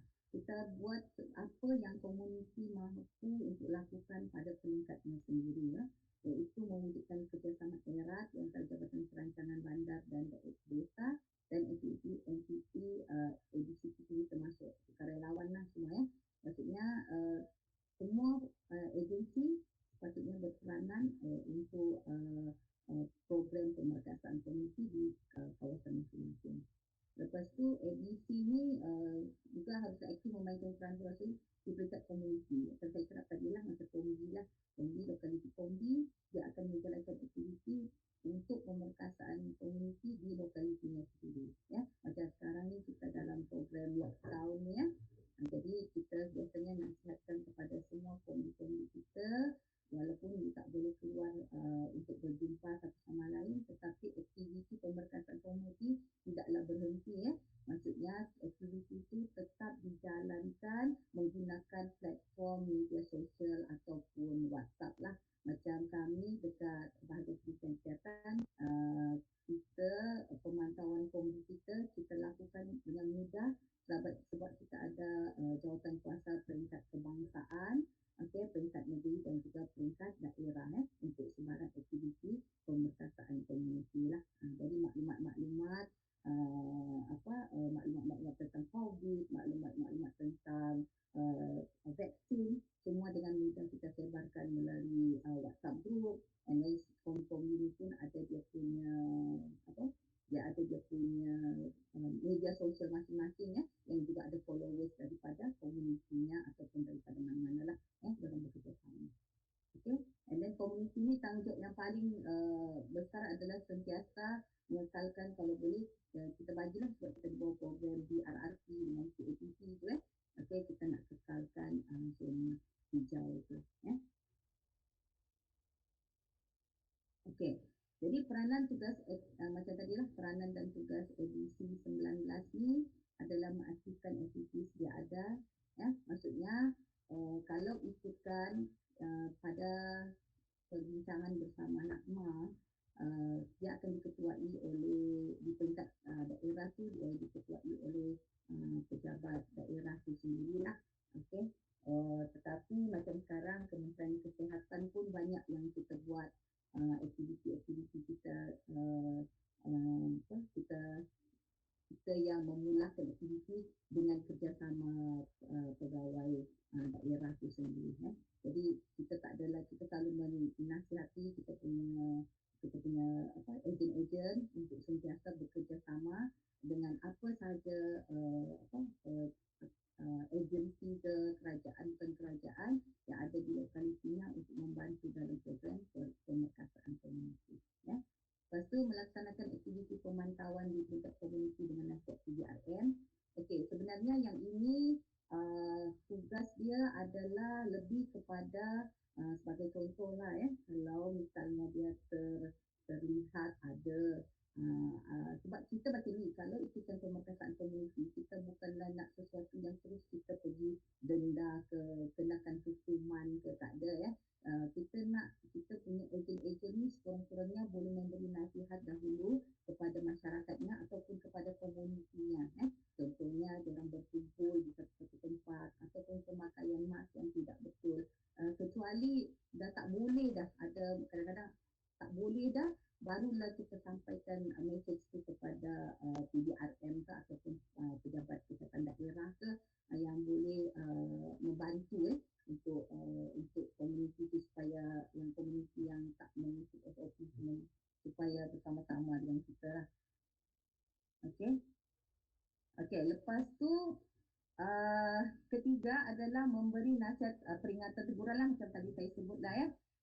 Peringatan teguran semua kepada komuniti lah macam saya kata tadi. Lepas tu membuat hebahan pendidikan kesihatan macam tadi lah saya kata semua dia punya ahli-ahli kita tu perlulah bersama-sama untuk menjalankan hebahan pendidikan kesihatan tentang langkah-langkah pencegahan COVID-19 termasuklah macam yang kita latih baru-baru ni bukan sahaja kita cakap pasal COVID-19 tetapi kita juga cakap tentang bagaimana untuk meningkatkan imuniti masyarakat, imuniti seseorang tu, and then bagaimana bagaimana nak mendaftar My Sejahtera, bagaimana nak mendaftar untuk mendapatkan vaksin. Maksudnya kita punya ejen mampu bercakap tentang kesihatan tu walaupun bukanlah berkaitan dengan COVID-19 sahaja, maksudnya bukan COVID-19 sahajalah, diorang boleh cakap tentang pemakanan, diorang boleh cakap tentang aktiviti fizikal, jadi semua tu boleh diorang lakukan lah ya. Maaf ni saya nak tanya, boleh dengar ke?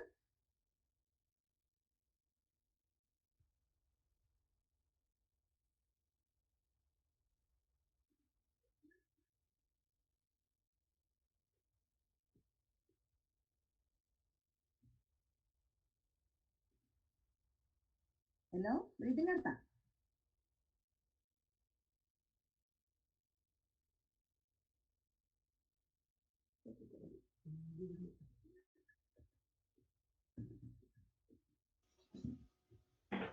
Kami dengar, Dr. Yassin mohon kuatkan sedikit suara tu. Terima kasih. Saya dah kuatkan dah tapi diorang kata tak.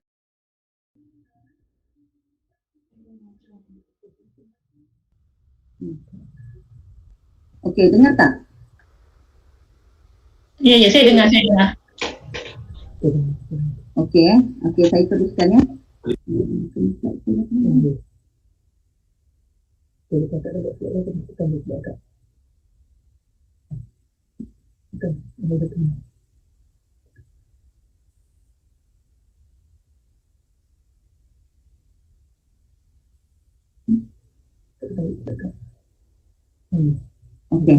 Okey, boleh ya, sorry ya. Okey, dalam saya balik kepada inilah. Selain daripada membuat hebahan pendidikan kesihatan tentang COVID langkah-langkah tu, kita juga melaporkan pelaksanaan tindakan-tindakan lah ya. Apakah tindakan-tindakan yang telah dilakukan sepanjang aktiviti pencegahan itulah ya. Okey. Lepas tu macam saya sebut tadi lah, membantu pendaftaran program universiti kebangsaan dan juga melalui My Sejahtera ini. Okey, sebenarnya kalau kita lihat keahlian edisinya, ejen basmi COVID-19 sendiri, dia ada keahlian lebih daripada 6 juta orang ya, di bawah 10 kementerian ya. Macam yang kita tengok di bawah JPKK, Jakwal, Kemas ni semua dah ada 30,000 entiti dengan 314,000 ahli. Okey, jika kita tengok kawasan hukum tetangga semuanya, kita ada 360,000 ahli ya. Dan kalau Kementerian Kesihatan saja sendiri pun kita ada dalam 94,579 ahli ya, yang mana kesemuanya adalah terdiri daripada kombi, and then kita ada penglibatan kospen, panel penasihat ya, dan duta ubat serta ada juga ikon gigi dan juga jembata. Dan kalau peringkat sekolah sebenarnya kita ada promoting learning untuk help promoting learning institution lah, iaitu HPI itu sendiri ya, sama-sama dengan kita untuk menjayakan program pemerkasaan komuniti. Jadi bolehlah dikatakan bukan bukan kita sahaja sebenarnya yang menjalankan program pemeriksaan tinggi, tetapi kita adalah sebahagian daripada program itu yang mana telah pun dijalankan oleh kementerian-kementerian yang lain menggunakan modul yang sama, dan mana modul itu sendiri pun telah mendapat khidmat nasihat daripada pakar-pakar kita dekat Kementerian Kesihatan. Jadi ejen rasmi COVID-19 sebenarnya kita bahagikan kepada 3 fasa, iaitu anggota APM dan rela. Diorang sudah jalan sebenarnya daripada 8 Februari lagi ya. Diorang pergi ke komuniti, bagi teguran kalau ada yang tak mengikuti, kalau ada yang tak ikut SOP ke ataupun sebagainya. Lepas tu pada Mac pun kita telah pada Februari jadi kita pun telah memulakan edisi kita 19. Waktu kita mulakan program edisi 19 tingkat pada 10 Februari ni adalah permulaan ni kita masih lagi tercari-cari sebenarnya apakah tugas edisi ni. Maksudnya kita banyak berbincang tentang modul, tentang garis panduan pelaksanaan aktiviti, sebab kita bukanlah nak menjadikan edisi kita ni macam nak menyusahkan diorang ni, kita nak diorang membantu kita ya, bukanlah kita tak naklah mengingatkan bahawa bebanan tu semua kita letak kat edisi, tetapi mereka adalah sebahagian, adalah komuniti yang akan menjayakan program pencegahan COVID-19. Lepas tu kita ada sukarelawan lah sekarang yang banyak membantu kita sama ada di untuk program komuniti sendiri ya, banyak juga yang membantu dekat tempat macam BPD semua tu orang ada juga membantu. Jadi ini adalah sebahagian daripada gambar-gambar aktiviti yang telah dijalankan oleh sukarelawan di bawah APM tu lah sendiri ya. Ini yang di Sabah kita ada aktiviti. Lepas tu dia ada buat aktiviti dekat Kedah juga. Ini gambar-gambar yang kita dapat lah. Lepas tu kita ada aktiviti di Negeri Sembilan. Lepas tu ada aktiviti dekat Johor. Ini Selangor punya aktiviti. Jadi saya kongsikan ya garis panduan pelaksanaan program lah pemegasan komuniti dalam menguruskan pandemik itu sendiri. Jadi kita memang dah ada garis panduan sedia ada yang mana sedang diguna pakai ya oleh semua kita punya ejen-ejen di bawah Kementerian Kesihatan Malaysia dan sebenarnya pada bulan lepas kita telah mengadakan 3 latihan untuk aktiviti 3 latihan kepada pegawai-pegawai kita pada peringkat negeri untuk melatih pegawai-pegawai peringkat daerah dan seterusnya daerah akan melatih komuniti dalam program pemerkasaan komuniti itu sendiri lah. Jadi kalau ikutkan perbincangan sebenarnya kita nak mengenali kita punya ejen kesihatan ni, ejen-ejen kesihatan sebagai my champion ya. Kita nak namakan diorang sebagai my champion kerana kita dah satukan semuanya macam kombi, kospen, bahasa itu ikon gigi ya, panel penasihat semua tu kita nak namakan diorang sebagai my champion Kementerian Kesihatan lah untuk membantu melaksanakan aktiviti pemerkasaan komuniti ya tempat. Jadi segala aktiviti adalah berpandukan kepada pemeriksaan komuniti dalam menguruskan pandemik lah. Kita ada modul yang telah kita hasilkan dan sekarang sedang digunakan pakai lah. Jadi konsepnya adalah pembudayaan norma baharu menggunakan pendekatan CAPP dengan mensasarkan individu, keluarga ataupun komuniti dalam mencegah penyebaran COVID-19 ya. Jadi objektifnya macam itulah, kita nak meningkatkan pengetahuan dan kesedaran komuniti terhadap pandemik, meningkatkan keupayaan dia untuk bertindak dan juga kita nak komuniti kita sentiasa bersiap sedia. Maksudnya bukanlah saja untuk pandemik COVID-19, manalah kalau ada lagi pandemik selepas ini, Jadi komuniti kita sebenarnya telah pun bersedia untuk menghadapi pandemik. Okey, jadi strateginya adalah pada peringkat kebangsaan kita ada jawatankuasa peringkat kebangsaan kalau untuk Kementerian Kesihatan Malaysia, yang mana kita pun sebenarnya di bawah jawatankuasa kebangsaan yang melibatkan di bawah Menteri di Jabatan Perdana Menteri tugas-tugas khas lah. Tapi setiap kementerian seperti saya sebut tadi, kita mesti ada jawatankuasa sendiri untuk memperkasa komuniti di bawah Kementerian Kesihatan tu. Jadi kita ada jawatankuasa pelaksana kebangsaan, negeri, daerah, bahagian kawasan pun komuniti. Yang ini kita telah latihlah negeri-negeri semuanya. Dan menjelaskan peranan dan tanggungjawab setiap peringkat pelaksanaan, maksudnya jawatankuasa itu apa peranan masing-masing, dan juga memberi panduan kepada jawatankuasa lah untuk pelaksanaan aktiviti, melatih ICT untuk melaksanakan aktiviti itu sendiri.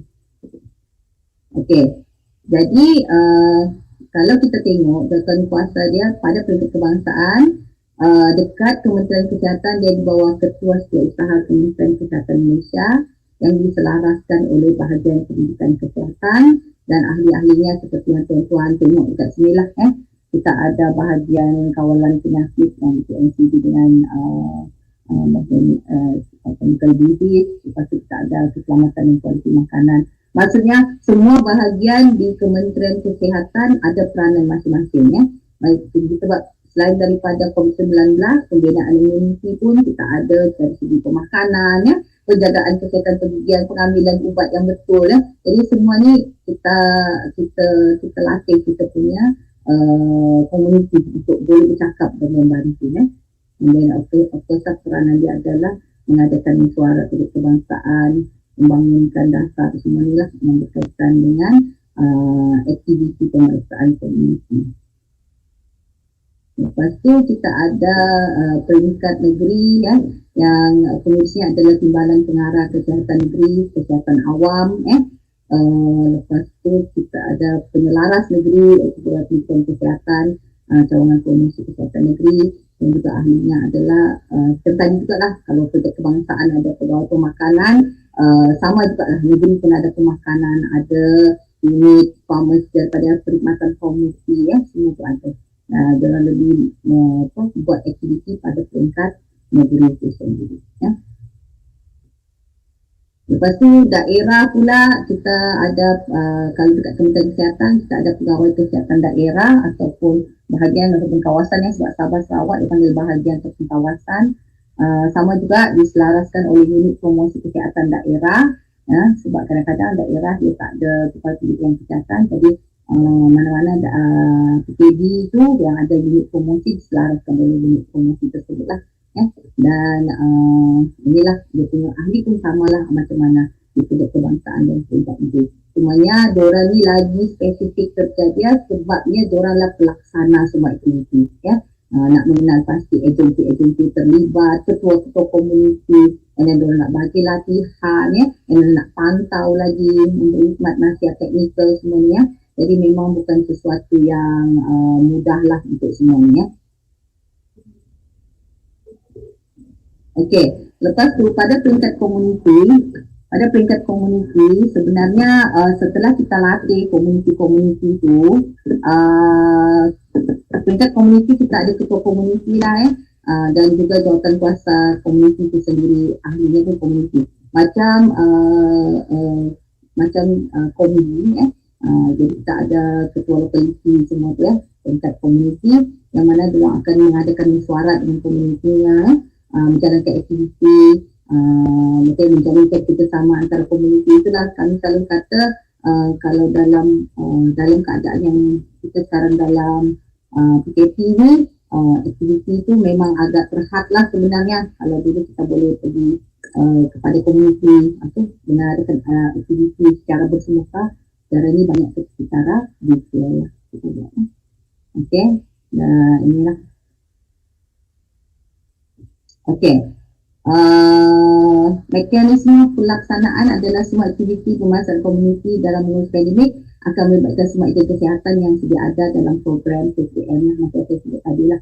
Kita ada OSPAN, Kombi, panel penasihat, lembaga pelawat hospital, minta ubat, kita kenali ubat anda, ikon gigi dan juga kita ada doktor muda dan juga proses kita guna pakai semua ada untuk memperkasakan komuniti, bantu gitu. Okay. Jadi sama juga lah macam tadi peranan yang dipanggil My Champion sebenarnya adalah EKK, itulah ejen kesihatan komuniti itu.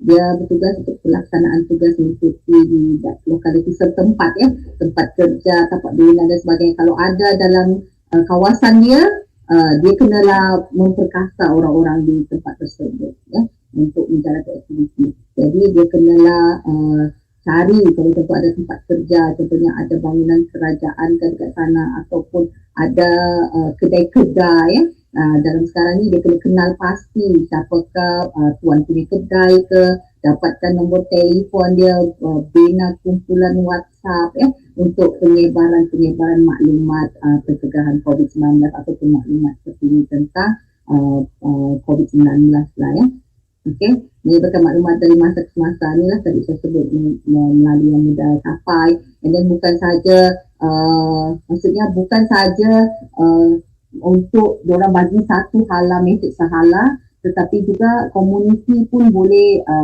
bertanya kalau ada kumpulan-kumpulan WhatsApp ke ataupun kumpulan-kumpulan Telegram ke diorang boleh tanya-tanya soalan. Jadi adalah interaction di antara komuniti, ketua komuniti dengan komuniti itu sendiri.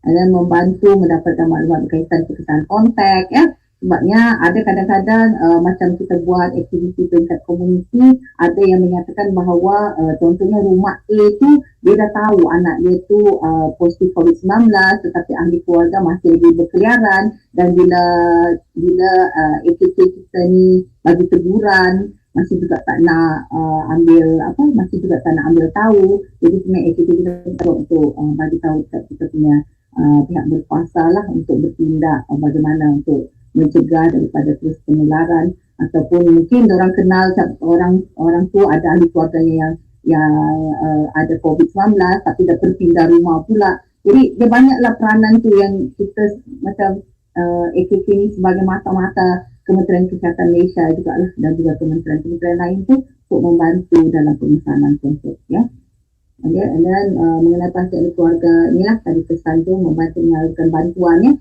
Kalau dekat Matma dia kata kalau bantuan-bantuan kebajikan kepada mangsa lah, sebab banyak kadang-kadang orang yang turun ke lokaliti untuk memberikan bantuan Okay. Dan memberi sokongan sosial kepada ahli keluarga yang terkesan di komuniti setempat. Kadang-kadang bantuan tu tak semestinya dari segi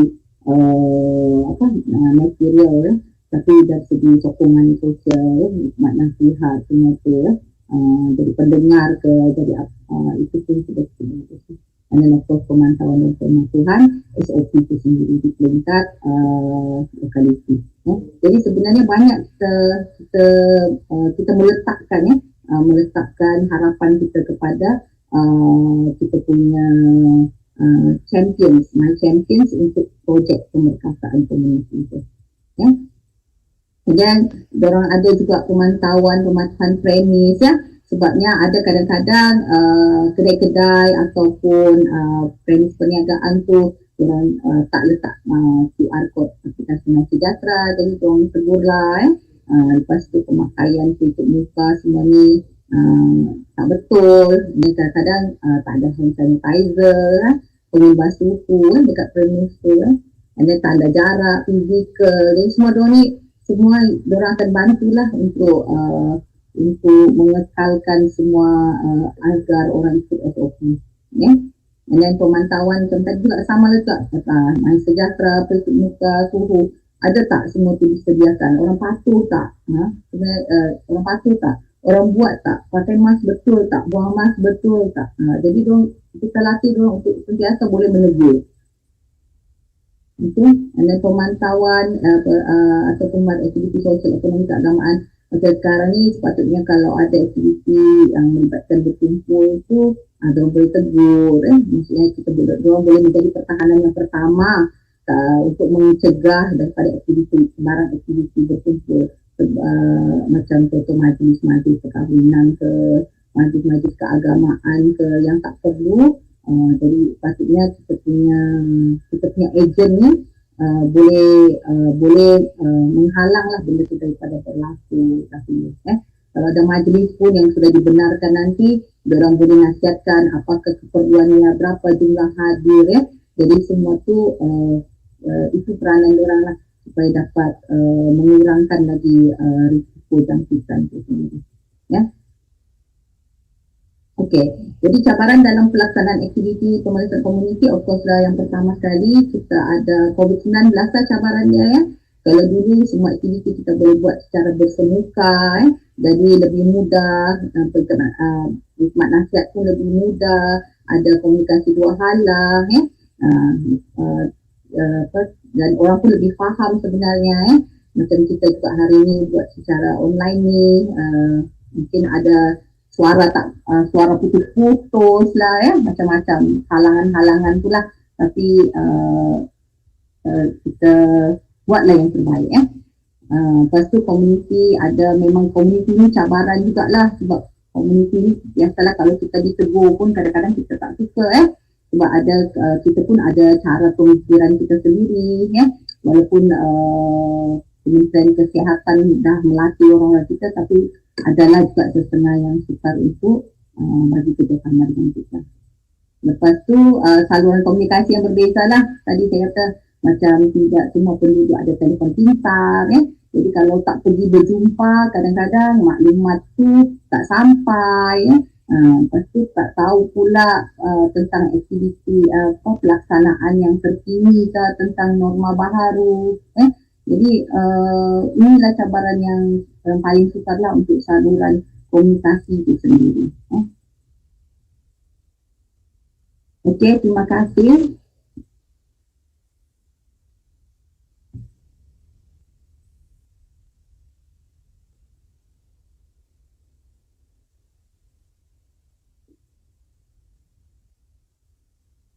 Ada apa-apa? Dr. Yasmin, boleh rujuk pada soalan di chatting. Oh ya, sekejap ya. Ni, apa tu? Ya, saya cari. Saya mulakan daripada mana? Okey. Oh, slide. Oh, okey dah. Macam mana SOP penjagaan pesakit COVID yang teruk disebabkan oleh penyakitnya yang lain?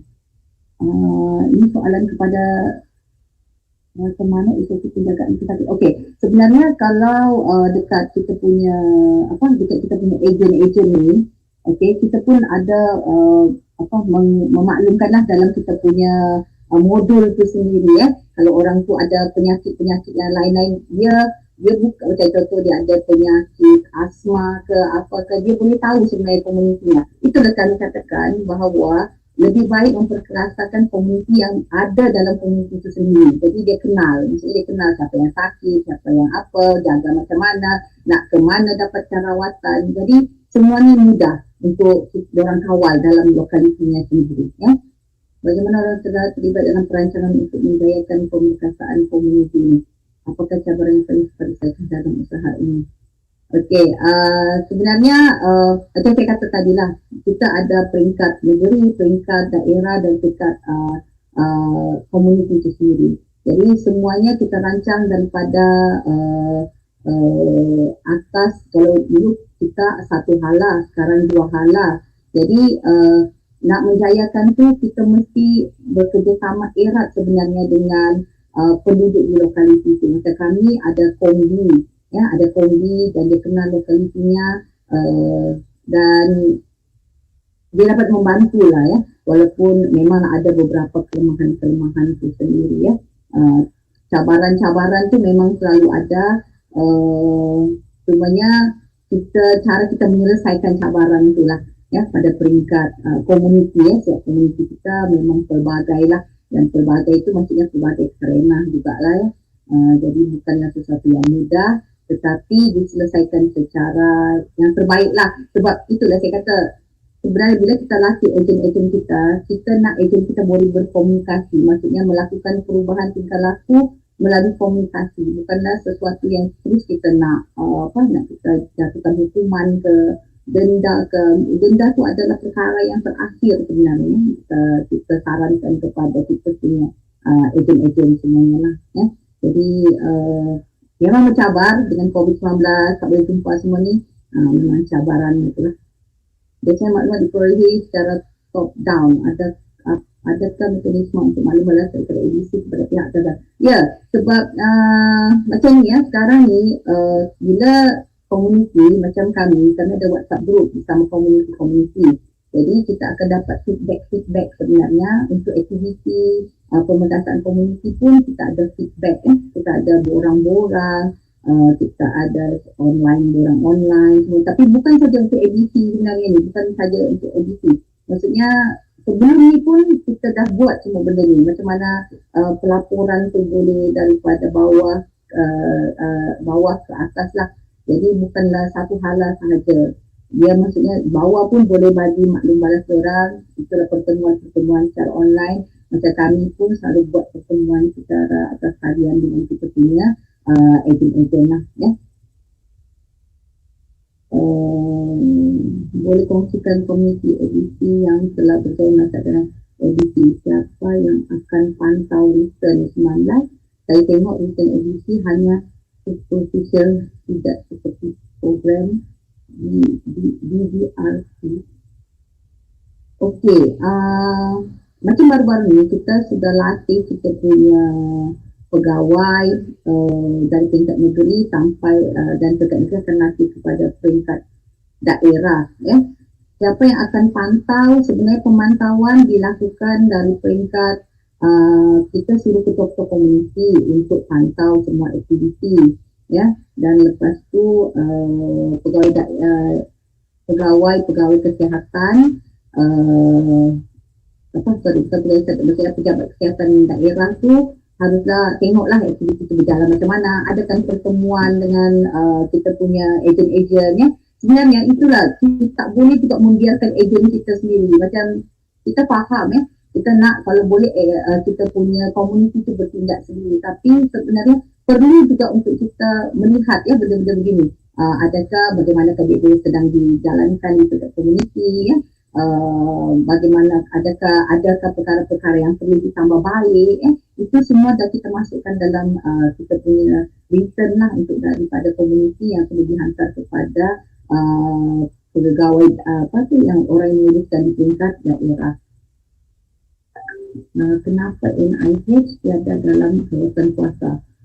Okey, yang ini sebabnya pada permulaan kawasan puasa tu kita memikirkan semua yang ada yang ada ejen, yang ada ejen, yang mana ejen-ejen ni boleh terus dilatih oleh orang-orang yang dekat dengan ejen itu sendiri. Okey, tapi cara lain yang baik mungkin selepas ni kita bolehlah melibatkan sekali mana-mana pihak yang lain-lain lah. Kita bukannya tertutup tak ada. Maksudnya sekiranya ada lagi yang sudi bersama-sama dengan kita, kita pun kita sukalah untuk semua untuk bersama-sama kita. Jadi senang, kita banyak kita ramai, kerja pun lebih macam kita boleh tahu apa sebenarnya kekurangan lagi. Ni aktiviti ongoing atau baru nak start? Actually semua aktiviti is ongoing daripada last year lagi. Cumanya aktiviti kadang-kadang ada yang perlu ditambah baik dari masa ke semasa. Okey, macam yang dulu kita ada pembudayaan norma baru. Okey, kita pun dah latih kita punya ejen untuk dia bercakap tentang pembudayaan norma baru semua tu. Okey, lepas tu datang pula pemerkasaan komuniti yang mengatakan bahawa kita perlu lebih spesifik dengan penghasilan modul semua tu. Jadi kita pun ajarlah, kita pun hasilkan modul yang mana ketua-ketua komuniti semua boleh pakai modul tu untuk menjaga aktiviti pada peringkat lokaliti masing-masing. Apakah indikator yang digunakan untuk mengukur kejayaan program ini? Okey, sebenarnya kalau ikutkan kita nak paling indikator paling bagus sebenarnya adalah kita berjaya menurunkan kes COVID-19 sebenarnya. Kita nak tengok contohnya berapa banyak kes setelah ejen dilatih, berapa banyak dah dia buat aktiviti dan aktivitinya tu telah menunjukkan bahawa kes berjaya dikurangkan. Tetapi kalau ikutkan Natma, kita hanya perlu tahu berapa banyak aktiviti dijalankan, ya. Sebabnya kita nak memperkasakan komuniti kita, ya, dalam membantu kita bersama-sama dengan kita, ya, untuk mengurangkan kes COVID-19. Jadi buat masa sekarang memang aktiviti itu banyak dijalankan. Memang kita buat agensi kita buat banyak sangat aktiviti. Tetapi untuk perubahan perilaku macam tuan-tuan dan perempuan tak tahulah, kita boleh memberi maklumat, boleh memberi kaedah, tetapi masih lagi terpulang kepada komuniti itu untuk sama ada nak diorang nak ikut ke tak nak ikut ke, itu sesuatu yang kita tidak boleh nafikan sebenarnya, ya. Tapi kejayaan kita dalam mendidik, dalam memberi maklumat memang itu dah berjaya, ya. Sama ada perubahan tu nak datang atau tidak pada peringkat individu itu sendiri, itu adalah persoalan yang seterusnya, ya. Okey, tapi kita berusaha bersama-sama komuniti dengan bantuan komuniti untuk mengurangkan kes ini. Okay, mengapa di tingkat negeri dan tingkat daerah tiada penglibatan bagi keadilan negeri? Okey, itulah kalau kita ikutkan pada awal-awal sekali macam saya bentangkan tadi, ya, sepatutnya dia adalah diketuai oleh pegawai daerah sebenarnya, ya. Sebenarnya kalau mesyuarat bersama Natma, pegawai daerah sepatutnya menyelaras benda ni bersama-sama dengan Kementerian Kesihatan. Maksudnya dia kena panggil semua ejen-ejen tu ataupun agensi-agensi yang ada di lokaliti tu untuk bersama-sama menjayakan program pemerkasaan komuniti, ya. Jadi kalau seandainya macam ada daerah yang mendengar, sebab kalau yang cantiknya memang dia punya yang paling cantik adalah pegawai daerah, panggil semua agensi-agensi di daerah, bermesyuarat, buat aktiviti. Tetapi kalau seandainya itu tidak boleh dijalankan, yang sekarang yang Kementerian Kesihatan buat adalah kita yang pergi berjumpa, kita berjumpa dengan agensi lain yang ada di daerah juga atau di lokaliti itu untuk bersama-sama dengan kita, ya. Kita dah tak boleh tunggu dah. Maksudnya kalau tak ada, kita bertindak. Kalau ada pegawai daerah terlepas pandang, kita lah jumpa dengan orang, macam tu. Kalau ada pegawai daerah yang buat bersama-sama kita buatlah bersama-sama, macam tu. Jangan kita tunggu-tunggulah misalnya, ya. The community agents are all on voluntary basis. Yes, all voluntaries. Okay. My champion ni boleh ke bergerak kalau ada. Okay, itulah saya cakap tadi. PKP memang kita semua buat secara pergerakan virtual lah. Bukannya kita cakap tak boleh. Boleh. Kalau misalnya boleh dilakukan secara virtual. Macam inilah sekarang. Kita pun banyak macam, itulah saya sekali lagi, saya boleh contohkan sebagai kombi lah sebab kita biasa bekerja dengan kombi. Jadi memang pun kita ada aktiviti-aktiviti di atas talian, komuniti buat di kalangan mereka sendiri, ya, yang berkaitan untuk memperkasa komunitinya. Jadi boleh sebenarnya, ya, tapi walaupun bergerak secara virtual, ya. Masalah terkini yang hangat dibahaskan ialah saudara-saudara yang tidak dibayar dan kenderaan makan dan lain-lain sambungan sendiri berbanding sukarelawan lain. Ada apa-apa update berkenaan isu ini? Okey, kalau tuan-tuan dan puan-puan tahu, ya, waktu mula-mula sekali kami dekat kementerian ni pun adalah kami disuruh senaraikan apakah insentif-insentif yang kita nak bagi kepada ejen-ejen Kementerian Kesihatan Malaysia. Tetapi itu adalah di luar bidang kuasa saya lah untuk berkata-kata, ya.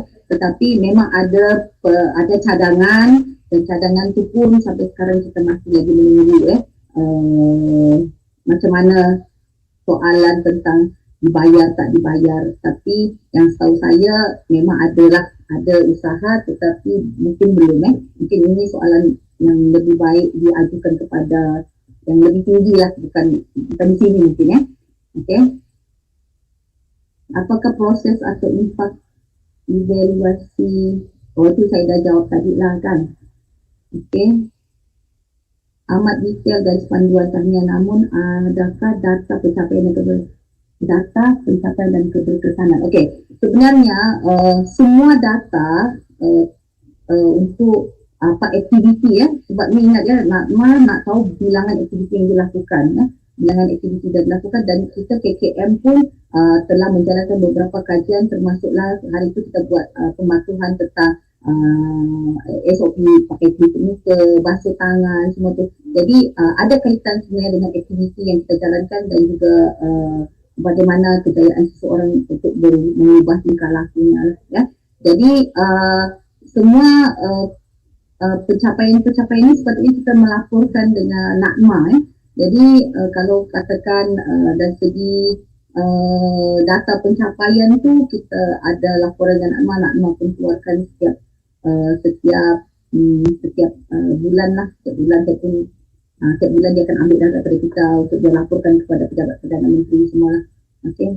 Jadi kalau nak tahu keberkesanan, iaitu melalui tinjauan-tinjauan lah. Kalau macam sekarang pun kita ada tinjauan untuk vaksin, orang semua tahu vaksin COVID itu apa, orang semua nak tahu apakah kesan sampingannya. Jadi kita adalah buat tentang benda-benda untuk melihat keberkesanan. Kita buat semua ni lah pemberkasaan komuniti. Adakah perubahan tingkah laku yang amat penting memberikan merancang untuk menambah jawatan behavioral scientist? Ya, kalau ikutkan dari segi perubahan tingkah laku ni, kita memang memerlukan banyak lagi lah pejawatan yang mana kita memang dekat dengan komuniti itu sendiri ya, untuk menjalankan aktiviti bersama-sama ya. Jadi macam sekarang pun pendidikan kesihatan pun taklah ramai seperti yang kita tahu ya. Jadi kalau misalnya dapat kita tambahkan yang berkaitan dengan behavioral science ni, sebenarnya bila kita dapat bekerja dekat dengan komuniti itu, memahami komuniti itu sendiri ya, memahami keperluan komuniti itu sebenarnya sesuatu yang lebih baik lah, dan perlu dipandang lebih serius sebenarnya oleh kementerian sendiri lah ya, bagaimana menambahkan dia lah. Okay, KKM ada talian hotline tak untuk bantu pesakit atau waris dapatkan maklumat what to do next. Talian PKD selalu busy. Okey, yang ini hotline yang saya tahu bantuan semuanya memang hotline yang sedia ada lah. Saya pun setakat ni tak ada lagi lah yang lain-lain. Macam yang untuk psikososial tu ada Kalau bantuan untuk sakit waris ni, itu saya pun kurang pastilah kalau ada sebab saya kalau bahagian pendidikan pun kita tak ada hotline macam ni lah. How do you on information overload? Public usually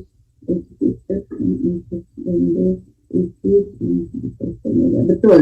Okey, Cik Anis memang betul ya, banyak kita terima, tetapi kita menggunakan pendekatan komunikasi risiko lah. Kita akan siasat ya, kita akan maklumkan jika perkara itu benar ke tidak benar ke ya.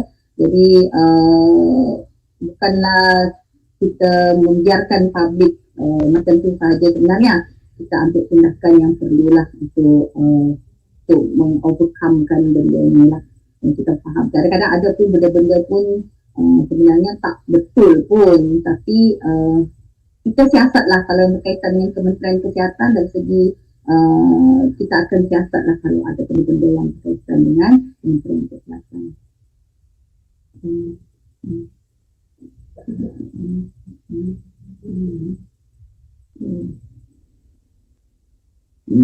Siti Nurbaya Syahir, saya tak faham lah apa tu. Okey, adakah melibatkan influencer seperti artis-artis sebagai ejen edisi? Okey, sekarang ni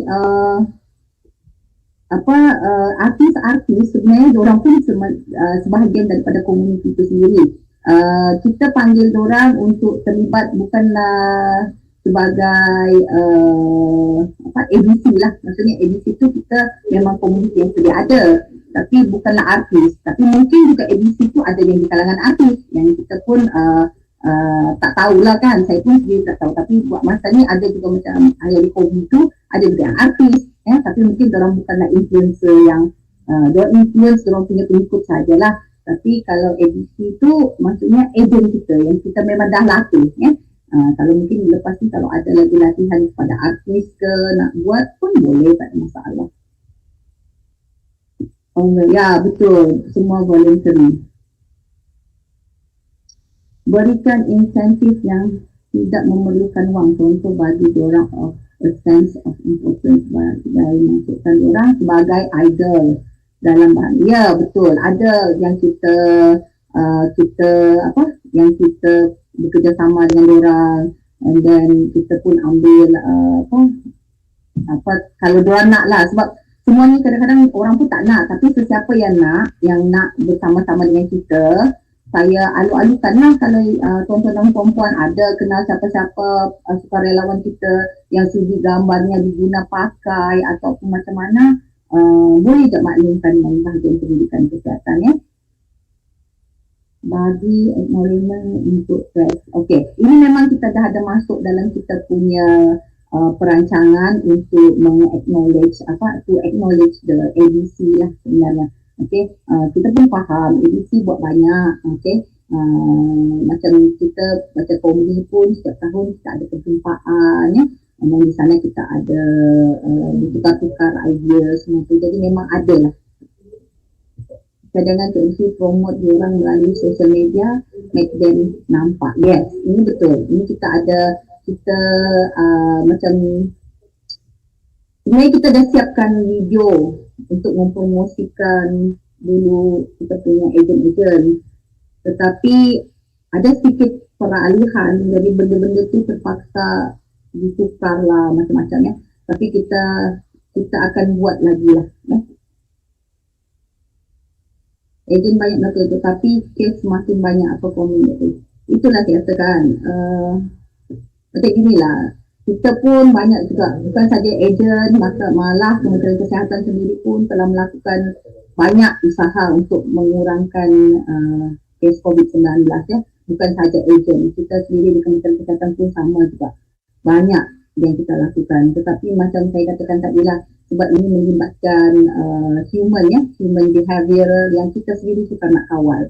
Jadi Anis Anis yang berputus asa lah. Kita teruskan perjuangan kita lah, itu yang boleh katakan ya, bukan mudah.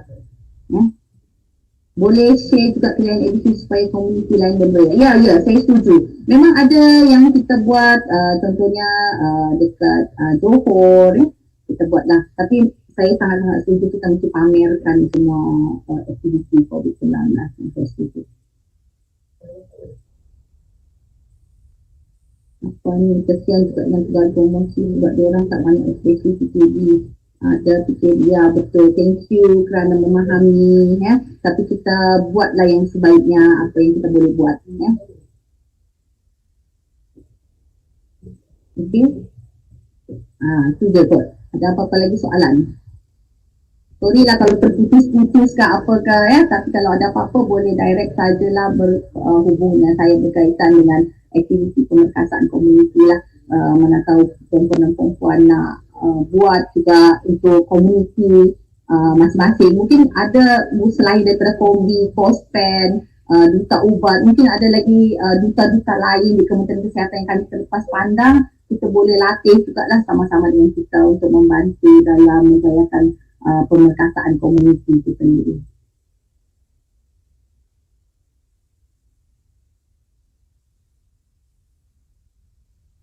Ya, ada apa-apa lagi?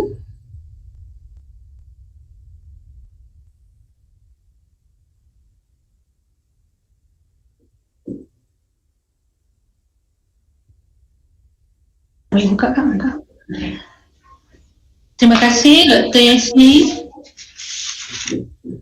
yang menjawab soalan-soalan daripada para peserta. Boleh Dr. Yasmin berikan kesimpulan 1-2 minit kerana kita masih ada masa lagi. Oh, ni ada soalan ni.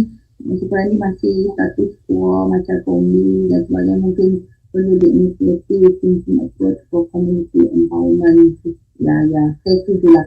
Okay, mungkin ada orang ginilah sebab kadang-kadang yang jadi ahli kombi pospen tu ada orang suka tak suka kan, tapi mungkin ketua kampung suka. Jadi aktiviti-aktiviti bukan sajalah kita perkasakan pengikut saja, malahan kita bernasihat kepada semua pegawai daerah kita kalau misalnya ada lain-lain orang perseorangan ke yang dipercayai oleh masyarakat, kita pun panggil saja untuk menyertai kita punya aktiviti lah. Ya. Cumanya itulah saja saya nak buat kesimpulan di sini bahawa aktiviti pemerkasaan komuniti ini memang ada dan ongoing sehinggalah ke hari ini. Ya.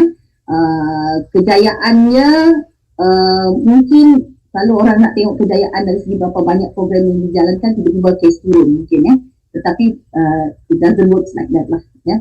Okay, memang banyak lagi yang kita perlu lakukan, tetapi kita sebagai health educator, semua tuan-tuan dan puan-puan pun sebagai walaupun bukan pegawai pendidikan kesihatan, tetapi bersama-sama juga mendidik masyarakat ya untuk satu program dalam pengurangan bukan saja persediaan bukan saja untuk COVID-19, malahan untuk lain-lain pandemik pada masa hadapan. Jadi kita bersyukurlah kita dah mulakan pada hari ini untuk persediaan di masa hadapan. Itu yang saya boleh katakan. Terima kasih. Okay. Terima kasih Dr. Yasin. Begitulah betapa pentingnya peranan masyarakat di luar sana dalam memutuskan rantaian jangkitan COVID-19 dan seterusnya dapat melandaikan keluk pandemik COVID-19 insya-Allah.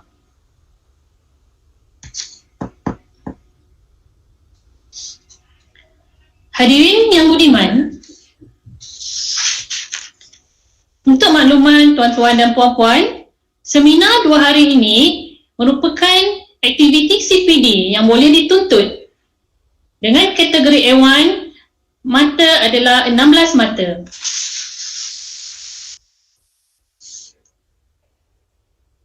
Hadirin yang dihormati, hadirin yang dikasihi, kita telah pun berada di penghujung seminar. Saya, Dr. Wafa Isa, mewakili Jawatan Kuasa Virtual Public Health Seminar 2021, merakamkan ucapan terima kasih kepada semua penceramah atas segala perkongsian ilmu dan perkongsian pengalaman yang amat penting dan berguna sepanjang pengurusan pandemik COVID-19. Bertepatan dengan tema seminar kali ini, Public Health Fraternity, The Ray of Hope in the Pandemic, pihak jawatankuasa dan juga bahagian perkembangan kesihatan awam ingin mengucapkan setinggi penghargaan dan tahniah kepada semua peserta yang semestinya anda semua terlibat dalam pengurusan pandemik COVID-19. Ayolah kita meneruskan langkah, saling bantu-membantu dan apa yang penting, kerjasama ya, sebagai satu persaudaraan Public Health Fraternity. Terima kasih juga buat semua peserta yang menyertai kami setia sehingga ke saat ini. Pihak majlis juga ingin mengucapkan terima kasih kepada semua pihak yang terlibat secara langsung atau tidak langsung dalam penganjuran seminar ini. Saya mewakili Jawatankuasa Seminar ingin memohon maaf atas segala kekurangan, segala kesilapan sepanjang seminar ini dikendalikan. Sebelum anda memutuskan pautan ini, sudilah kiranya semua menyaksikan persembahan pendek penutup kami. Akhir kata, sekian wabillahi taufiq wal hidayah. Wassalamualaikum warahmatullahi wabarakatuh. Terima kasih dan kita berjumpa lagi insya-Allah.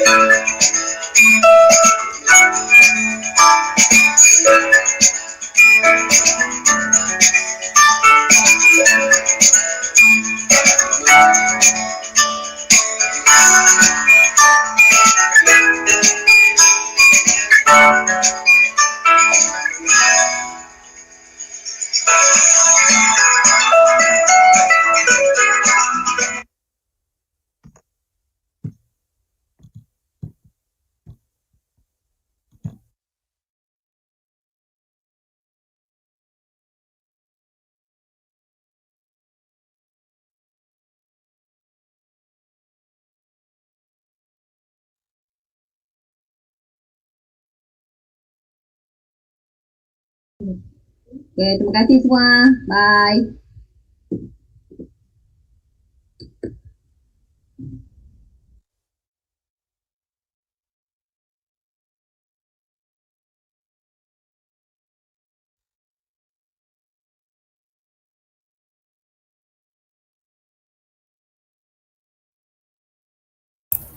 Terima kasih semua. Jumpa lagi.